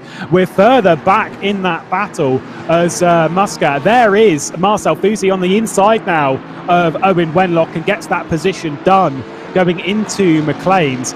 There has been so much action through the opening couple of laps of this race. Best of British continuing in the most dramatic fashion possible. Oh, I don't think we're close to being able to take a decent breath yet. Yeah, 10 minutes into the, well, not even 10 minutes into the race, 5 minutes into the race, and it's just all kicking off. We've only had like 2 laps underway, and really, I mean, we said about having the pace to keep this going, and they've shown they've definitely got it. We're all still line astern all the way through the field. I've got to be honest though, Sheldon Muscat is in trouble. That car is not looking fast at all. The Bentley now looking more like a little bit of a rolling roadblock as he's Oh wow, yeah, that let's add that, let's chalk that one up on the list that we need of replays at the moment in this race. Let's all feel a little bit for Mike Yao, broadcast director, who's got to go through and find all of this stuff, because it's been absolutely manic. Sheldon Muscat, defending for all he is worth, had a struggle, a bit of a mare last time out, comes across and chops over the front of Lucas Kreutzer, who's gone through on Moretti as well, going through helicopter cam as we head into the old hairpin. Wide there from Sheldon Muscat, super wide. That's the best opportunity for Kreutzer, for Moretti as well to get through, and the rest of the pack following. That threw off. He's also losing a position to Kafer, and there is Mr. Super Saturday, the number 94 of Marcel Fusi getting through. Sheldon Muscat's costly mistake drops him from 8th to 14th as we look up the order at Samuel Harrison with Igor Ogorognikov in tow. Up into 6th position he's gone, and so Ogorognikov's pace at the moment not looking so hot. He'll be happy that Sheldon Muscat's been holding the train behind, because at the moment it doesn't seem that Ogorognikov's pace has been that good. It certainly hasn't, and we've seen he's gone straight past them at the Melbourne hairpin. So yeah, I guess we've just answered that one. But look at this train coming behind: Kreutzer, Moretti, Batty, Ruoff, Kiefer, Fusi, Muscat, Wenlock, Sever, and Kelly. It's like a 12-car train right now. It is absolutely ridiculous. Sheldon Muscat bailing down into the pit lane early, thinking of going for an undercut and maybe not happy with how things are going out there on the circuit. I don't blame him at all. Again, trying to go for something like a slightly aggressive strategy. At the moment, if you come in, even take a little bit of fuel, maybe even just 10 litres or something, just to get a little bit further in the race. If you're coming in at this point in the race, you're not going to go a lap down, realistically, or you shouldn't do anyway. And you should just come out sort of in a bit of a world of your own and just get some decent laps underway. You can see on the track map on the right hand side how chaotic it's been over the opening part of the race. We've got loads of drivers spread out across the field. Obviously some of these have already come in for their pit lane as well. Boothby's 1.4 second lead has absolutely dissipated as Will Tregurtha has been firing in their decent lap times, and Patrick Nodge has just been allowing him to do so and closed in that gap. Jan Zemis doesn't have quite the pace to keep up at the moment, but if they start battling, that will close off. Samuel Harrison on the back of Ogorognikov obviously got past at this end of the circuit not too long ago. I don't think he's going to be finding a way through at the moment. Yeah, look, it's been a very strong start to the race for a lot of these drivers. Paul Batty having a little bit of a crunch into the side there of I'm trying to see who that was that he had a little bit of a moment there. That was a huge moment there. But back to Christian Zemis. The whole point of this is the fact that it's swinging backwards and forwards all the way through. You know, both with the leaders and with this group down in from 8th place all the way back. You know, one point that you're thinking you're catching up to the car in front, the next they're starting to gap you a little bit, and it's so disconcerting to see. Oh, best livery on the grid after issues on lap 1. Cameron Bridport up into 19th position at the moment, courtesy of other pit stops. We've got Wolfgruber, Perel, and Novikov all in the pit lane. Novikov has a lot of damage on his car after a crash out of McLean's. The number 7 of Kierton has caught a yellow flag out. I think that one's down at the old hairpin, and he drops to the back of this entire train. Boothby, Tregurtha, and Noj are all pretty close. Here's Jan Zemis as we see Harrison and Ogor Ognikov battling it out. Harrison's got back through on Ogor Ognikov, but does Ogor Ognikov fire it through the chicanes we've seen a couple of times? Let's have a look backwards from Samuel Harrison. Isn't able to do it this time, and it will take a very large dive going into the Melbourne hairpin for any move to happen now. Focusing back on that battle for 5th place at the moment as Jan Zemis hangs on to 4th. Had a bit of a mistake out of the final corner on the previous rotation of the circuit, which cost him about 3 seconds to the top lot in the race lead as Yannick Ruoff goes absolutely wide into the Melbourne hairpin. He's going to hold it to the inside of Kiefer, but I don't think he's going to be able to get his position back on Moretti. He is going to get the one back on Kiefer. Marcel Fusi as well a part of this. And the battling just keeps on going. If I was in this pack, I would be coming into the pit lane pretty sharpish just to get out of trouble. Absolutely, I'd be wanting to try and get a little bit of clear and get out of all the cars that are slowing each other down, tripping it over each other, and having a big fight for their ego, because that's all it is in this early part of the race. Look at that, under investigation. That is 8 cars, that's the 17. That's the 43, that's the 992, who's under investigation twice, that's Moretti. So lots and lots of cars under investigation right now, Lewis, in such an early stage of the race. You've also got the 89, the 41, the 16, and yeah, I'm also trying to see the 41, I'm sure it's saw there as well, the 1, 2, 3, and the 7. So, I mean, Race Control are going to have a very, very busy night tonight. Yeah, we'll keep our eye on that and see what happens ASAP. The 992, of course, is under investigation twice, is Moretti, who's in this Ferrari ahead of Yannick Ruoff. This is Will Tregurtha at the moment with Boothby behind. This lot have all been just sort of ahead of everyone and keeping their noses as clean as possible. Patrick Noj, who's been a part of this battle as well, they are running very, very quick in comparison to everyone else on the circuit. And this is what I was saying about Will Tregurtha, trying to throw an aggressive strategy out there. This is definitely not that kind of aggressive strategy. Whoa, look at that in the background. Did you see that? Vanta Kakelt, which we're currently looking at being pushed down the order. That's Lucas Kreutzer on the inside.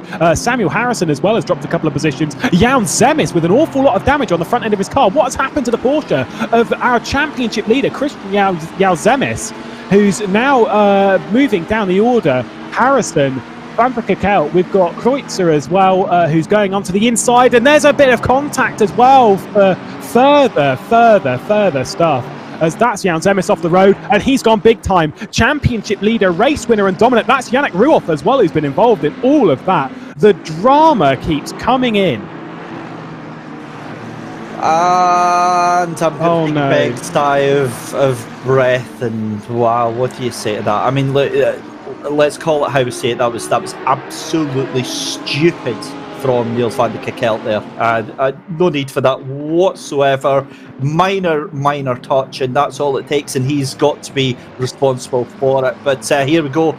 Look, the leaders, George Boothby, just ahead of Will Tregurtha, and this has been a relentless assault from Will right now. 3/4 tenths of a second between the leader, and this is just incredible action. But Naj just kind of left out to drive by himself.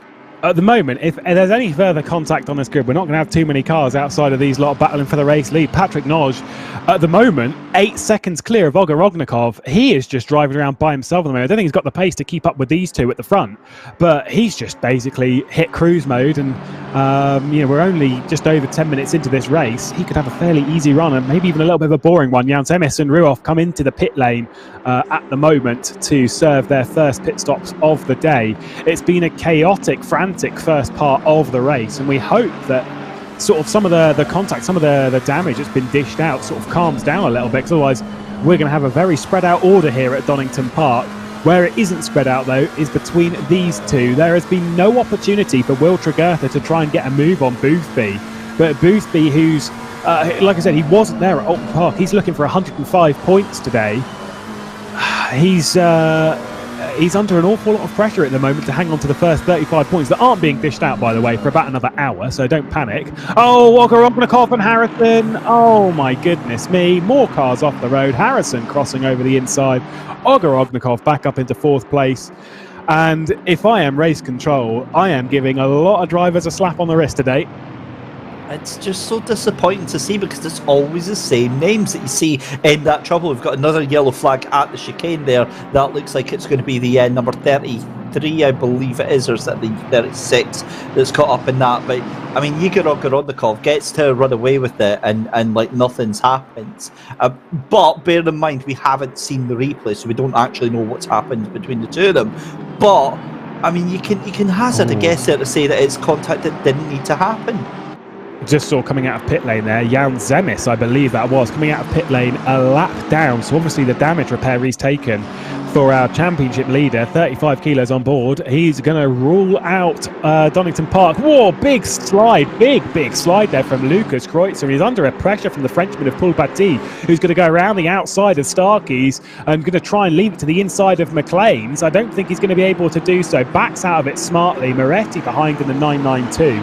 At the moment, there are so many drivers that are under investigation by race control that will try and get replays at some point. But like I say, I feel for Mike Gower, who's going to have to try and figure his way through all of this because so much has happened. That's Ruoff going a lap down after that contact with Jan Zemis coming out of the old hairpin. Oh, I mean, that is a manic opening 15 minutes. Yeah, I mean, I'm desperate to see a replay of that move by Niels van der Kekelt. So out of character, taking out Jan Zemis there, and Jan Zemis getting sent flying across the track and into Ruoff just 2 laps ago. But you're absolutely right. I mean, it's so much drama has happened in the past 15 minutes, and I've got to be honest. I mean, Lewis, where does self-preservation come into this? This is a 2.5 hour race, 2.24 or 2.4 hour race. Where does self-preservation come in? Where does people start thinking, I need to keep this car clean for the next 2 hours? Fine, the last 25 minutes, absolutely go and have at it. But I mean, this is just absolute craziness right now. You see drivers playing more of a long game in a touring car race than what we've seen so far in the opening 15 minutes of this race. Moretti, who was quite close to the back of Batti just a lap ago. There's obviously been a couple of issues here as Kafer is a fair way off. That was Owen Wenlock skipping across the outside of the old hairpin, and now he's got Marcel Fusi going to try and make a move on him around the outside of McLean's. That one's never going to work between those two teammates. Anything happens between these two, and Christian Kelly will be a part of this. And of course, your favourite car, Mr. Bridport as well, somewhere just a little bit further down the order. Just saw him in the white car scooping through the back end of shots a second ago. Jan Zemis is the driver in this Porsche directly behind. Looks like a repaired front end on his car, if that is Jan Zemis. And yeah, he's going to have a long day ahead at the moment. Well, oh, that's Kafer. There's Kafer gone. There's another one going grass tracking around here, lawn mowing, or whatever you want to call it. And there's a position as well as Fusi's going to drop behind Christian Kelly. Going to hold it around the inside at the Melbourne hairpin, but all the way around the outside for Kelly. He's going to leave him the inside at the final corner. And it is going to be P11 for Kelly, potentially, if Fusi can't do anything about it. He was 7th position here on Super Saturday 2 in the Mercedes, was Marcel Fusi. At the moment, 11th position after qualifying in 16th. I mean, it could be worse for him. Could be worse. Certainly could, but it's a good start. Right, this is a replay. This must be the start then, as we see Callum Bridport getting pushed onto the grass, and that's down in towards the railway bend. You hate to see it. Tries to come back on to the track. Yeah, that's not cost him massively. I mean, that could have been much worse. I just watched myself manually on YouTube, watched the replay of that Niels van der Kekelt incident on who was it he sent off? It was Jan Zemis. I've got to be honest, he is going to get absolutely mauled by race control for that one. That was on the punted under brakes into the right-hander, and yeah, that for me that looks really bad.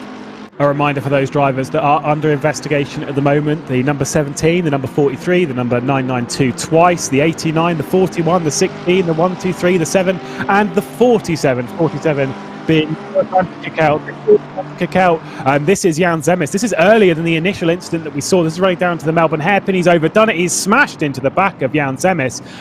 Waited for a little while again. There was contact as Jan Zemis lit up the rear end, which for me is a little bit of a slap on the wrist to Jan Zemis as well for being spun and then spannering it around.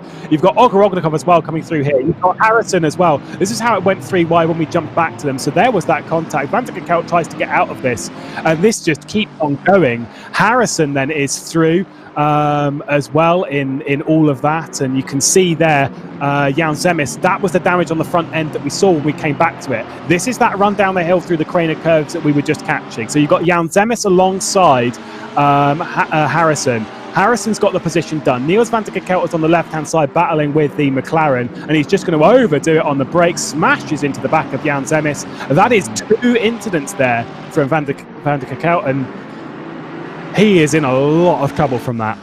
In isolation, that one at the right-hander down the hill after Craner curves looks like it would maybe he'd accidentally misbraked and rolled into the back, but after that contact at Melbourne hairpin, I'm not so sure now. I putting those two together, something has happened between those two, and that, for me, that looked like a very aggressive and almost deliberate move to push him out of the way. So yeah, I think he's going to get absolutely destroyed by race control.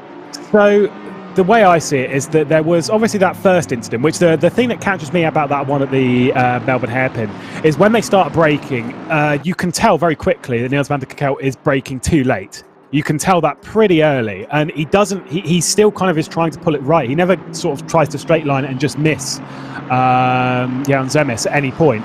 And obviously what makes it doubly bad is then he lets Jan Zemis back through and then hits him again, both of which I think are fairly innocent mistakes in the sense that I don't think there was any malice involved, but there was 2 very, very costly mistakes to Jan Zemis, and if I was Jan Zemis, I would be very, very unhappy with van der Kuyt. We're seeing the battle for 4th position though, as Ogorognikov's defending from Harrison. The longer these battle, the more everyone else is able to pull away towards the top. Owen Wenlock at the moment is defending for Christian Kelly after running wide, chops the nose of Christian Kelly running into McLane's.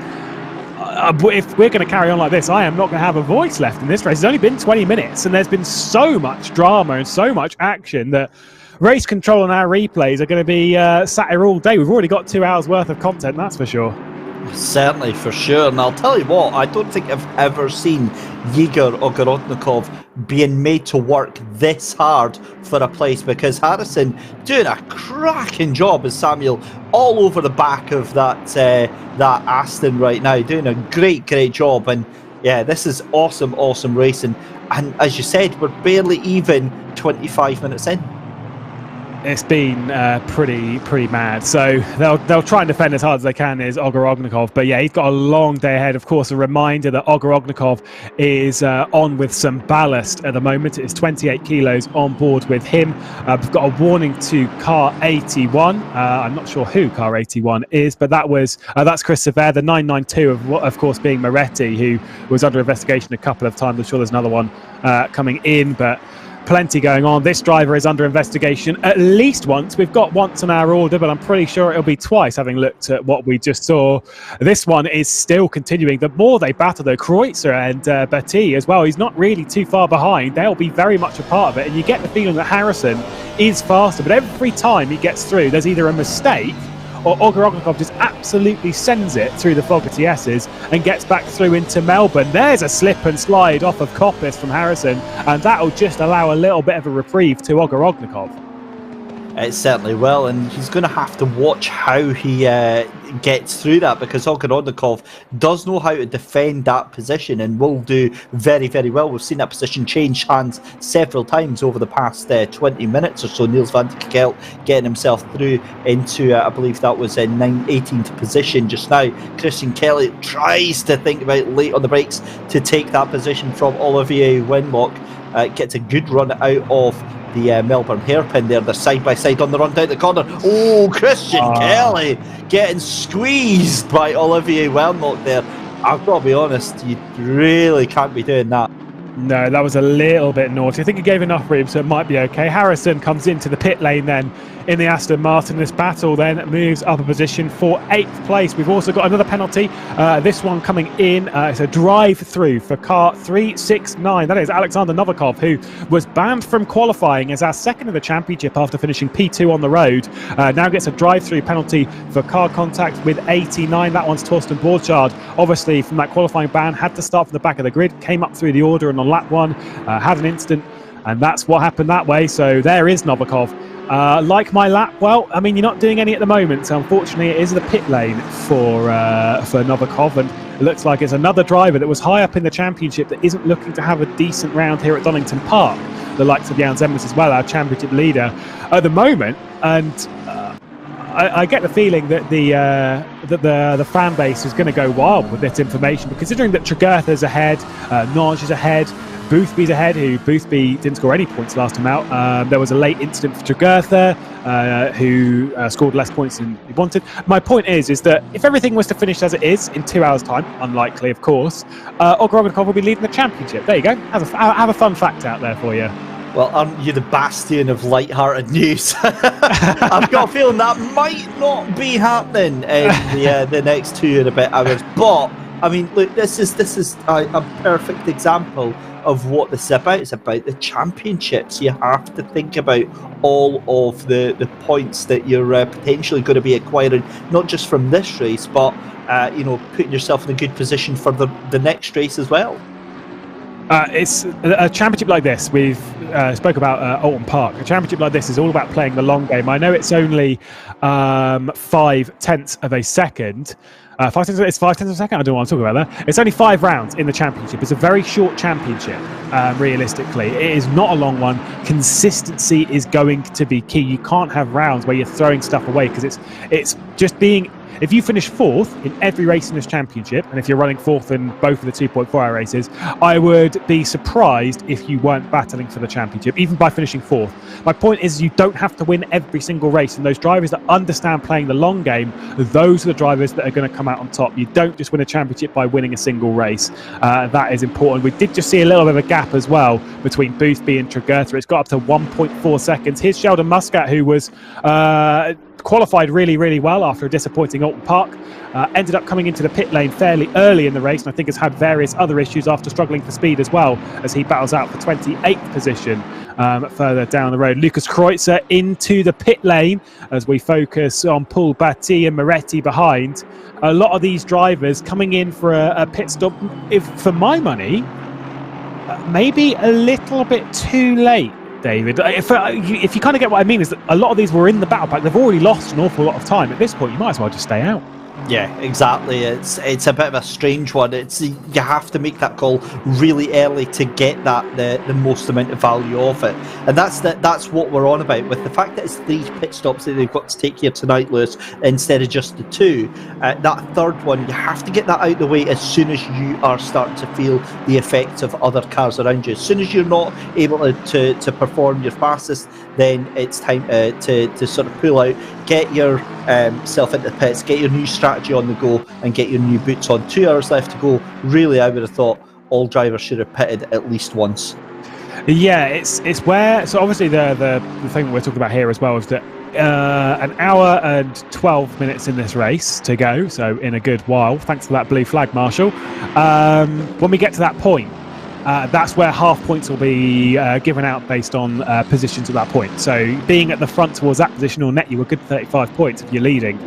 It's all about then pushing the tank as far as you can go. If you think you can push the tank around that kind of time, fair enough. If you fancy going for a slightly undercut or something like that, just trying to get ahead at that point will net you a 35-point gain automatically. We'll obviously follow that one when we close in on that point, but it's a little bit way out at the moment.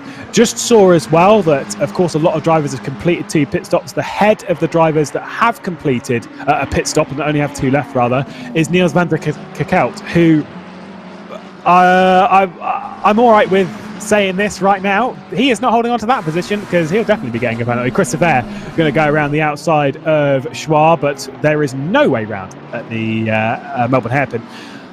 But yeah, for van der Kakelt, I think he's effectively out of that one. Harrison, though, very good spot in that 217. Yeah, I think it's safe to say that Niels van der Kekelt is a way to get absolutely smacked round the head with a wet fish from race control, and that is putting it very, very mildly. But yeah, I mean, look, Harrison in that 217 is, you're absolutely right, he's looking very, very good indeed. But another driver that we haven't really spoken about at all in that 17th place and still up there as well, Christopher Wolfgruber. Now, he has done a massive undercut because he was running, I think he was actually running in the top 20 for a while, and given that he's already done 2 pit stops, he's looking quite good for doing an even bigger undercut right now. He's in a very good spot. Obviously still has a couple to go as Paul Batty comes into the pit lane from the back of closing in on Olga Ognikov, which I think a few drivers may do when they get to the back of the Russian, considering the weight penalty. Just sort of don't want to get held up by that too much. Inside the top 10 then, my man, Mr. Bridport, in that fantastic livery, leads from Killau as well. And Phillips, who, as I said earlier in the broadcast, pace-wise was doing really, really well at Alton Park, had some great pace back there. Said he wasn't too confident coming into Donington Park, but nevertheless is now running inside the top 10. Of course, no pit stops completed yet, still has the 3 to complete, and he's got plenty of drivers behind that have already completed at least one. I'd still argue that he's doing fine. Here's an interesting point for you. Dr. Glock on YouTube has pointed out that George Boothby is going half distance and he's still on the pace. So he's going to the halfway point in the race, potentially without pitting at all. And if that is the case, I mean, that is 3,000 IQ strategy right there to get the points and then just get all of your pit stops out of the way. I did wonder if there was any driver that was going to try and push it to the hour and 12-minute mark and then come into the pit lane and then serve 3 penalties in the final half of the race. I do know one driver who may not do that. I said this before in the broadcast as well, that Dragertha was going very aggressive on strategy here, and obviously that kind of, we'll see how that one plays out. My point from that is that maybe going to the halfway point and pitting at the other afterwards isn't the best strategy to gain the race victory, but it may be the best way to gain points, extra points in this race, because you think of it, if you lead at that point you get 35 points, and if you finish second that's like 56 points or 60 points rather, so you'll net more than maybe trying to go for the race victory and then not being high up. I understand what my point is, but it's a very hard one to make.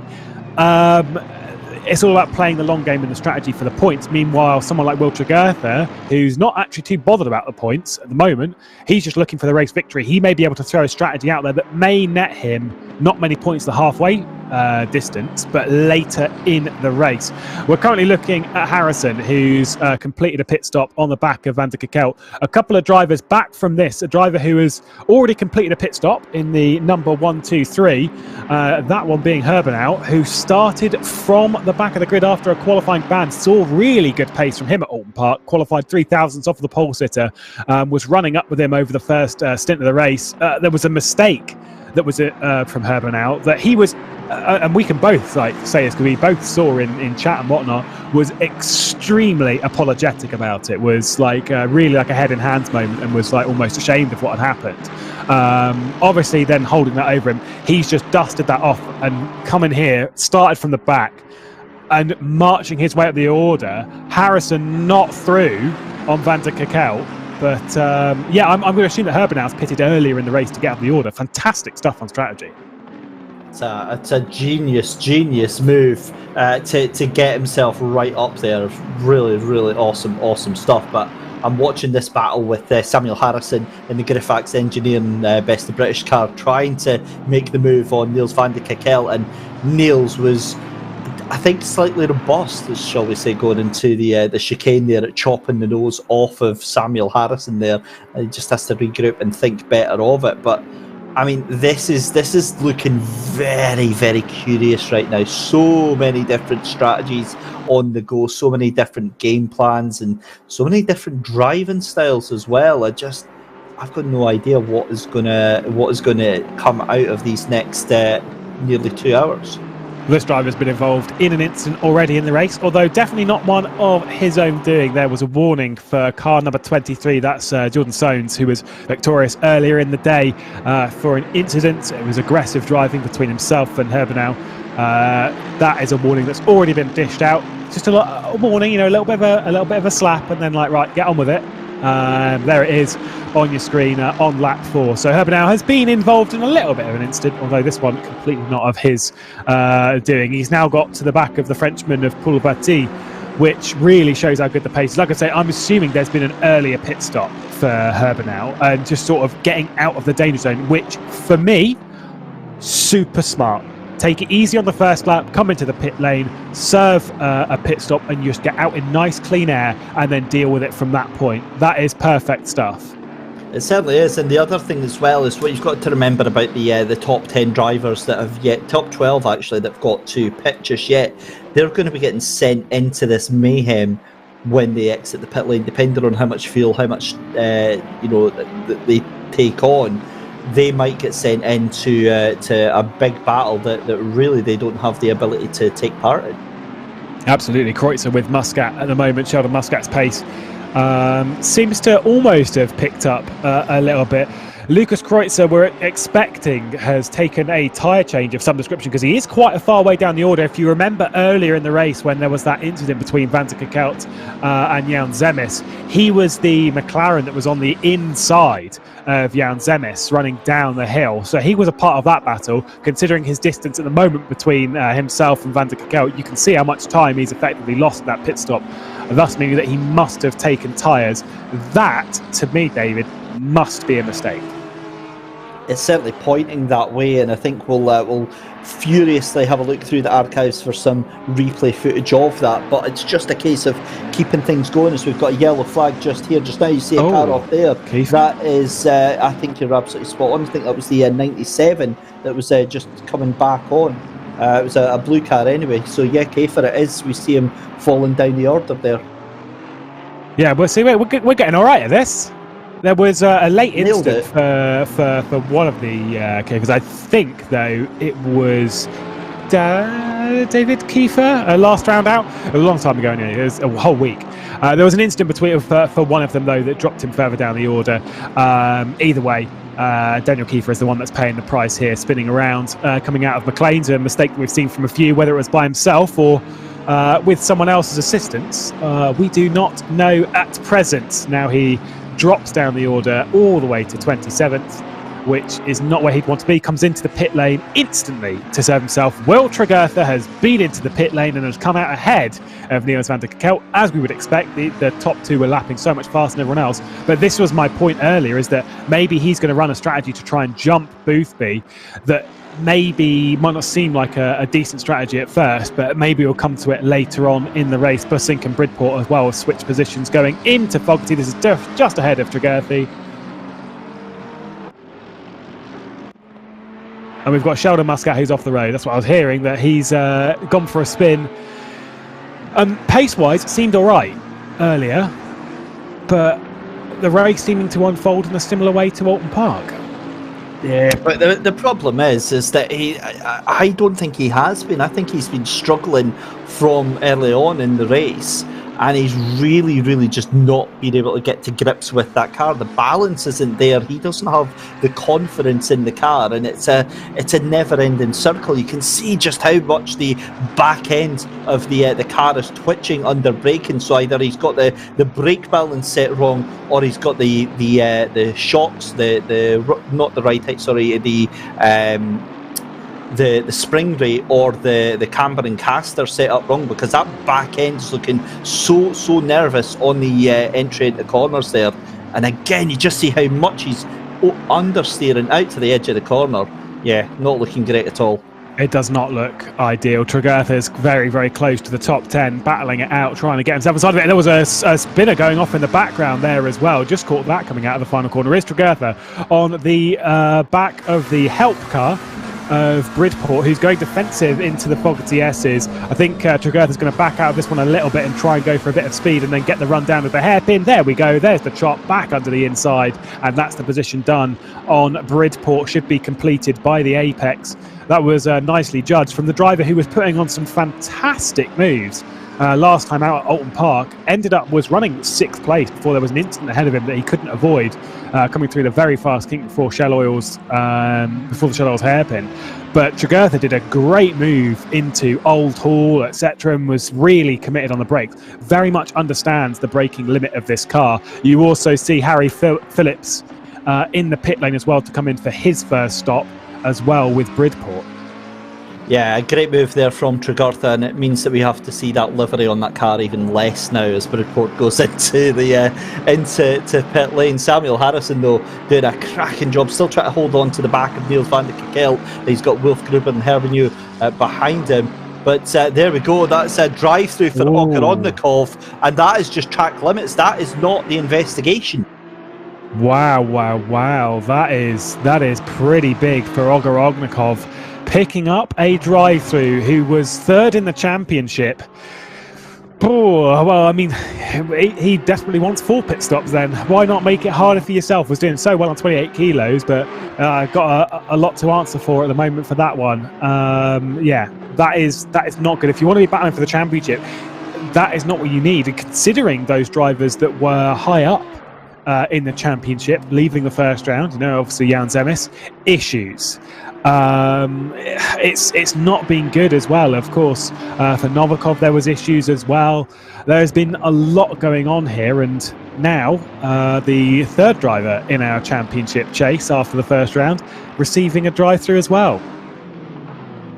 You hate to see it. So he's just served it, and that means that is out of the way. So he comes out P7, but again, that's not including the one that he's under investigation for. I think it would be harsh if he does get a penalty for the contact earlier on. He did miss break into the Melbourne hairpin, but yeah, it's a difficult one. Paul T up to 15th place after his pit stop. But David Perel, having done a pit stop, is up to P17 as well. So that's a good recovery drive from him, because he was down in 25th, 26th place. He qualified 21st, and I think just sort of dodged through it coming through in the first lap, but taking a pit stop early. It's weird. He's an all right driver apparently, so I'm wisely informed by this race so far. He's doing fine. Good on him. But no, he's looking pretty quick and seems to be getting faster as the race goes on. He's got 5 seconds to close up on Paul Batti. This is the driver that we're focusing on now, David Perel. A fair way up the order, but certainly not an unsurmountable gap, certainly not with an hour and 44 minutes left to go. Herbenau, who was very disappointed with the run back at Alton Park, had issues as Van der Kekelt's going defensive just in the foreground, coming through shot on Harrison. Herbenau has closed up to this battle and is super a part of it now. Well, I don't know if like victory's on the cards, but I wouldn't necessarily rule out a podium. Yeah, he's doing a huge charge here, and I think the cork in the bottle right now, Niels van der Kekelt, and that is a phrase that I never thought I'd be saying, because we know the pace that Niels van der Kekelt has got, but with some huge penalties hanging over his head right now. Oh, a bit of a wobble there from Alexander Herbeneu there for the Black Falcon 123 machine on the exit of Redgate there. That's going to not help him at all. Look at the closing speed from Samuel Harrison on Niels van der Kekelt here as they come through the bend here and on the run up towards McLean. So he's really just biding his time, really waiting quite patiently to make that move when he's actually got the chance to actually have it. I wonder if it's going to be on the exit of Coppice here. Potentially. Harrison's he's been I don't want to say he's not been good at overtaking, because we've seen him overtake Ogorodnikov a couple of times. It's just he's not very good at executing a move and then staying ahead, and that's sort of the issue. He must be getting bored looking at the back of someone else's car, because he was stuck over the first part of the race, over that first stint. He was stuck behind Ogorodnikov. Now he's stuck behind Niels van der Kekelt. We focus further down the order as David Kiefer on the back of Alexander Dorokot, one of the drivers who was banned from qualifying, is directly ahead of him. He's got the other Bentley of Sheldon Muscat behind. Mesa as well is not that car behind. He's away further back. But Sheldon Muscat, who's now letting him through. Oh, that is Boothby coming through then, because it's blue flags coming out. That makes an awful lot more sense as they try and battle it out for position. Battling for position whilst letting through leaders is an art form, because you have to be so focused on what you're doing. but then this thing comes up behind you and is like, yeah, by the way, I need to get through. That's really distracting and really hard to sort of focus your way through, because you need to obey blue flags. It's very, very important that you do so. And now he really needs to get out of the way of Boothby.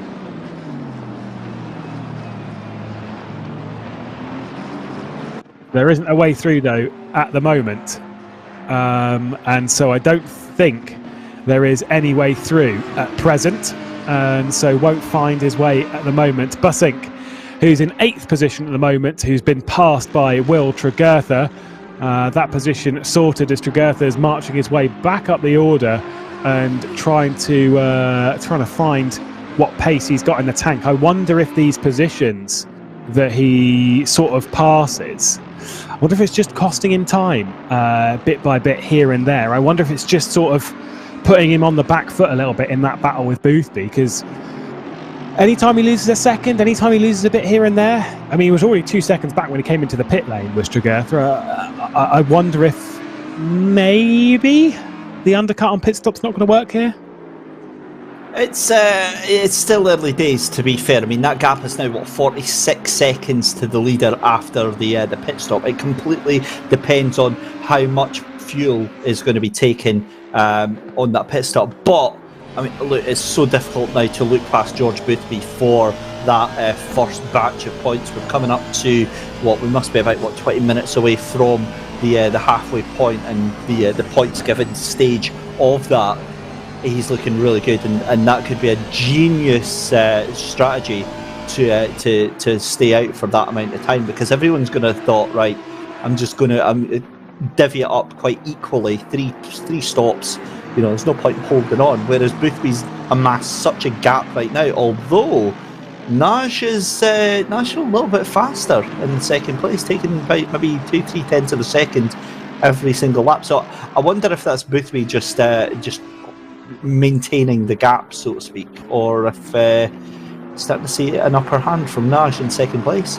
Yeah, Patrick Nodge is he's looking pretty fast at the moment, but this is like kind of just what I want to get across is that we know that Boothby wasn't there last time out. Patrick Nodge was a driver who retired very early last time out. We're only 2 rounds into a championship, and this is where things get really, really interesting, because we had the people that weren't there or didn't do well last time out are now towards the front end. We've got people who were at the front end last time out now struggling. As I said, Novikov in the 369 is already out of the race after a lot of early issues. Yegor Ogoroknikov, I mean, he's in the best spot at the moment, currently in 6th place. Obviously has served a drive-through penalty for track limits and is slightly under investigation, although I do side with you on that one. I think a penalty might be a little bit harsh, but I think there might be a warning coming his way. He's still in 6th place though, and still has 3 pit stops to serve, and he's got Tregurtha behind him. Whether there's going to be a podium today, I don't kind of think so, but we'll have to wait and see. He's also got 28 kilos on board as well. Jan Zemis has been involved in incidents. Marcel Fusi hasn't looked particularly quick, Mr. Super Saturday.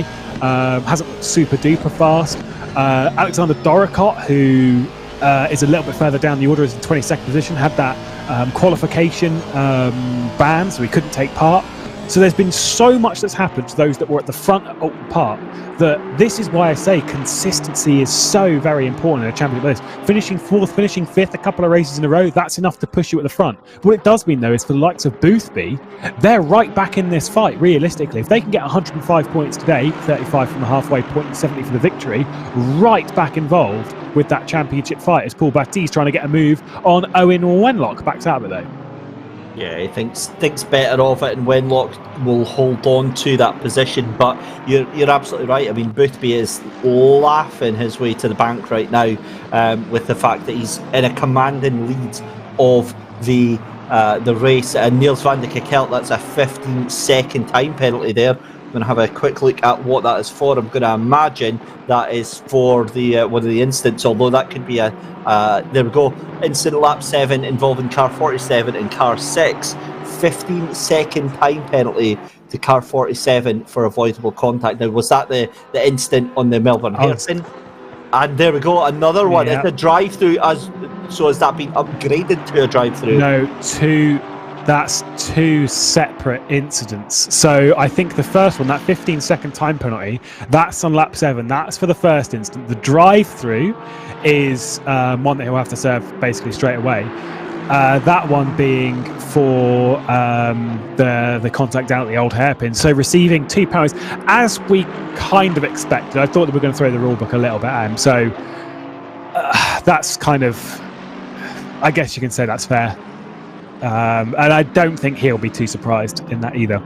I think he actually got off very, very lucky with that. I've seen drivers been disqualified from less than that in races, but at the end of the day, the mitigating circumstances in that first accident is that he did roll off and did let the other car get back through. So I think that does save a lot of his bacon in that one. And again, taking it completely separately, that second incident, you could argue that he just missed his braking point and accidentally went into the back. But the problem is, you and I alluded to earlier, taking both those incidents together in context, it starts putting other questions in your head. But that's it, it's done and it's dusted. Race Control have made their decision, and Niels van de Kekkel, his race today has just been absolutely torpedoed. I mean, both of those incidents, like for me, from how I view it, they're both like accidental. They're both very, very silly, but they're both just completely accidental. He's just missed his point. I don't think there was any malice involved. There wasn't any aggression sort of involved in that. He just misjudged it, was battling hard, trying to hold a position coming down to the old hairpin, misjudged it and smashed the back of Jan Zemis. And Jan Zemis is the one paying the price, which is a bit of a shame. But now that bill comes round and is shared between himself and Van de Kekelt, and now has to do his fair share as well. I'd also agree he's probably a little bit lucky. The 15 seconds is, kind of, I guess, fair enough, because down at the hairpin it wasn't too bad, but the one of the old hairpin though was, I don't know. I'd say that's probably about what I would have given as well, drive through in a 15-second time. But this battle though is continuing. Owen Wenlock and Paul Batty, who's got to the inside, the Porsche behind of Käfer, is not for position. That's a lap down on these two, as that position is done down the inside for Paul Batty, and he's got himself up into 13th position. Patrick Nodge into the pit lane, Moretti into the pit lane, Bussink into the pit lane as well, as we focus on Lucas Kreuzer on the inside of Chris Sever, and that move will be done out of the hairpin as well. But we know that outside run is definitely one that you can sort of hold to the inside. Chris Sever doesn't fight it at all. No, he's looking very, very cool, calm and collected in that car, I've got to be honest. And George Boothby coming out of the final corner there, I wonder if he's going to jump into pits. Of course he's not, he's going to stay on. And I can't help but think that George Boothby has pulled an absolute masterclass of strategy with this race right now. I mean, 2.4 hour race with halfway points getting handed out. I mean, I think he's caught everyone by surprise.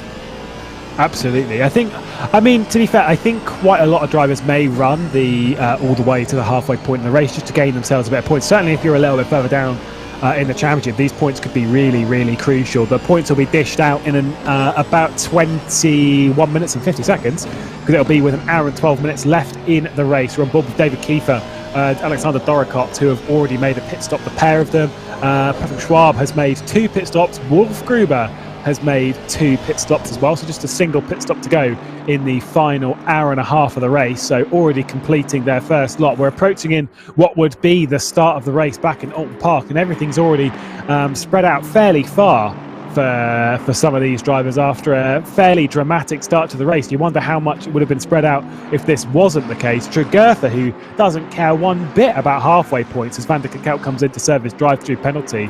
Tregurtha's already back up into 5th place, is the leader of the drivers who have already made a stop. And to say that they were around 10 seconds clear of that chasing pack of the podium sitters behind when Tregurtha came into the pit stop, the fact that Harrison is 7.6 seconds back probably says a lot about how fast Harrison's been, and maybe if this has been the right call from Tregurtha, he's now got to get by Ogoroknikov though. And that is not going to be an easy feat. We know how fast Ogoroknikov is, and we know how fighty Ogoroknikov can be as well. However, still another 2 pit stops to go, so I mean that could be a very easy thing, but again, the pace that Tregurtha has got is superior right now to Ogoroknikov. But yeah, I mean, here's the thing, and again, Dr. Glock pointing this one out, the setup on McLaren absolutely is excellent. Kello jumps into the pits, but not 100% sure George can get the win with 3 stops still over his head, and you said exactly the same thing. You might think that he can get the win in terms of the halfway points, but he's going to go to maybe 2nd or 3rd because of those 3 pit stops. Potentially. I mean, the thing is with Tregurtha, as Christian Kelly's battling it out with Kreutzer, who's got to the inside. Van der Kekelt, after his drive-through penalty, has already come in and come out in 15th place. As we see that battle, we've still got 15 seconds to serve. Christian Kelly was nearly diving it down the inside, and Kreutzer and Sever are a part of this. There's Van der Kekelt into the pit lane to serve another pit stop, and will tick off the 15-second time penalty. As well, for good measure. This battle will continue in the mid-pack. We've got... Oh, I was wondering if this was going to happen, because I did say that for Jan Zemis, it was a little bit of a dodgy rejoin when he lit it up after being hit. But I think as well, we've got incident. This is it. That's just come through for car number 6. That is a stop and go 30. That is a big penalty for an unsafe rejoin. That is Jan Zemis. So that is a big slap on the wrist. Oh, there's contact as well behind. That's Sever, who's been smashed off by Moretti behind Christian Kelly. That is a huge hit. There's Jan Zemis into the pit lane to serve that 30-second stop and go. But we'll need to take a look at that. That was a huge hit. For Chris Sever. Wow. That was less of a hit, more of a bonk, I think, is the phrase that we would use with that. And Christian Kelly getting a drive-through, that'll be for track limits. I'm kind of mixed feelings on that one about the unsafe rejoin. However, if that is for where he went across the grass and then spun right back across and collected another car, then absolutely. If it's for the one at the Melbourne hairpin, yeah, I'm not so sure about that. But are we going to have an argument? I'm not sure. Are we going to have an argument? I think we might. No, I think we might need another replay, because I was less focused on the rejoin, so I didn't even actually see the unsafe rejoin. I take it he just put the foot down and just fired it back in the middle of the track. As far as I saw, he once he'd been spun around, basically just held the throttle down and then just carried straight back onto the racing line and made contact. And I believe as well it was contact with Novikov as well, for good measure, which is the person second in the championship, which isn't ideal. So there was that. There was also a couple of other things, but obviously the one that we're getting here is on lap 8, so that is down to the old hairpin. I wonder if they were looking at it and sort of include lap 7 and lap 8 into sort of like one thing for him, and maybe that's why it's a stop and go 30. We didn't quite catch his one of the old hairpin too well. It was just sort of in the background, and we saw him make contact with the car who's directly ahead of this, Mika Ruoff. He's ahead of Harrison at the moment after completing 2 pit stops for Harrison and only 1 for Ruoff. But it was that car that he made contact with, did Jan Zemis coming back. But either way, stop and go 30 already served, now in 33rd place. Not good for our championship leader. I'm looking at the penalty that was given to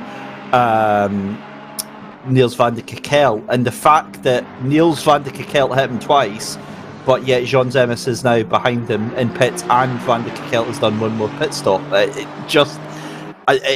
In my head, it doesn't add up. But again, here's the contact with Sever here, and I've got the feeling, oh my goodness, we just absolutely sent to the moon on that one. That'll be a penalty for Moretti. Yeah, that's poor. Oh, that'll be another one dished out then. So another careless mistake. I think the reason, though, that Jan Zemis was in the pit lane for so long was because of the damage that he got when he rejoined. And so that's why I kind of wouldn't count those two, because he did get a large hit from Ruoff when he rejoined the circuit. And I think that's kind of a bit more a part as to why he's so far down the order, less so with Van der Kekelt. I mean, Van der Kekelt after that is towards the back end of the grid anyway. So I think, like, maybe you could say he's had his bit served, but I'm sure it's something that we can investigate plenty. Oh, Van der Kekelt getting drive-through again. Was that track limits? I think so. Oh, no. I think so. There we go. We're picking them up.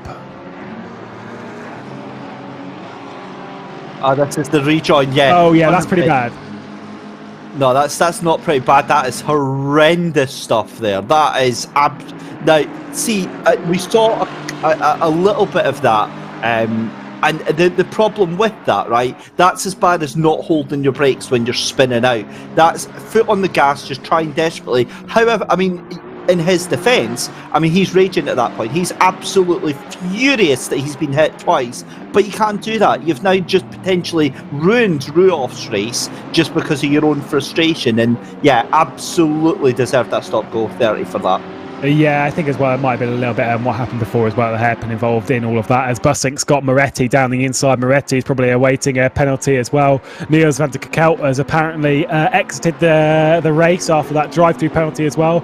So a race not gone well, and where he had pace earlier, it's come to nothing, and a retirement for him. Bussink at the moment was passed by Moretti down at T1. That car behind is Jan Zemis.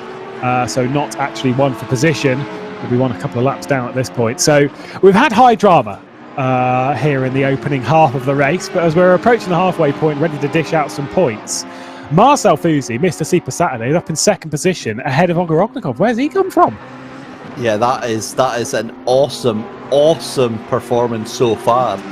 Marcel Fusi, this is the problem, is that we never talk about him because we just don't see him all race, and then suddenly, oh no, a huge moment. That's Damien Morato, and that is the Porsche there, I think, of Curtin, that's been absolutely nuked.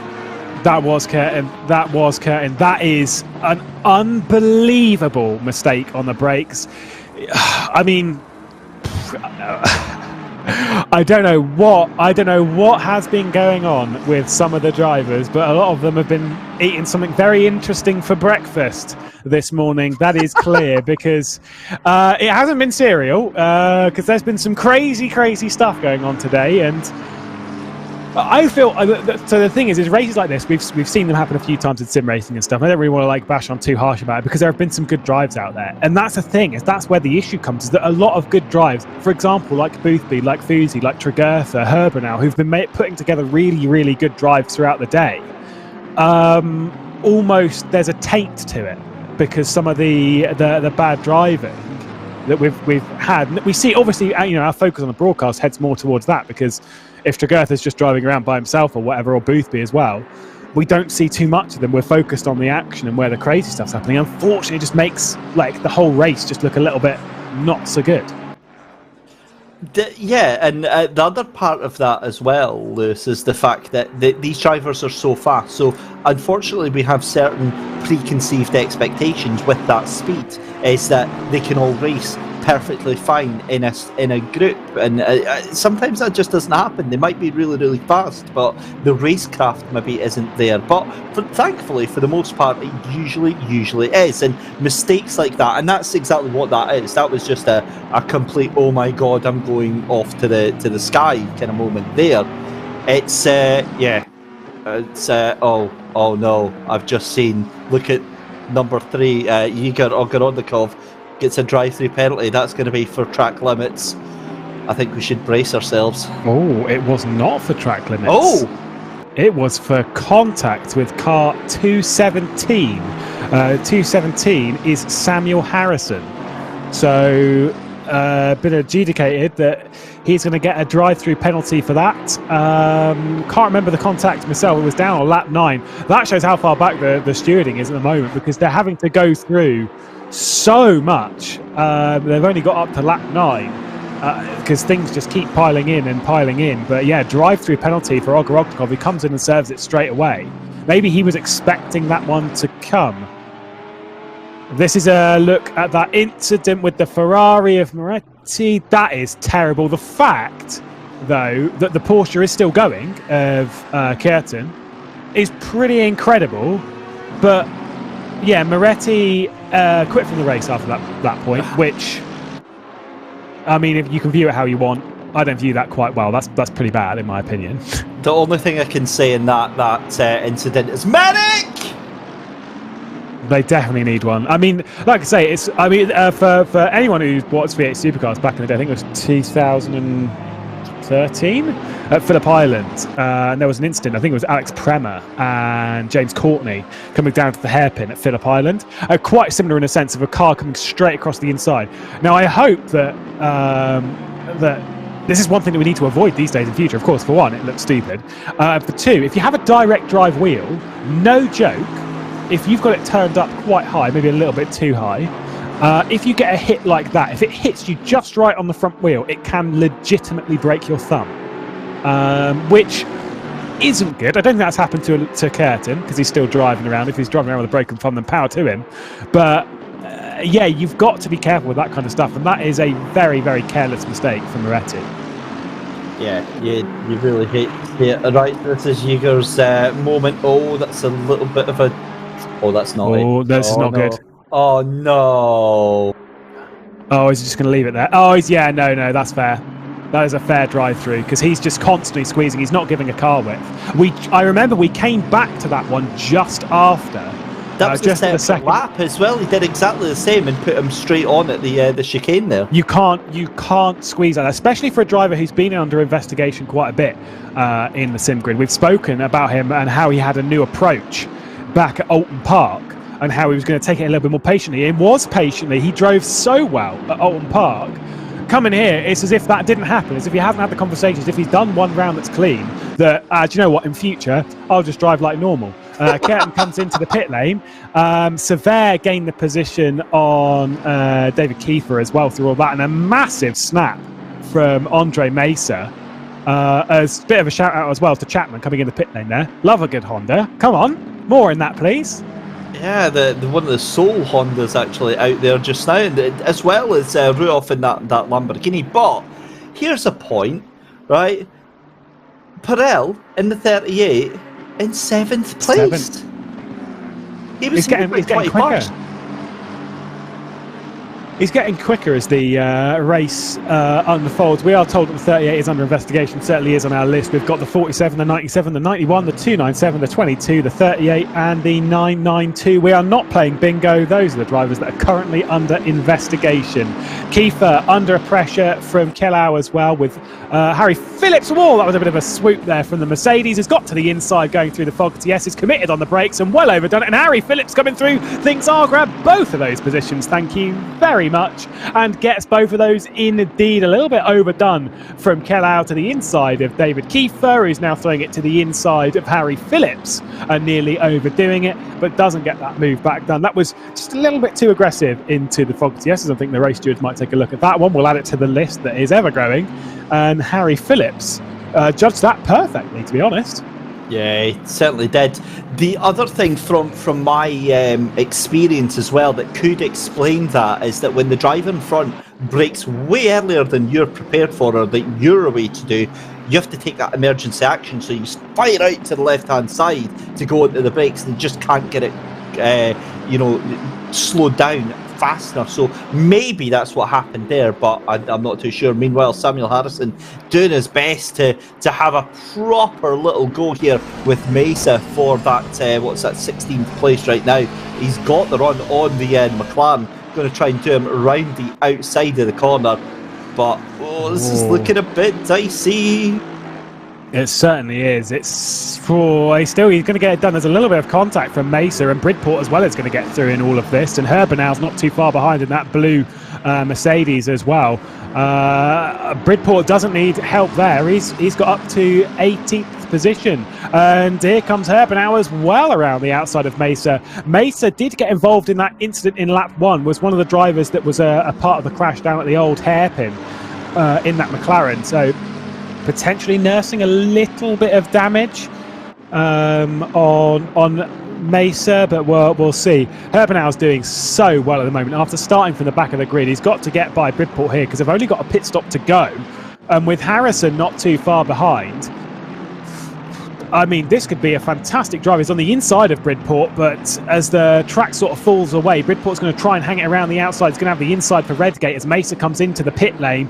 It should be advantage Harrison, and it kind of was a little bit of a lunge too far back, where Bridport's going to lift off and drop in behind the McLaren. Like seeing that, just thinking that that's not really my battle. I'll back out of it and just keep going for now. And Herbenau up into 17th position.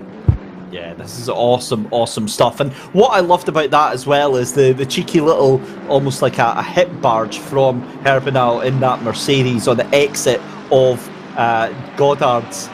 It just looks so aggressive, but obviously, I mean, it's just a byproduct of the way that car is, just forces itself out wide. But yeah, great move to get up into 17th position, and Sever there getting a drive-through penalty. Yeah, that one is for contact between himself and Mesa on lap 21.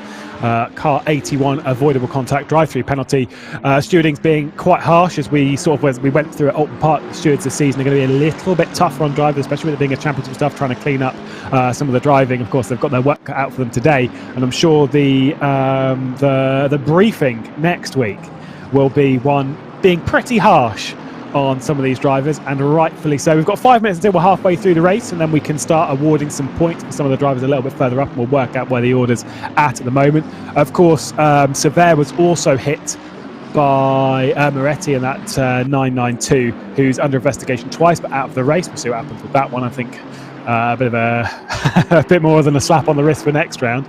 We'll see. As we see Mesa at the moment down in 29th position, having completed 2 pit stops, coming out behind that lovely Honda. Well, if we've given Bridport some focus on the broadcast for that fantastic livery, best livery on the grid, we've got to give a focus to the Honda as well, because I mean, it's just nice to see, isn't it? It is, and to be fair, it's not like it's just here to make up the numbers. Doing a great job of holding on to that position. Let's not forget, right? 30 of these drivers were within 1 second pace-wise of the pole lap here. So, you know, there aren't any drivers or any cars here that are just here to make up numbers. Every single one of them had the potential to be fighting for the podium today. And, you know, with an hour and 15 left to go, who knows what's going to happen. But again, it just shows how the cookie crumbles. It shows how strategy plays a big, big part in these races, and how having a little bit of rub of the luck plays in your favour. Look at Mike Yao getting experimental with the camera, sticking one behind the grill. Nice, wasn't it? But now it's very nice. Really seeing the car of Harrison, that Aston Martin that he is battling with so harshly, and seeing where he can get on the grid. When he got by into 17th position on Bridport, he was a good couple of seconds back, has already closed that one in, as we're seeing Doricott get to the inside of Severa as they run down the hill through the Craner curves and towards the old hairpin. It'll be the inside for Doricott once they get to the old hairpin, as they fling it through the final left-hander and then into the right of the old hairpin, and Harry Phillips is going to be a part of that. Sever's going for the cutback. We're going to try and work it back up the order.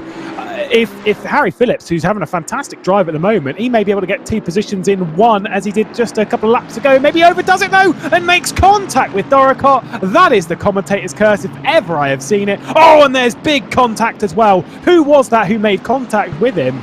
Or is that... Oh no, well, I thought it was Boothby. It was similar livery. That one is Christian Kelly in the McLaren, but whoa, that was a big stonking hit. We'll definitely grab a replay of that one, as Mike Yow's running in overdrive at the moment, trying to grab us what's going on.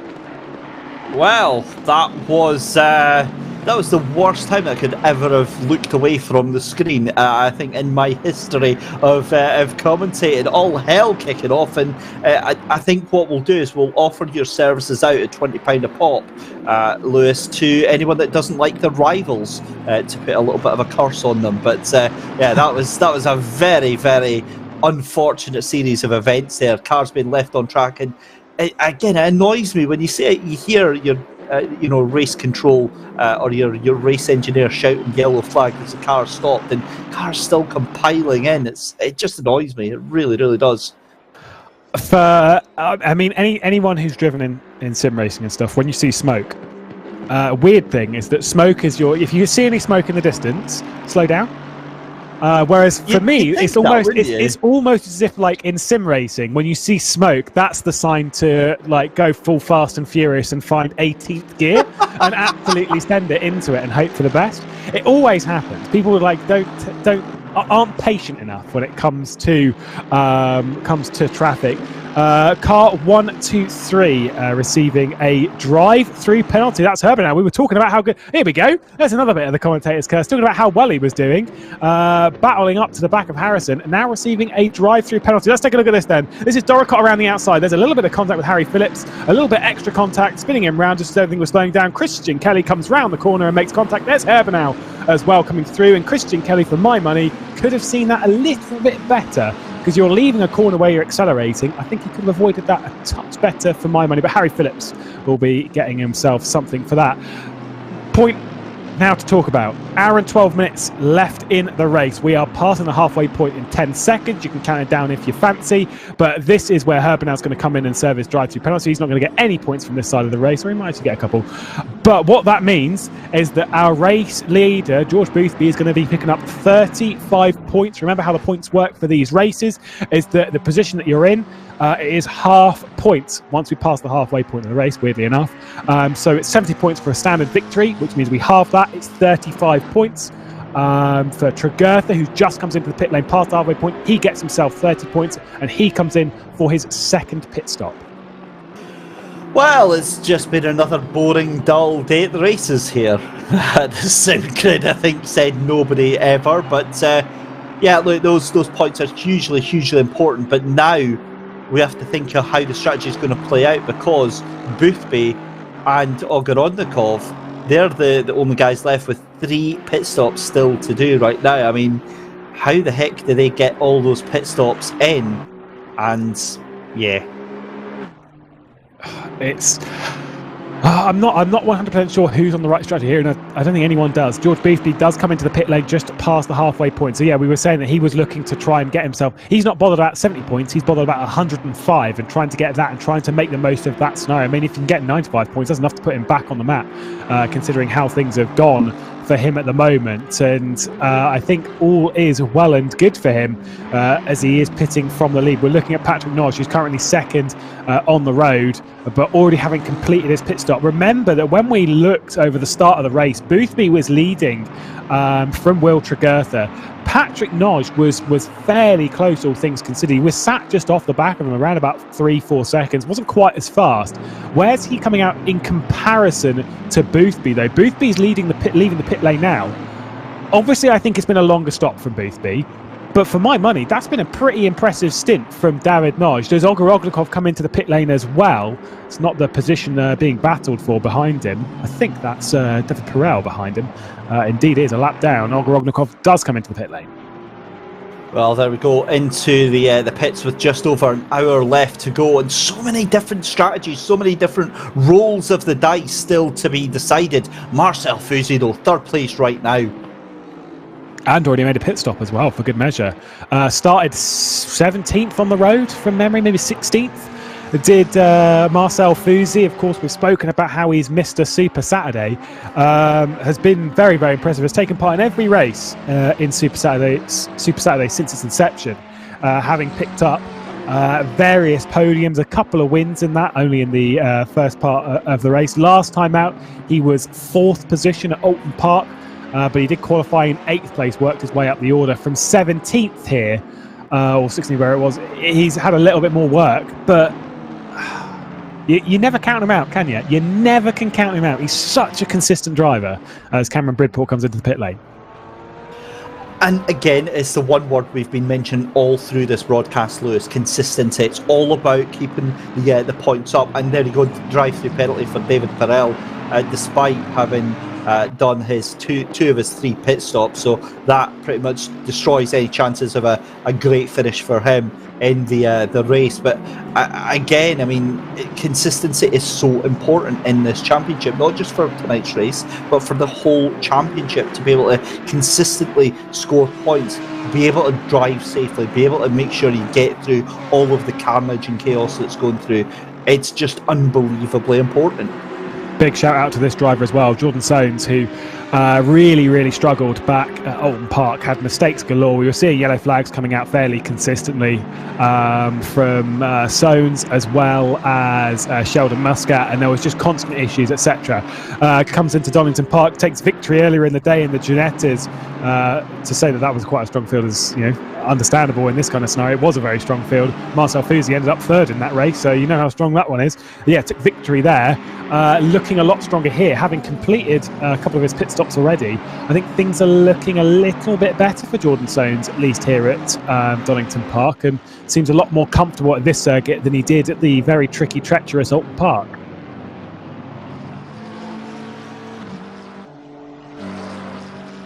Tregurtha, who is currently on screen, only has a single pit stop to go. With George Boothby ahead of him, I wonder where the gap will be between Tregurtha and Boothby once Boothby comes in for his next 2 stops. He's still got his penultimate stop to do. I wonder what the delta is between them. We don't really know how much fuel, how much tyres have taken.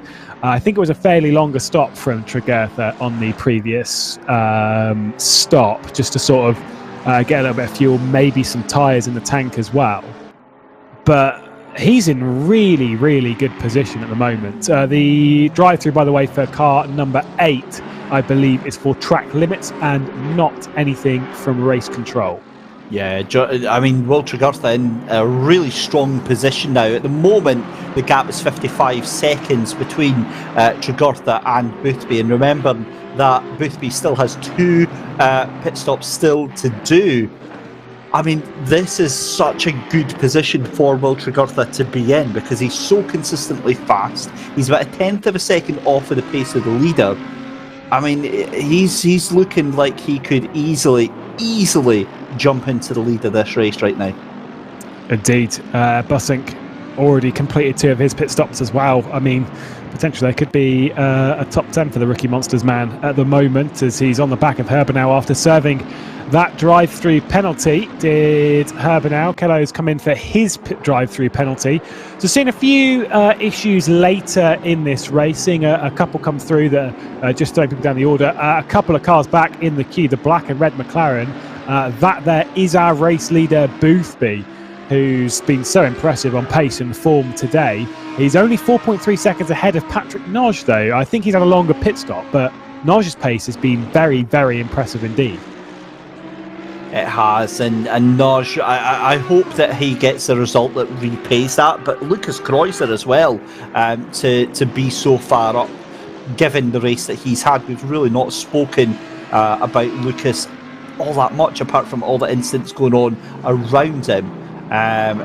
Dave Jones saying that he thinks that the sim is completely different to real life, and yet you hear the likes of James Baldwin arguing the opposite, saying that it is incredibly realistic to be used almost as a training tool. So different opinions on it, but again, it's a difficult argument when you get the likes of, say, Jenson Button coming in here and able to instantly set time screens alight with his similar ability.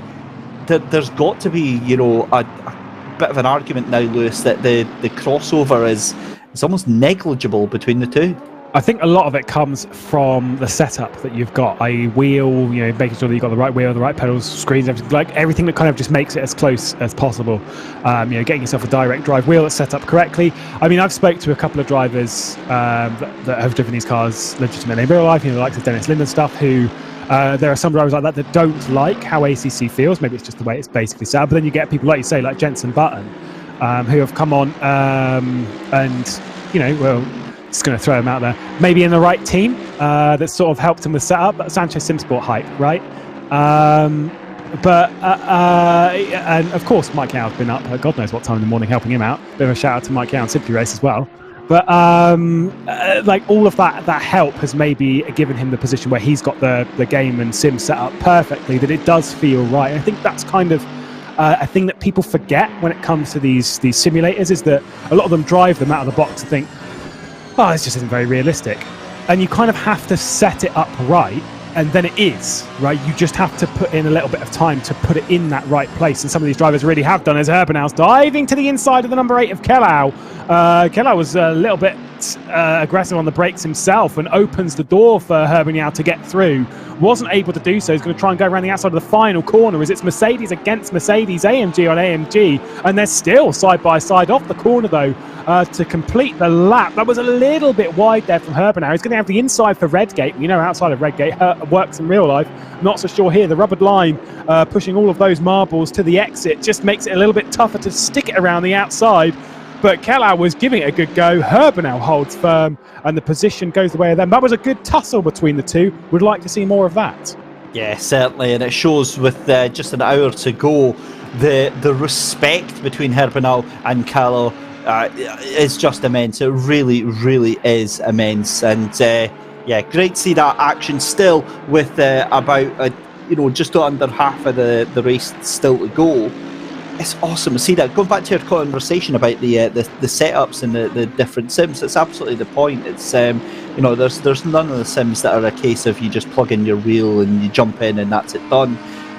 You have to adjust everything for your own individual driving styles, your own individual preference as well. Some people, even down to things like some people like the movement of the car, the virtual movement of the car, or the movement of the horizon. I'm in VR, so personally I don't like that. I think it adds to the motion sickness for me, so I turn all that off. But none of that is options that you have in real life. So it's slightly different in that. But we see David Perel here. He's doing a great job just trying to get himself back into that top 20. But I mean, he's still got one pit stop left to do.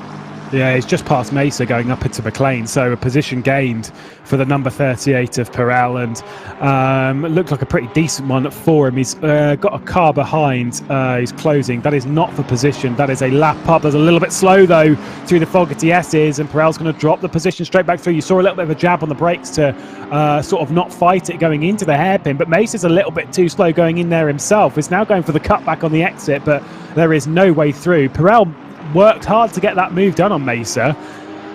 How many times have we seen that though today? How many times did we see that in the opening battle where Harrison sort of got through on Ogorognikov, and then there was a mistake, and then Harrison got passed by Ogorognikov going into the hairpin? We've seen it a few times. We're continuing to see it. It's just so easy to do. It certainly is, and again, it just shows why at every single point in this race you have to have your wits about you.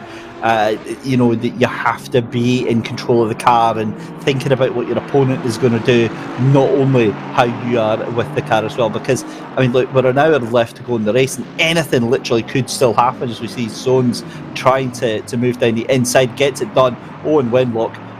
Really, I've got no idea how he managed to outbrake himself there and literally hand that position on a plate to the car there. But David Perel still trying to catch back up to Mesa there for that battle for 21st place. And yeah, this is getting awesome.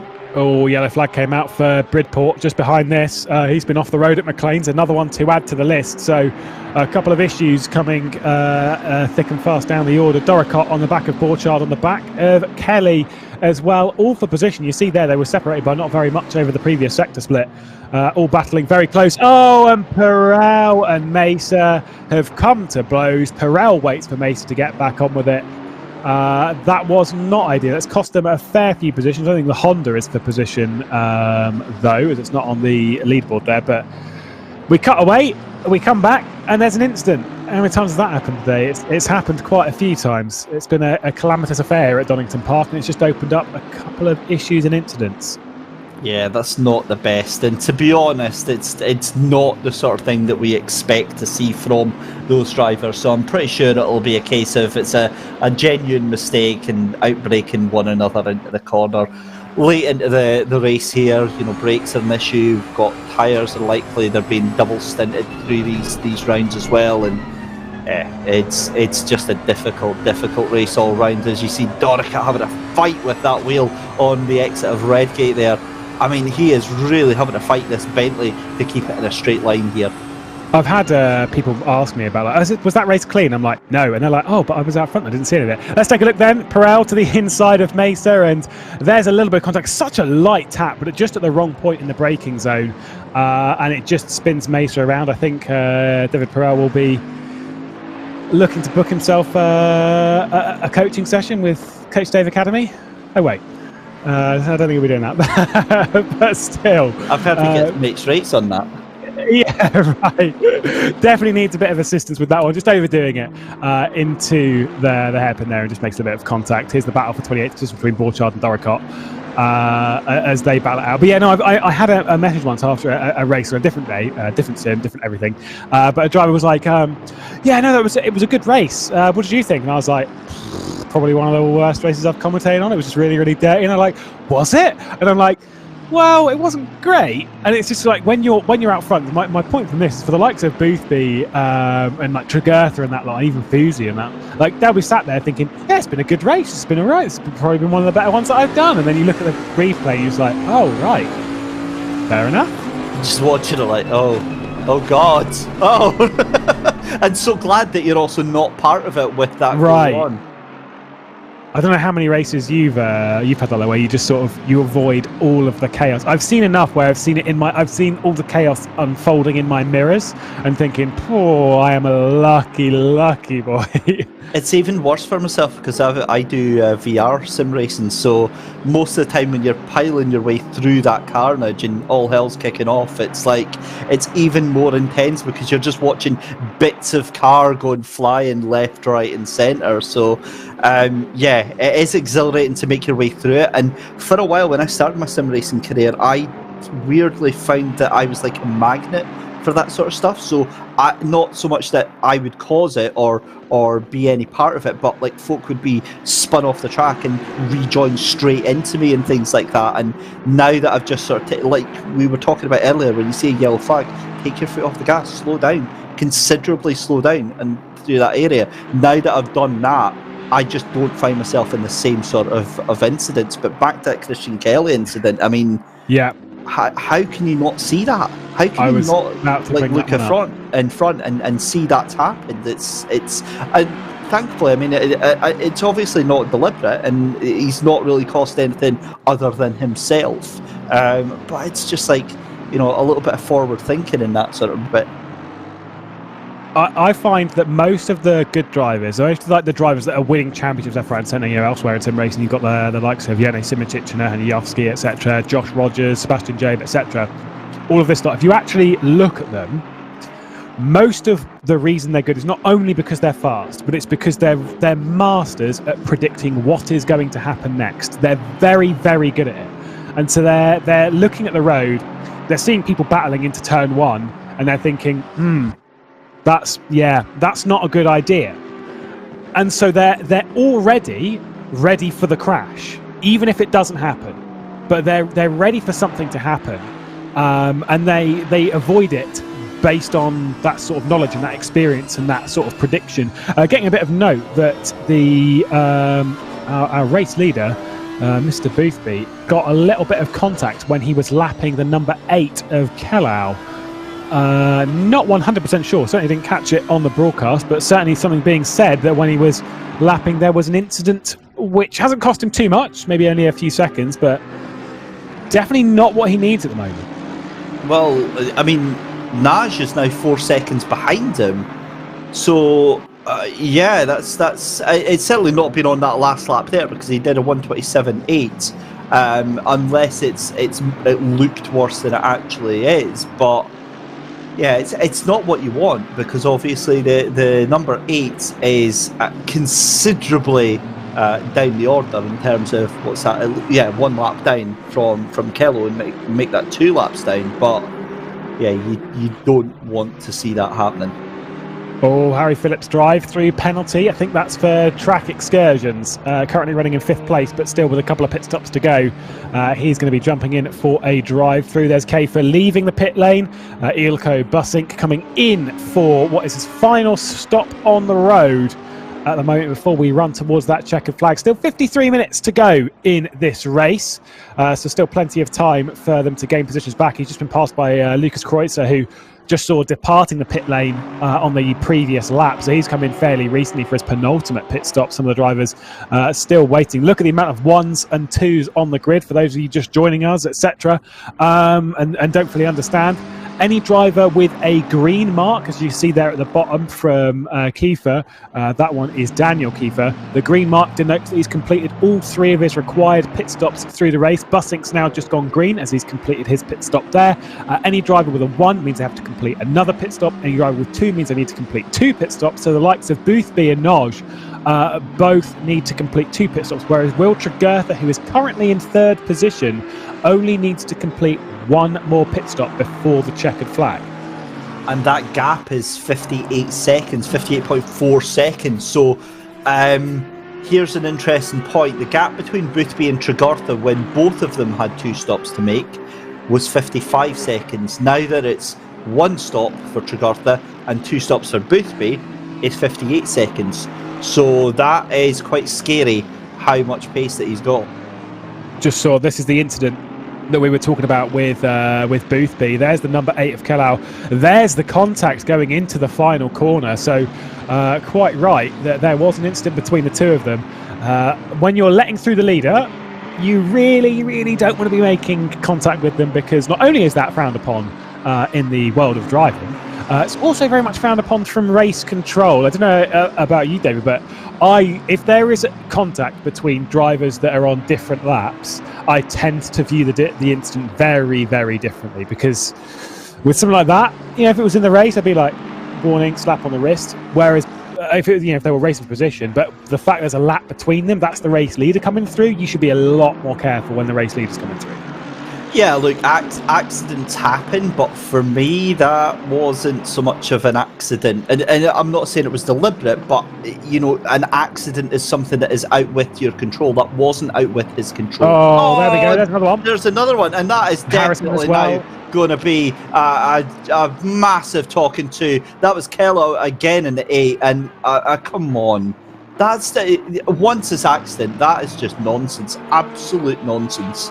That was a little bit silly. I think a lot of the drivers here today have been a little bit pushing their luck. There was a contact with Batti as well. Phillips getting involved in that. He's been in his own share of incidents. Phillips received a penalty for that in the 26. I don't believe so, because that was the incident that we saw with him and Doricott earlier in the race at this corner through McLean's. We've seen lots of incidents. We've seen an awful lot happen. There is so much going on. Got a couple of penalties then coming through. There is one of them which would be for Harrison. That is the incident with Doricott, I believe. He's going to get a drive-through penalty for that as well. There is also the incident between 33 and 91. Drive-through for the number 91. That is Mesa. The 33 is Chapman. So there's an incident there.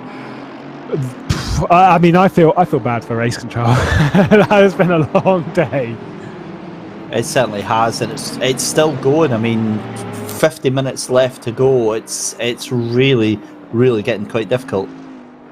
It really is. I mean, I don't know how much your experience has been when it comes to being race control. I was it would have been a year ago. I was part of race control and viewing incidents when we did this WTCR event with the real drivers, and it was a nightmare. Let's take a look then. This is back on board with Kellau. Now you can see Paul Batti run a little bit wide. I would understand why some people might say that Paul Batti was coming back towards the apex there, but that gap really wasn't open for Kellau to try and fight his way into it, because if you look at that scenario, there is nothing that he can gain from leaving it on the inside there, because he was never going to drag the Aston off the corner from that position. So it was just a little bit careless and a little bit clumsy. I wouldn't view that one too harshly, but it was just clumsy. Yeah, I again, viewing that and getting a different angle, I take back the whole thing of like it being stupid. It's one of those things that you can kind of understand happening, but again, you've got to think at this point of view, right? He's just 1 lap or 2 laps after, punting the leader and potentially getting himself into a lot of trouble. Really, I mean, are you really saying that you're not going to be watching your back and just trying to just blend into the background for a couple of laps just to make sure that you don't get any unwanted attention? It's just, I mean, you've got to think of your own race, and fair enough if I think if that incident had happened 5 laps later or 5 laps before even, I don't think we'd even have given that a second look. No, absolutely. We're seeing, focusing on the positives there. We've got Wolfgruber here defending from Grasler, who we're focused on, who's done well to work his way up the order. That was Doricott, who they've just passed. In the background, you can see Yiga Ogorognikov with Herbenau in behind. Marcel Fuzi's not too far back from all of this. Ogorognikov's still got 2 pit stops to go. Meanwhile, everyone else around him's only got 1 pit stop to go, which is obviously not looking too well for the Russian, the driver that is 3rd in the championship with 28 kilos on board. Seems to be that weight penalty has affected quite harshly here. Obviously there's been a lot of issues, a lot of mistakes, a lot of that kind of stuff, but the weight does seem to be causing quite a lot of issues for these drivers. I would say that Donington is a track where certainly we would see the weight play its part. Even though there's some touring cars, it plays quite a large part. Does the weight, and there are some circuits where it's probably less so. You know, like the Silverstone and stuff. They don't tend to see quite as drastic on it. Drive-through penalty though. Oh, I mean, the commentators, I'm adamant the commentator's curse doesn't exist, as there goes down the inside as Herbenau really committed on the brakes. That was way too much, and over he goes, and Olga Ognikov gains a position back. Oh, look at that. There was nothing between the two of them leaving the corner. You could definitely put a cigarette paper just about between the two of those, but no way through. Olga Ognikov just about timed that right, and there was no way through for Herbenau. Just overdid it on the brakes. Just Herbenau overcooked it out the exit of the chicane here, and I've got to be honest, I kind of want to keep an eye on that, because that is looking very, very tasty. Herbenau not taking no for an answer, and we know that Olga Rodnikov is not going to enjoy this, because potentially this is going to put him out of the top 10 with the fact that he's still got 2 pit stops left to do. He's got Grasler behind him. Fusi is on par for getting a decent result out of this. Oh, and on the grass out of the old railway corner there. Herbenau really, really struggling, but just shows how fast and how much he's pushing Ogorodnikov right now.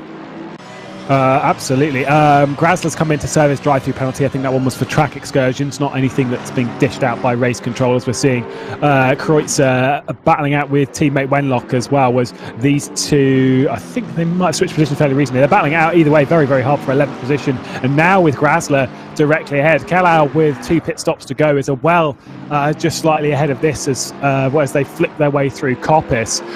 For those that are watching, with Boothby and Noj, obviously they have to take 2 more pit stops, but they are a long way ahead of Tregurtha. Tregurtha is not super duper close, so and obviously one of those pit stops at least is going to be extremely short, because they're going to come in and take 1 litre, because that's the requirement. They come in, they take a single litre, and that ticks off the pit lane. They don't have to stay there for like 20 seconds doing fuel and tyres and everything. No. It's literally, they can get in, stop, boom, and away you go. It's super fast. You just lose time from coming into the pit lanes. It's sort of forced in that way as the 2 teammates battling it out. Kreutzer was right down the inside of Wenlock and is going to try and get the drive off the corner, but the Aston Martin's going to have the inside for Redgate, and that one's definitely not going to work out. Perel, 15-second time penalty as well through all this, coming in more and more.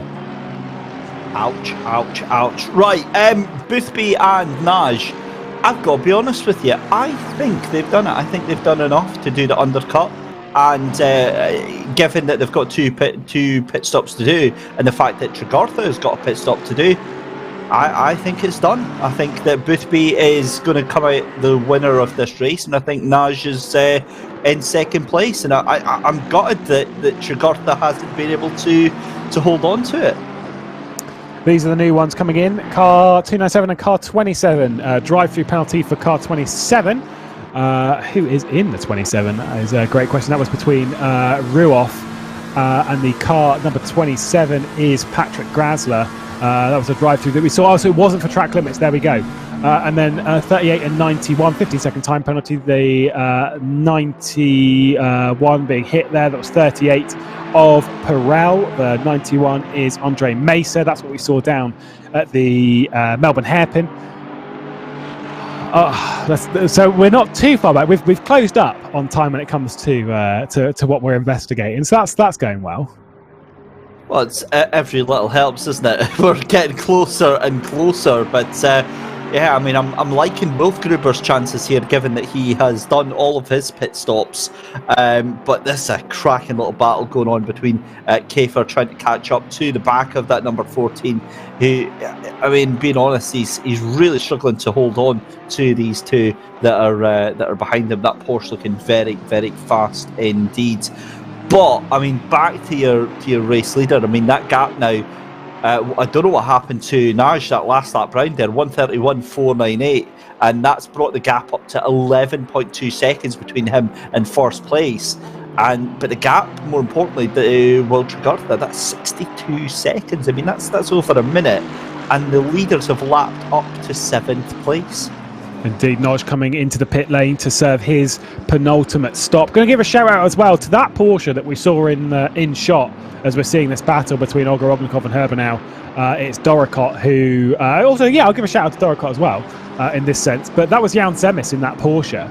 After the issues, after the stop and go 30 for the unsafe rejoin, the respect I would say from that comes from the fact that they're still going. They haven't pulled the plug, you know, alas like Van der Kelt and that lot who pulled the plug on the race, like, it's not going well, I'm just going to pull the plug. They're still here, they're still going, they're still trying to get what they can, they're trying to complete the race, which that, when you're not battling for anything, is actually quite a big deal, because it's hard to stay focused, hard to stay motivated in a race like this. So, you know, big shout out in that sense. Kellau now defending from Grasler. Kellau, though, with 2 stops to go in this race. Grasler and Wenlock with just the 1. After that, penalty going the way of Grasler, the drive-through penalty that he got. That might have just thrown him a little bit off of the race. I was saying this though because every time that we're speaking well of a driver or something bad happens to him, it is very much the commentator's curse. I don't believe in it, but apparently it exists.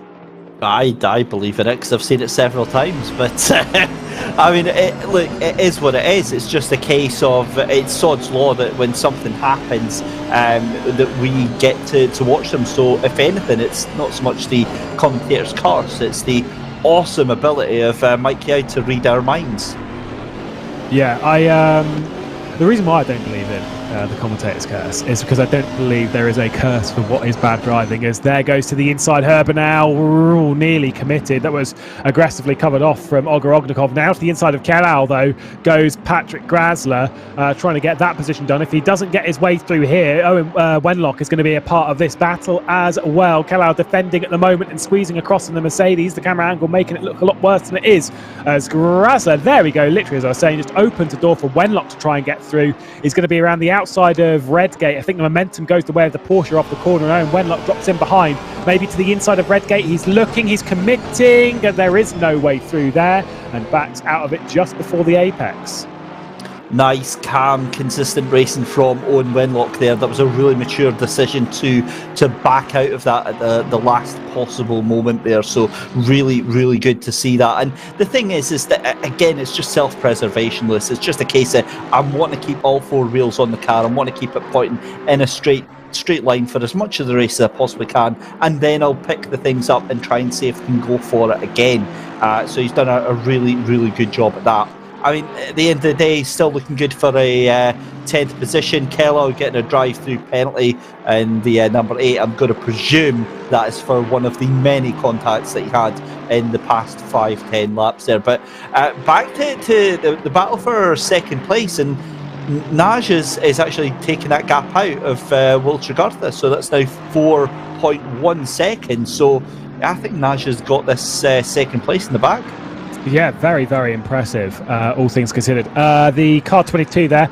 Car 8, of course, is the drive-through going to Kellau. The car 22, that was the incident with him and Batty, so that was the one at the hairpin.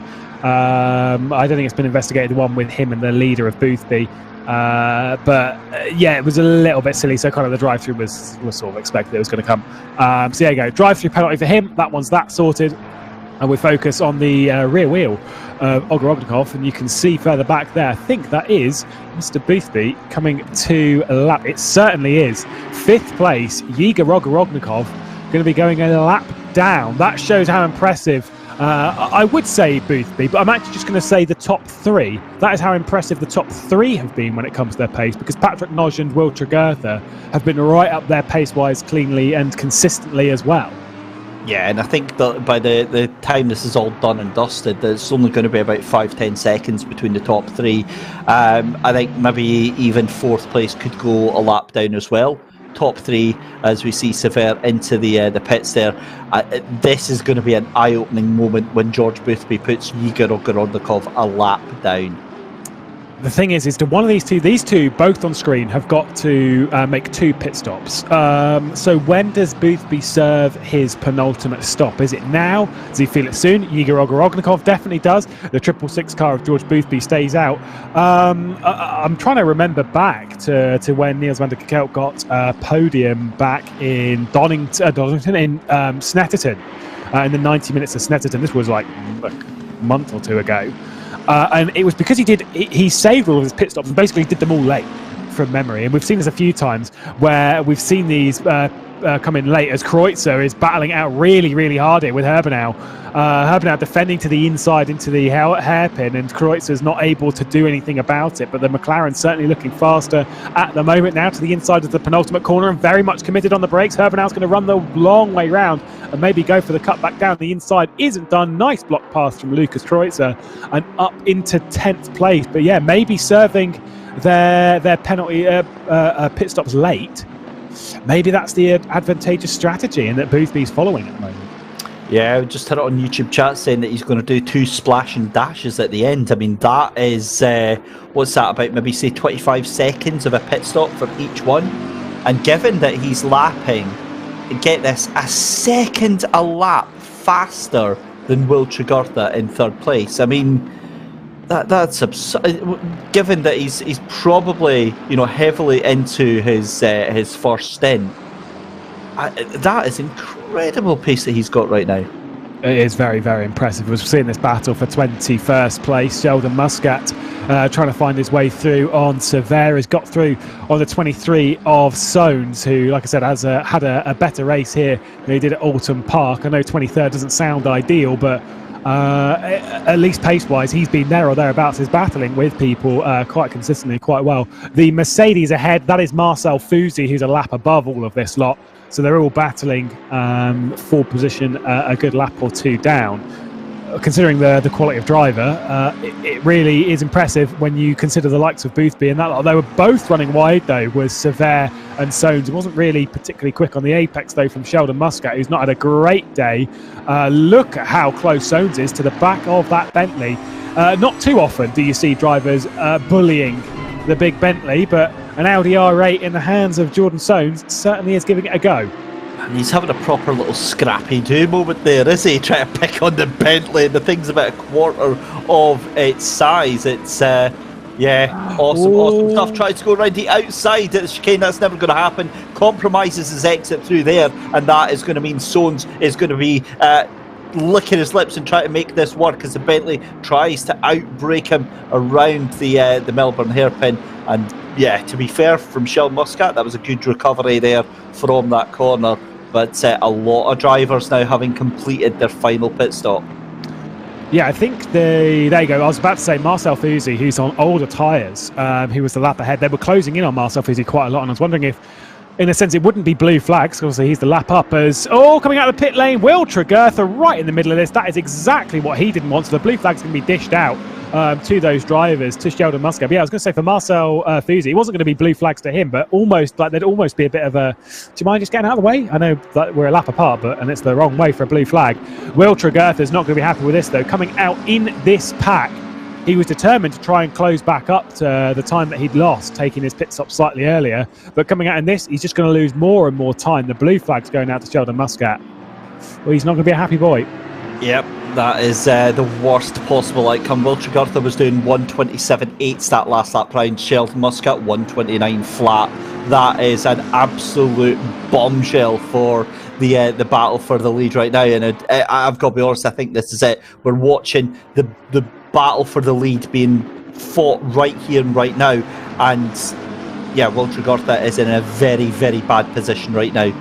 Yeah, getting the indicator from Sheldon Muscat to say which side he's going, and then Tregurtha's going to dive it to the inside of the hairpin. I maybe think that it probably should have been done beforehand, but it might just open the door for Soanes to come through. Gets on the brakes and doesn't actually go straight to the apex, expecting the Bentley to be headed in that direction. As there goes the Will Tregurtha up the order. David Perel coming into the pit lane, serving his pit penalty and having that one complete, promoting Harry Phillips up to 15th place after a couple of issues earlier on. Kearton as well, and that yellow Porsche behind, still going as well after that incident. Shout out to him, still continuing. For sure. Just over half an hour left to go in round 2 of the Battle of Britain, and Sheldon Muscat, I don't know why he's flashing lights at Will Tregurtha there. That's a little bit naughty, but yeah, I mean, look, to be fair, Will Tregurtha isn't really rocketing away with the speed that we'd expect him to. So yeah, that's I think potentially he may not have taken tyres in the stop, but if he has, I mean, his tyres would have cooled down a little bit. Either way, he is driving around in what will probably be a fairly heavy car at the moment, trying to get to the checkpoint. Obviously, everyone's driving around in the same kind of weight, but still, I wouldn't be flashing a car a lap ahead of you. That's a little bit like, oh, that's a little bit naughty.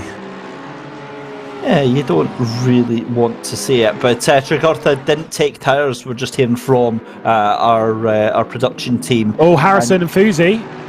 Harrison and Fuzi just ahead of this. I don't know if you saw that. There we go. There goes Fuzi. Mr. Super Saturday through the board. Harrison and Fuzi came to contact on the exit of McLean's, and Fuzi has been off the road, continues in 8th place, which was... there was a pretty sketchy crash. It was just ahead of this battle here between Christian Kelly and David Kiefer as they're running into the Falcon. Yes, there's a little bit of contact between the two, and the Porsche comes out on top. But what just happened between Harrison and Marcel Fuzi? Well, we're going to have to get a little bit of replay there, because we just caught the tail end of that, and a cracking bit of contact between the two of them there. Just saying that George Boothby then still with his pit stops to do, 60 seconds ahead of Naj, who has done his pit stops, and he is looking very, very good for the money right now. Last up there from George Boothby, 1:27.3. Last lap from Will Tregurtha, 1:27.6. So despite that being held up, he's only lost maybe a second and a half. Yeah, he's doing so well. Like I said, wasn't here last time at Alton Park. Has come in with the idea of trying to get 105 points, set a lap time very late in qualifying to grab pole position, and has been out front basically all day. In fact, actually, hasn't relinquished the lead at any point throughout today. So that shows how impressive his drive has been.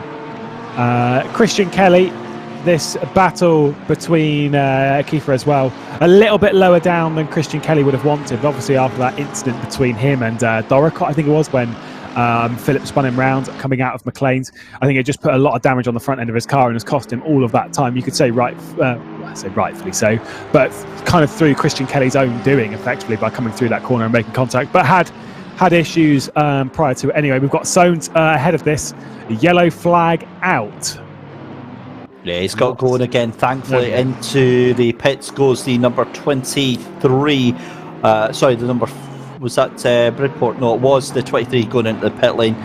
Christian Kelly doing everything he can around Goddard's to try and get Kiefer in the Porsche there, but it's just not happening for him at all. It's really... this is such a frustrating race for Christian Kelly. He had that contact as he ran into a parked car in the middle of the circuit, and he's really been struggling to make any sort of headway back up into the top 30. Half an hour to go in round 2 of the best of British here at the Sim Grid. Let's take a look at this replay. This is between Harrison and Marcel Fuzi as they run towards McLean's. Harrison's on the inside. They're running through nicely through the corner, a little bit overly done into the corner when Fuzi runs a little bit too far wide, and the left-hand side of the car just picks up a little bit of the grass, a little bit of the dirt, and just drives it straight into the side. Just a little bit of an accident there, and I think the person paying the price was the one that made the mistake. So, that's all fair to me. The last time we raced here at the 2.4 hours, when it was Super Saturday 2, it was Marcel Fuzi who ended in 7th place. He's currently running in 8th. I think he'd want to finish in 7th again. Yeah, that'd be a pretty decent result. I think he'd take that, and it's so unfortunate because seeing that, he's, like you say, he's just run his 2 left wheels on the grass. They've over-rotated, spun the car into the side of the car beside him. Thankfully, he's not got any issues with that, and hopefully race control just see that as a racing incident. But Will Tregurtha still in 3rd place, the only car in the top 5 to have done all of his pit stops right now. Again, I think it's done. I think Boothby has got enough of a gap right now over Naj and Tregurtha to make this work, but we'll see with half an hour left to go what's going to happen. Yeah, he's finally cleared all that traffic which was holding him back quite a lot, as there goes Kellogg straight across the chicane ahead of Kiefer. We look at Bussink and Ruoff, who are battling it out for 12th position, but Ruoff hasn't completed his final stop. Bussink has, remembering that Ruoff was involved in that incident that saw Jan Zemis fired way down the order, down to the old hairpin off that contact with Niels van der Kelt. It was the rejoin. Oh, there we go. There's Kellogg overcooking the next corner as well and dropping the position So that's that one sorted, and Kiefer's got up into 16th position. Mace's also got through, and Kalal's come into the pit lane through all that. But Ruoff's done fairly well, I'd say, to get back up the order. His car would have been pretty hard damaged after that into the old hairpin. So the Lamborghini doing all right to get back up the order, I guess. Yeah, he got absolutely pancaked on the side of that car, so great to see him getting a decent recovery drive going on. And Sheldon Muscat, I mean, again, it's so disappointing for him, because not only is it a poor result, but you've just seen how much he's struggled with that car today. The setup has been all wrong on that car for him. He's not been happy with it. He's not had the confidence to really drive the way that we know Sheldon Muscat can in this top level of sim racing here on Assetto Corsa Competizione. We know that he's got the talent, but it's just not been there for him today. Every driver has their off days. Some drivers just have a season that they just don't get along with at the moment. That is kind of looking the pace from Sheldon Muscat. As of course, we spoke ad nauseum about the racing back at Holton Park that he had that didn't go very well. Qualified here in the top 10. The race just has not come to it. Maybe just pushing it that little bit too far. I kind of agree with you in the sense that maybe just pushing the rear tyres a little bit too far with how he's got that car set up. Now battling it out though with Chris Sever for Blackhawk Racing and trying to gather his way past another position up to 18th position, which would eventually become 17th because of Mace's yet to stop. He's only 6.2 seconds. He's at McLaren. It's just from the start finish straight behind Kiefer going into turn 1 now. So would still gain another position. This is with Kreutzer on the back of Marcel Fusi, teammates battling for position, and Fusi is now in 7th position, so already gained that one. He's got Wenlock as well, who's just pitted ahead, so he'll gain that position, and Yegor Ogorognikov, so this could be the battle for the top 5. Crazy to think that as we see Wenlock going into the pits just now. I've got to feel gutted for Yegor Ogorognikov. I mean, he's really been the kind of master of his own downfall today. Could have been a really strong finish for him today, and looking at this, I think he's going to struggle to finish inside the top 10 with just 25 minutes left to go. But I mean, this has been fascinating to see how this has all played out, and it's not over yet. I mean, Boothby has still got to get 2 pit stops in. That's 2 potential moments for him to get stuck behind traffic. Hearing word that the number 23 of Jordan Soames is out of the race. We saw some good pace from him earlier, but yeah, that one's just come to an end. Fusi defending from Kreutzer, running through McLane's. Harrison a fair way ahead of this, so there's not too much ahead to battle for position. Herbenau after a couple of issues, penalties and whatnot, and after starting from the back of the grid from 33rd on the order up into 8th position and potentially closing in on a top 5. 15-second time penalty dropped the way of Harry Phillips as well for good measure, so we'll have that one to serve. He won't come in to serve that one. He'll wait until the checkered flag in 24 minutes time. There was Kiefer. That was Daniel Kiefer around coming out of the Fogarty S. So there's another one done, and further incidents. Yeah, this is now starting to get a little bit spicy as we see Kreutzer. Here we go. Instant on lap involving car 26 and car 7. 15-second time penalty. That's to Phillips into 26 for avoidable contact. That was against the number 7 of Curtin as well, who had his fair shot when he was smashed by the Ferrari a little bit earlier on in the race as well. So continuing to be dished out on his plate. But 15 seconds, that'll drop him a little bit further down the order, and including behind Curtin. Harry Phillips, who had a good run back at On Park, not having a good run here. Marcel Fusi, for those of you that want to keep up to date on the man who does Mr. Super Saturday, today he's finished third and retired from the previous race whilst running on the podium. That was courtesy of his sister and a cable that may have caused a slight blackout. But considering he qualified in 17th, I thought it was just going to be one Super Saturday too far, and that maybe he's just pushing his luck with trying to do these long races and stuff. But no, Fusi loves it. Can race all day long. Harrison, drive-through penalty coming from P5. A drive-through, is that for track limits? I believe so. It is indeed for track limits. That is a costly mistake with 23 minutes to go. Ouch is all I've got to say for that one. That is going to be absolutely devastating. Ogorodnikov then into the pit for the final time as well, so he's rolling the dice. Again, I think he's out of the top 10 once all is said and done. And to be fair, David Perel getting 21st right now, I think he's up into 20th. I mean, given the difficult day that he's had, I think he'll actually take that 20th position. For sure. Yiga Ogorodnikov has come into the pit lane for his final stop. Harrison's gone up ahead. Tregurtha, Fusi, Kreuzer, Herbenau, all that lot, they are all ahead of him.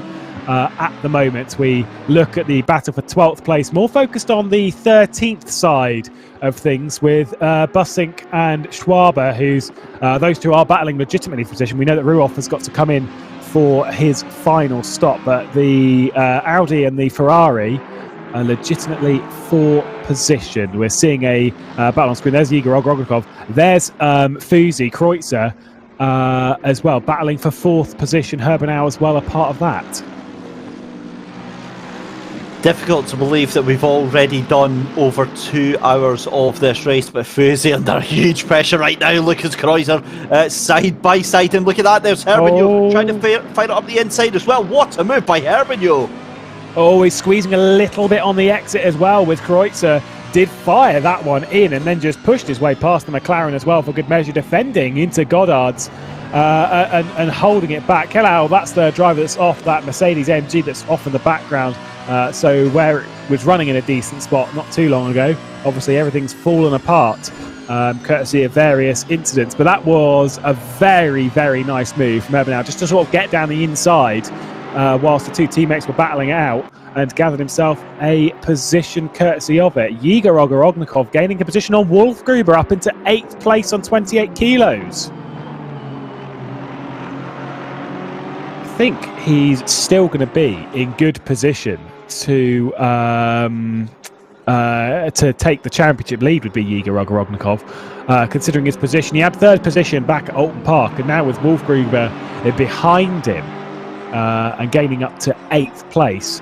That's a pretty decent effort from Ogorodnikov, and you know, a fresh chance of potentially a championship. Obviously, the day hasn't gone too well. There have been a few too many incidents from a lot of drivers. Yiga Ogorodnikov is not an exception to that rule, seeing some fairly earlier in the race, but things have calmed down now, and he's driven fairly calmly with 28 kilos on board, focusing back to the battle for 4th place. Still the top 2 yet to come in for their final stop for Noj, and final couple of stops for Boothby. 20 minutes left on the clock though, so not too long for them to do so.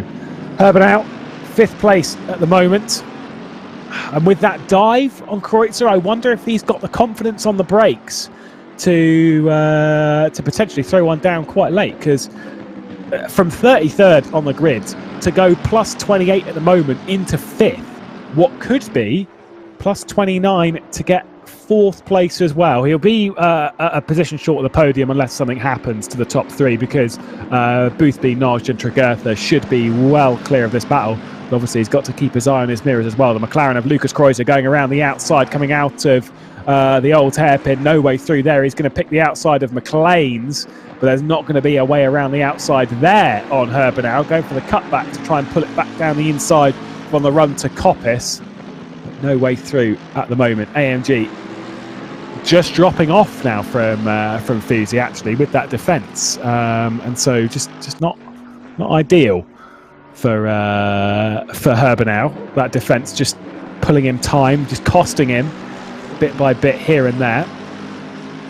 This is our closest battle on Serga. There's a couple of other ones. Schwaber's got by Ruoff as Ruoff drops a couple of positions. So he's now closing in on Pulbati, who's inside the top 15 now after completing all stops. Ruoff, the only driver up towards the top end without completing his final pit stop, with the exception of Noj and Boothby. That was way too deep from Kreuzer in the final corner, as he's just dropping time to Herbenau. The Frenchman now closing back in on Marcel Fusi, and this battle, I'm pretty sure, will go to the checkered flag. 18 minutes left on that run. Grasler and Wolfgruber also pretty close. Grasler's got by the Ferrari of Wolfgruber as well. Yiga Ogorodnikov a good 1 point whatever seconds down the road. So it's fairly close even there.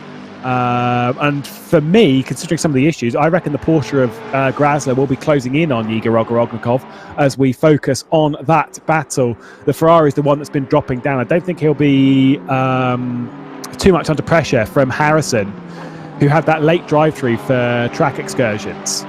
Now drops down to 11th place.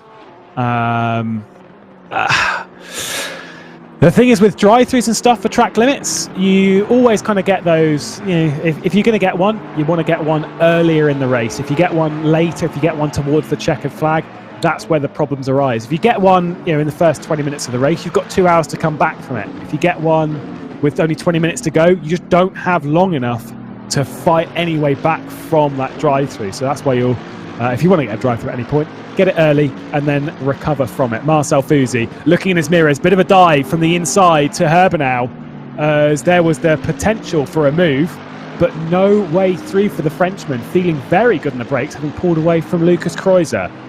Yeah, he's doing his best to try and hold on to that. We were on about Yiga Ogorodnikov. Look at how quickly Patrick Grasler has closed up to the car in front, and I've got to be honest, that Porsche looks like it's going to have him for breakfast every day of the week. That Aston really struggling on the final stint here with just 16 minutes left to go. I think the Porsche is now just licking its lips and thinking, where am I going to make this work? It's got to be a committed move somewhere on the circuit. I'm not sure where the Porsche is going to be eyeing up its favoured position. Potentially the obvious move is down into one of the final hairpins, whether it's into the Melbourne hairpin, whether it's into Goddard's.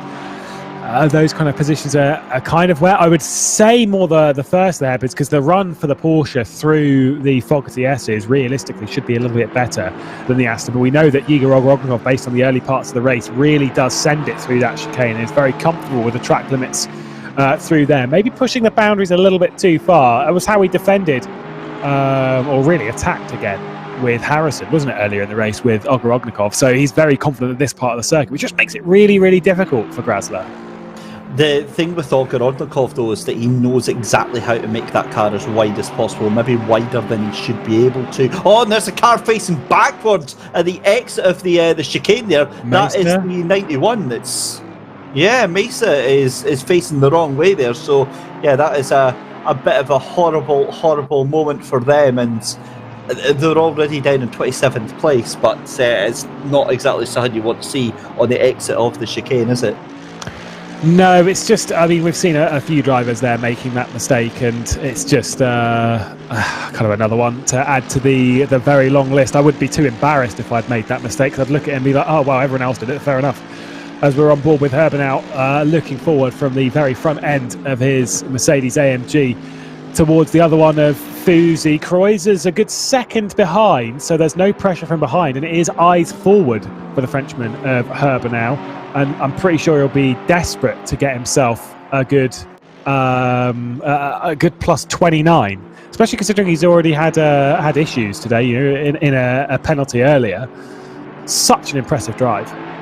Yeah, it certainly will be. And Grasler also has to watch out for Wolfgruber behind, because we were saying that the Ferrari was dropping back, but I think Ogorodnikov now pushing that Porsche backwards to that Ferrari. So I still stand by the fact that I think Ogorodnikov is going to finish at 10th place.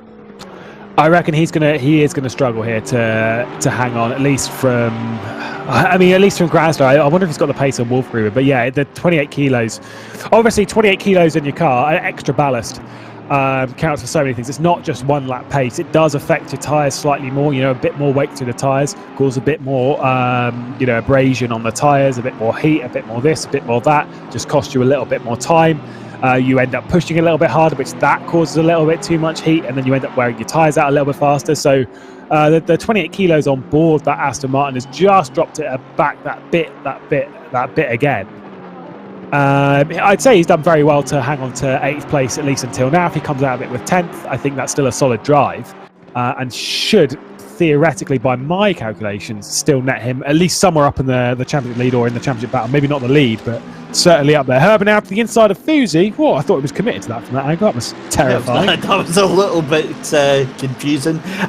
Here's another interesting point for you as well. Not only does Ogorodnikov have to watch out for Grasler and Wolfgruber, but that gap to Harrison is coming down as well. Harrison, that last lap there, 127.7. Ogorodnikov, Grasler and Wolfgruber, that last lap there, 128.5, 128.6, 128.6. So Harrison catching him by 9/10 of a second a lap. Given we've still got 12 minutes left to go, yeah, this is starting to get a bit spicy.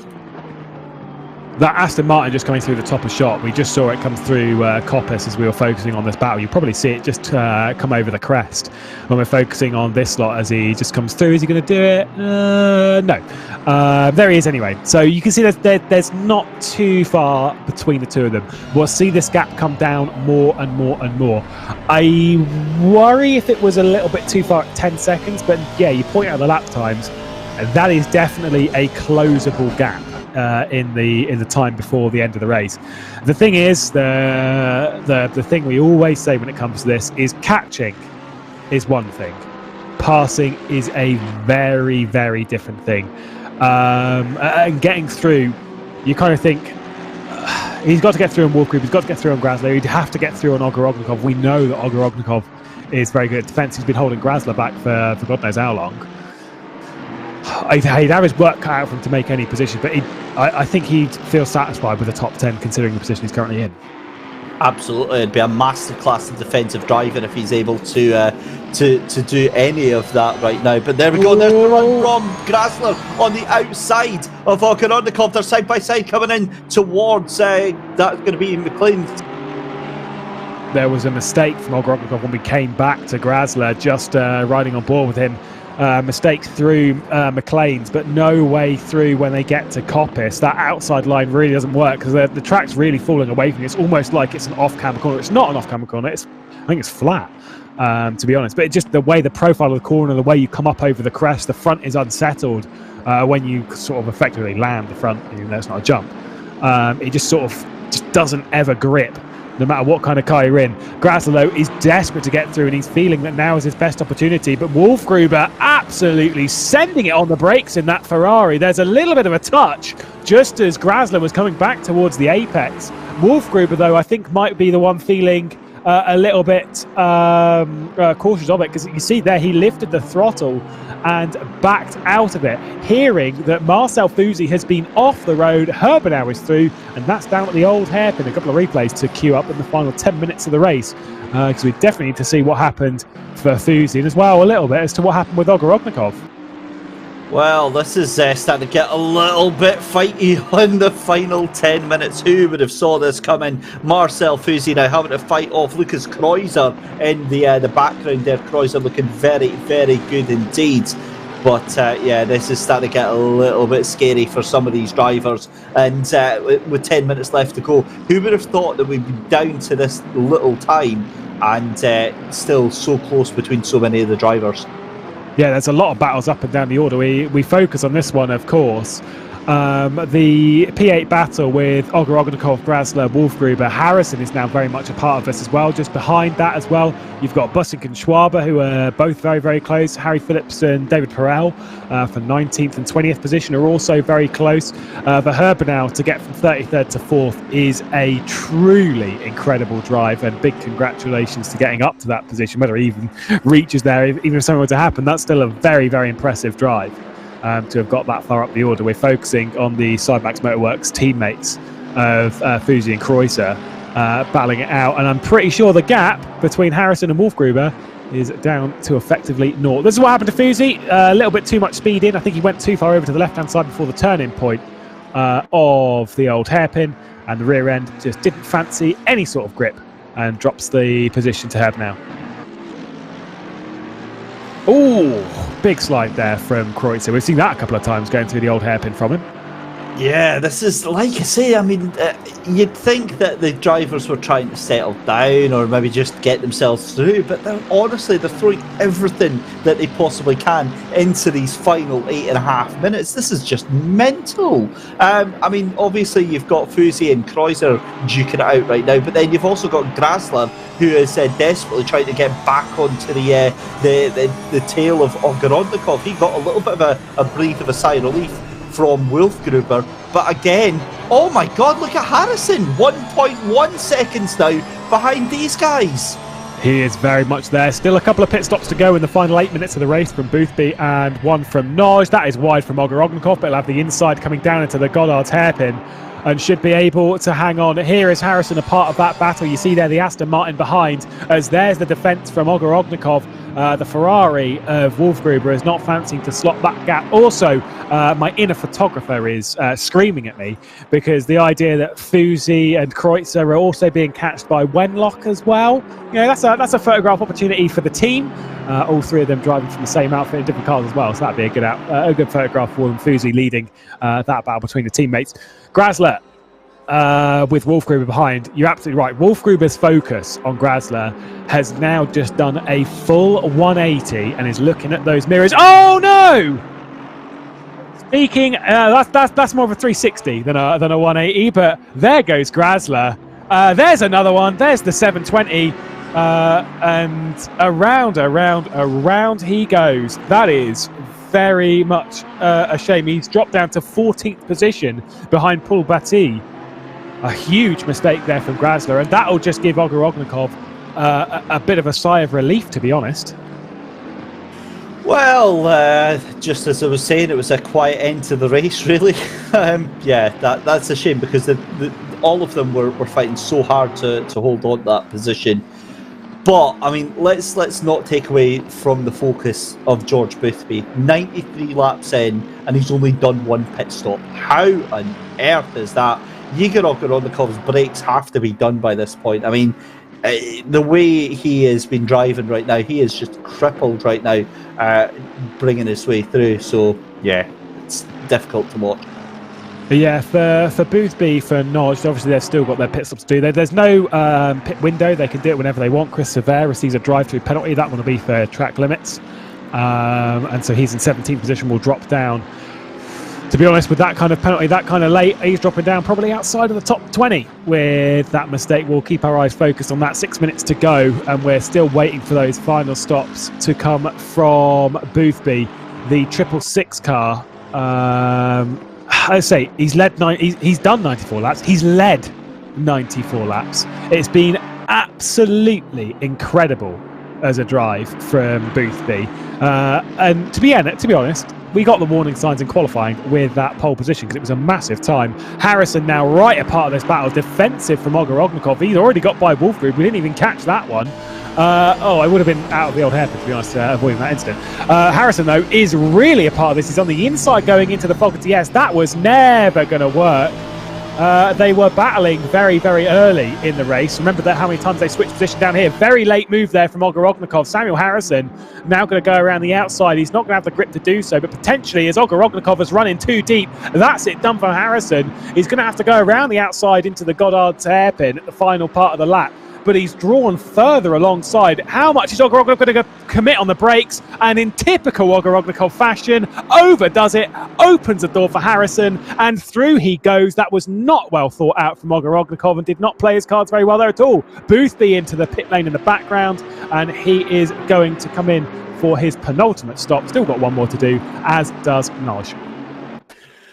Oh my goodness me! It's still all going on. Right, I'm Michael Hamlet is being devil's advocate in the worst possible way in our voice chat. So to give you an idea, we're thinking, oh my goodness me, what drama, what excitement, and Michael's like, Imagine if George Boothby got a drive-through for speed in the pit lane. That is, that let's never think about that. It's that would be tragic actually for George Boothby. Oh, Ogorodnikov fires up the inside, trying to hold on that position from the Ferrari. That is a wounded animal, ladies and gentlemen. Igor Ogorodnikov is so desperate right now. Wolf Gruber tries to have a look up the inside of the chicane, but Ogorodnikov's brakes, they are absolutely done, and it's all about that Ferrari trying to catch up right now. I think if Wolf Gruber was paying attention to how Harrison got through, he'll be paying attention to that and thinking, okay, he's very much overdriving his car at the moment, because Ogorodnikov is just pushing it a little bit too far, and it's so easy when they're driving like that. It's so easy to force a mistake. There you go, wide once again, just defending to the inside on fairly worn tyres, on 28 kilos as well. Defending to the inside, and then worst of all, missing the apex. Just like rein it back a little bit, because that's just where you're pushing it a little bit too far. And for Wolf Gruber, that'll be fairly easy for Wolf Gruber to get through. Ogorodnikov just over driving the car, obviously pushing his brakes to the very, very limit, and probably a little bit too far, a bit of brake fade and whatnot. But either way, he's just over driving the car regardless. Yeah, he certainly is. It's difficult to watch because, again, we've said all the time, we know that he's got a lot of skill, and we know that he's got a lot of ability there, but it's just not worked out for him today. It's really, really cost him quite dearly, and again, overdriving the car, it's just not a good look, because we see Lucas Kreuzer still trying to catch up with Marcel Fusey, and Ogorodnikov, I've got the feeling that he's got a lapped car trying to get past him just now of the 69, and that is let me just find out for you just now. In fact, no, that's the 89 of Thorsten Borchardt that's trying to get past him. I've got to be honest, I think Ogorodnikov's going to lose the patience. There you go. That's exactly it. He doesn't like getting beaten. He's having a horrible end to this race, and yeah, this is not looking good. Yeah, I wouldn't if you're being unlapped, it's fine. That Bentley is just going to cause issues. I'd almost just let him go. I know he's focused on that Audi R8 a couple of positions behind, because that is for actual position. He's got Kellau as well between. It's just about playing it smart. He is letting this get to him quite a bit. He's frustrated, and you can visibly see that. And it's the thing is in frustration like this, that is where you see the issues. That is where you have problems, and that is where you get into the bad books of the race direction once again. And we've seen that a little bit too many times from Ogorodnikov. Hopefully he can just play a long game here and just sort of play things out and get to the checkered flag in 10th position. We're going to be coming round to start the final lap of the race, as coming into the pit lane, Boothby is departing it with a decent lead, and only 50 seconds left to go on the clock. Comes out ahead of Herbenau, who is a lap down in 4th place. That is how impressive Boothby has been. Patrick Nage has got himself up at the 2nd position, and Tregurtha up into 3rd. There he is at the moment. They're all coming round to start their final laps of the race. Very impressive from Boothby. Very, very impressive. Here he is then, running up the hill towards McLean's. There's Herbenau behind. We're focusing on Patrick Nage on the main part of the screen, as we'll see Boothby come round to complete the final lap of the run. It's been a 97-lap race, 2.4 hours here at Donington Park, and a race which has seen an awful lot of drama looking to the early part of the race. A calamitous affair that's been a little bit naughty, a little bit dodgy, a little bit too much from some drivers. There was a mistake. Was that a mistake from Herbenau just behind? Oh, it's all right. He just took a little bit too much speed into the corner. For Boothby, though, wasn't at Alton Park. Wasn't there, didn't fancy getting 70 points, couldn't arrive for that round. Comes into this one, though, and fancies himself 105 points. Not only did he get pole position by 0.2 of a second, not only has he won the race, he's won by leading all 97 laps, leaving 2 pit stops until the last moment. And Sidemax Motorworks, George Boothby is going to come across the line and is going to take victory. No fastest lap point though, but he does get 105 points for victory and fires himself realistically back up to the top end of things in the championship. Patrick Noj is going to come across the line in second position, and Will Tregurtha is going to come across in third. The aggressive strategy did not work for Tregurtha, with Herben Alfusi behind to round out the top 5. Oh, there we go. What a race that was. I've got to be honest with you, I was quite quiet that past couple of minutes because I've been watching Igor Ogorodnikov's live stream as well. It's absolutely heartbreaking to see his brakes have gone. Front left is absolutely cooked, and you can just see how absolutely devastated he is trying to fight to hold on to that position. And yeah, I mean, look, fair play to him. He held on, got 11th place out of it. Getting beaten by Busink into the final lap there, and yeah, wasn't to be. But I mean, let's talk about where the attention needs to be right now. George Boothby, and the mother of all strategies there. That was just out and out. I mean, we say it right. We say often here at the SimGrid, we say the word domination, and nothing comes close to what that was tonight. It was massively impressive. Very, very close stuff. We're hearing that Ruoff, Kelly and Bridport as well were all very, very close for position as well, coming across in 20th place. So still plenty of battling all the way down to the checkered flag. But yeah, you're absolutely right. We don't see drives of that level of dominance too often. It was unmatched, unparalleled when it comes to taking the top step on the podium. But I mean, I'll be harsh on Will, because he said that I wasn't allowed to be. We had to be nice to him this round. So the fact that he only finished third is just not good enough, realistically. But Boothby was super impressive, as was Noj. But I've got to give a massive shout out. If I was to pick driver of the day, you know, if you're going to go down that route, Herben out 33rd to 4th plus 29. And yes, there was an incident earlier on in the race. He did receive a penalty of some description. I can't remember when it was. It was fairly earlier in the race against car 22. But still, 29 positions gained. That is absolutely mad. That is a great day out at the office for him. And yeah, look, it's a brilliant result. And you know, all credit to him. The penalty he had was all back on lap 4, so I mean, to still keep the head and keep going, you know, all credit to Alexander Herben. A brilliant drive there. And to be honest with you, I mean, what a race in general. That race had absolutely everything that we could have possibly wanted from it, and some pretty huge championship implications from tonight. Absolutely, and of course, we'll wait and see if we can grab a word with anyone. That is round 2 complete here at the Best of British.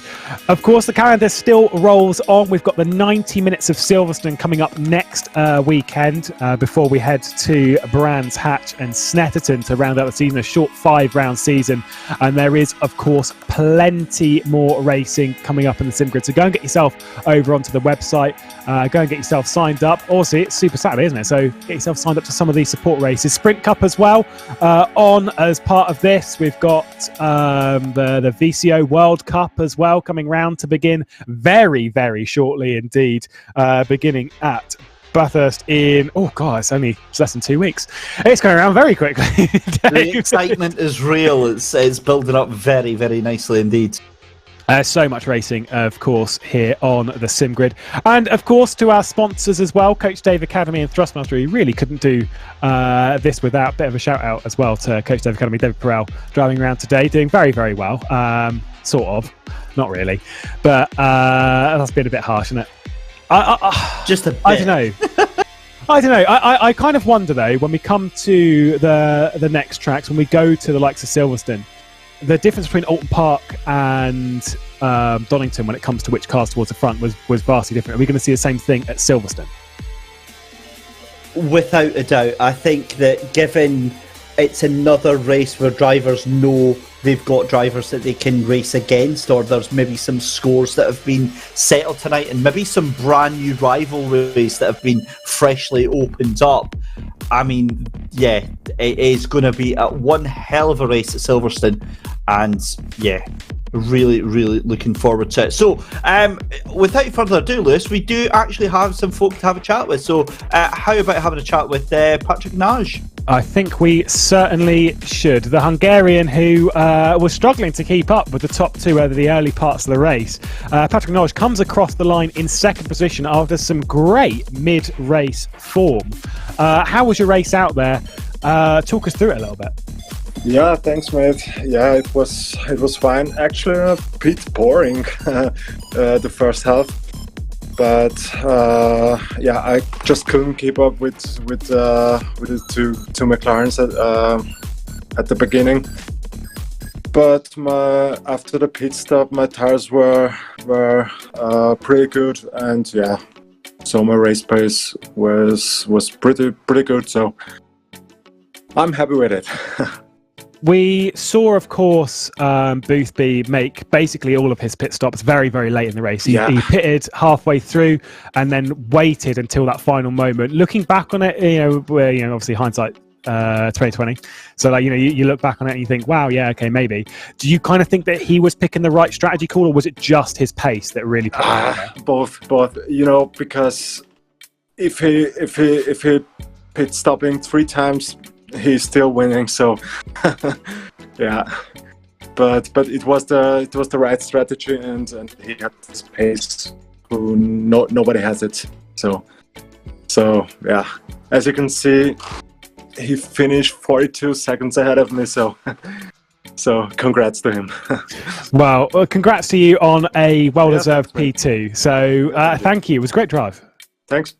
No.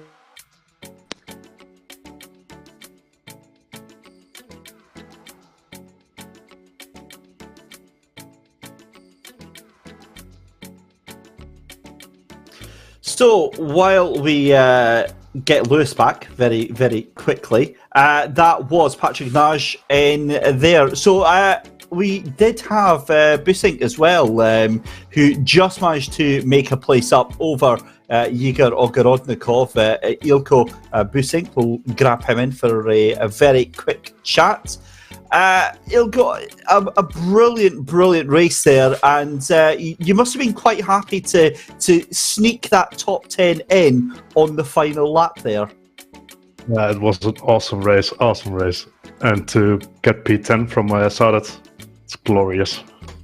Talk us through that last lap, especially going into the Melbourne hairpin, as Ogorodnikov, whose brakes just died a death 5 laps previous. You must have been screaming as you sent it up the inside. I saw at the previous lap, actually, that he struggled at the hairpin. So it was all about setting it up and be patient. And about the race in general then, I mean, what else happened for you? Because we were kind of diving through all of the cars through the field. Was it a quiet race for you, or did you have a busy one? It was quite busy at the end, especially defending from, I don't know who it was, but the guy behind was really fast. I actually managed to do a dash and splash twice with the first set of tires, and then from about 15 minutes on, I had a new set of tires, full fuel, and just went for it. Excellent stuff, Elko. Well, I mean, do you have any sponsors that you need to thank for tonight? No, I don't. Right, let's get working on getting you some. Elko Busink, thank you very much for joining us tonight, and we'll look forward to seeing you again next time out at Silverstone. Thank you very much. Goodbye. There we go. Right, okay, well, I think we'll keep going with the interviews just now and find where Lewis has gone. I promise I've not disconnected him. Or do you know what it is? His sisters maybe went and done some toasted sandwiches and flipped the switch. That seems to be the theme for tonight. Right, let's go and have a chat with your 7th place finisher, Owen Wenlock. Owen, that was decent top 10 finish for you tonight, but you were fairly in the wars. Yeah, I mean, it's just obviously the BOP and the ballast that everyone had. I think towards the end of everyone's stint, that did really take the tyre wear. I think everywhere around me, I think I did manage to stay out of the way quite well, everyone, because I remember the hairpin. I think people were dying all over the place there. The start I thought was fairly clean. I don't know if anything happened behind. Is there anything behind me? There was like about 5 or 6 cars that had went. Oh, really? Yeah, Was it behind you. But to be fair, I can't even remember. It was like two and a half hours ago. It was it was a manic start, but I think it was a small number of cars that were involved, and to be honest, they just ended up going off and joining. Yeah, but I mean, how many people in the top 6 had a ballast at the end? Oh, that is a very, very good question beyond my pay grade. Unfortunately, I'd have to sit down with an abacus and figure that one out. But I mean, towards the end there, you and Marcel were really, really giving it large to each other, but you were very respectful as well. How difficult is that, Owen, to push it, but also have confidence in each other? Yeah, no, obviously I know Marcel, very good driver. I've got full faith in Marcel completely. I know that he will be respectful as long as we both be respectful to each other. But just knowing that it's your teammate in the same team near you, and obviously if you hit them, then it doesn't look good for the team. So you've got to be, I mean, for me personally, I'm still learning how to just be near cars and not like just obviously guess where they break, because a year ago I wasn't very good at that. But now I feel that I'm a lot better, and it's very hard, especially for an hour, 2 hours and 20 minutes, to just be that well, obviously we weren't for the whole race, but to be that close and then not hit each other is good. But obviously Marcel was a very good driver. Would always leave in the space where need be. Yeah, for sure. Brilliant result for the pair of you. So, Owen, thank you very much, and we'll see you next time out at Silverstone. Cheers. Yep, cheers. See you in a bit. Right, by the power of the internet, we've managed to tear him away from his broken sandwich maker. Lewis McGlade joins us again. Welcome back, Lewis. Yeah, it's been fantastic. Love that. Thanks. So do I just throw them under the bus? No, not at all, not at all. Okay. Right, let's bring in your race leader, because I was saving the best for you for last. So George Boothby, the man who made it look so easy, is in with us now. Yeah, and I want to kick this off very quickly with George Boothby, who obviously won the race in pretty dominant fashion, leaving the pit stop until quite late. I want to drag this back to slightly beforehand to qualifying. That lap you put in right at the last moment to put your 2/10 right at the front of the field, that almost seemed to like change the language of how you started the race. How was that entire part of the race for you? Well, yeah, with the qualifying, I had a race, thankfully, around this track just before I jumped in. So, but I wasn't using the McLaren, so it took me a while to sort of get used to it. So, the first 10 minutes of qualifying, I was just sort of building up, and then I knew I had the pace, and I did manage to get a really good lap. So, my thoughts were, if I'm near the front, I just want to fill up as much as I can, and just do one pit stop that counts for fuel and tires. And then right at the end, just do a splash and dash. That was my plan, and that everything sort of fell into place perfectly. So I was well happy with that. So that was always we were wondering a little bit if that was always the strategy call from the start, was to run it all the way until the halfway point. You bagged yourself 35 points then, 70 points at the end. So a pretty successul haul. Yeah, that was the goal as well, because I thought if anyone else runs long, they could get the midway points as well. So I think if I'd have started further back, I might have done like a pit stop really early to sort of give myself some clear air. But because I started near the front, I could just choose what strategy I wanted, which is nice. There was a lot of drama through that race that you probably were very unaware of running out front. A lot of the drivers that were high up in the championship after Alton Park have had pretty bad rounds and have now scored not too many points, have dropped down the order, which means the championship's all, to be honest, pretty close. Is that kind of like the goal? Like scoring 105 points here, even though you missed Alton Park, like surely there's the reset button there. Oh yeah, I knew I had to score big here because this is quite a McLaren track as well. So unfortunately I had to miss the first race. So yeah, the goal was to just absolutely maximise this race as much as I can. I don't think it could have gone much better for you. Pole position, race victory. Didn't get the fastest lap though, so you're missing a point there. It's good news. Well done though. Thank you very much. I absolutely loved it. Like, the whole race was fantastic. Everyone was really respectful as well, at least from my end. There was no dramas from here, so yeah, I just loved it. Well, hopefully we'll see you again next round. That's George Boothby, our race winner. Thank David, you. no worries. David, our final thought. Oh, it's just a bit of a shout. I didn't throw Kalau under the bus for that contact. Just going to throw it out there. Final thoughts of the race? Oh man, there was so many different talking points through that race. It was absolutely unbelievable. I loved just how respectful the majority of drivers were. I think that the drivers that were caught up in incidents were punished very fairly by race control. And yeah, just really looking forward to round 3. What a season we've had so far.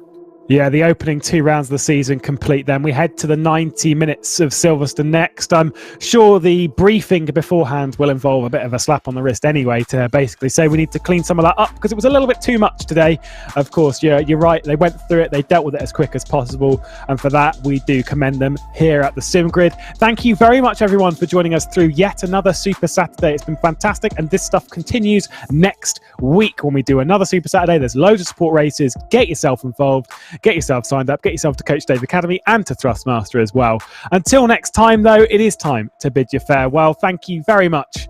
Bye-bye.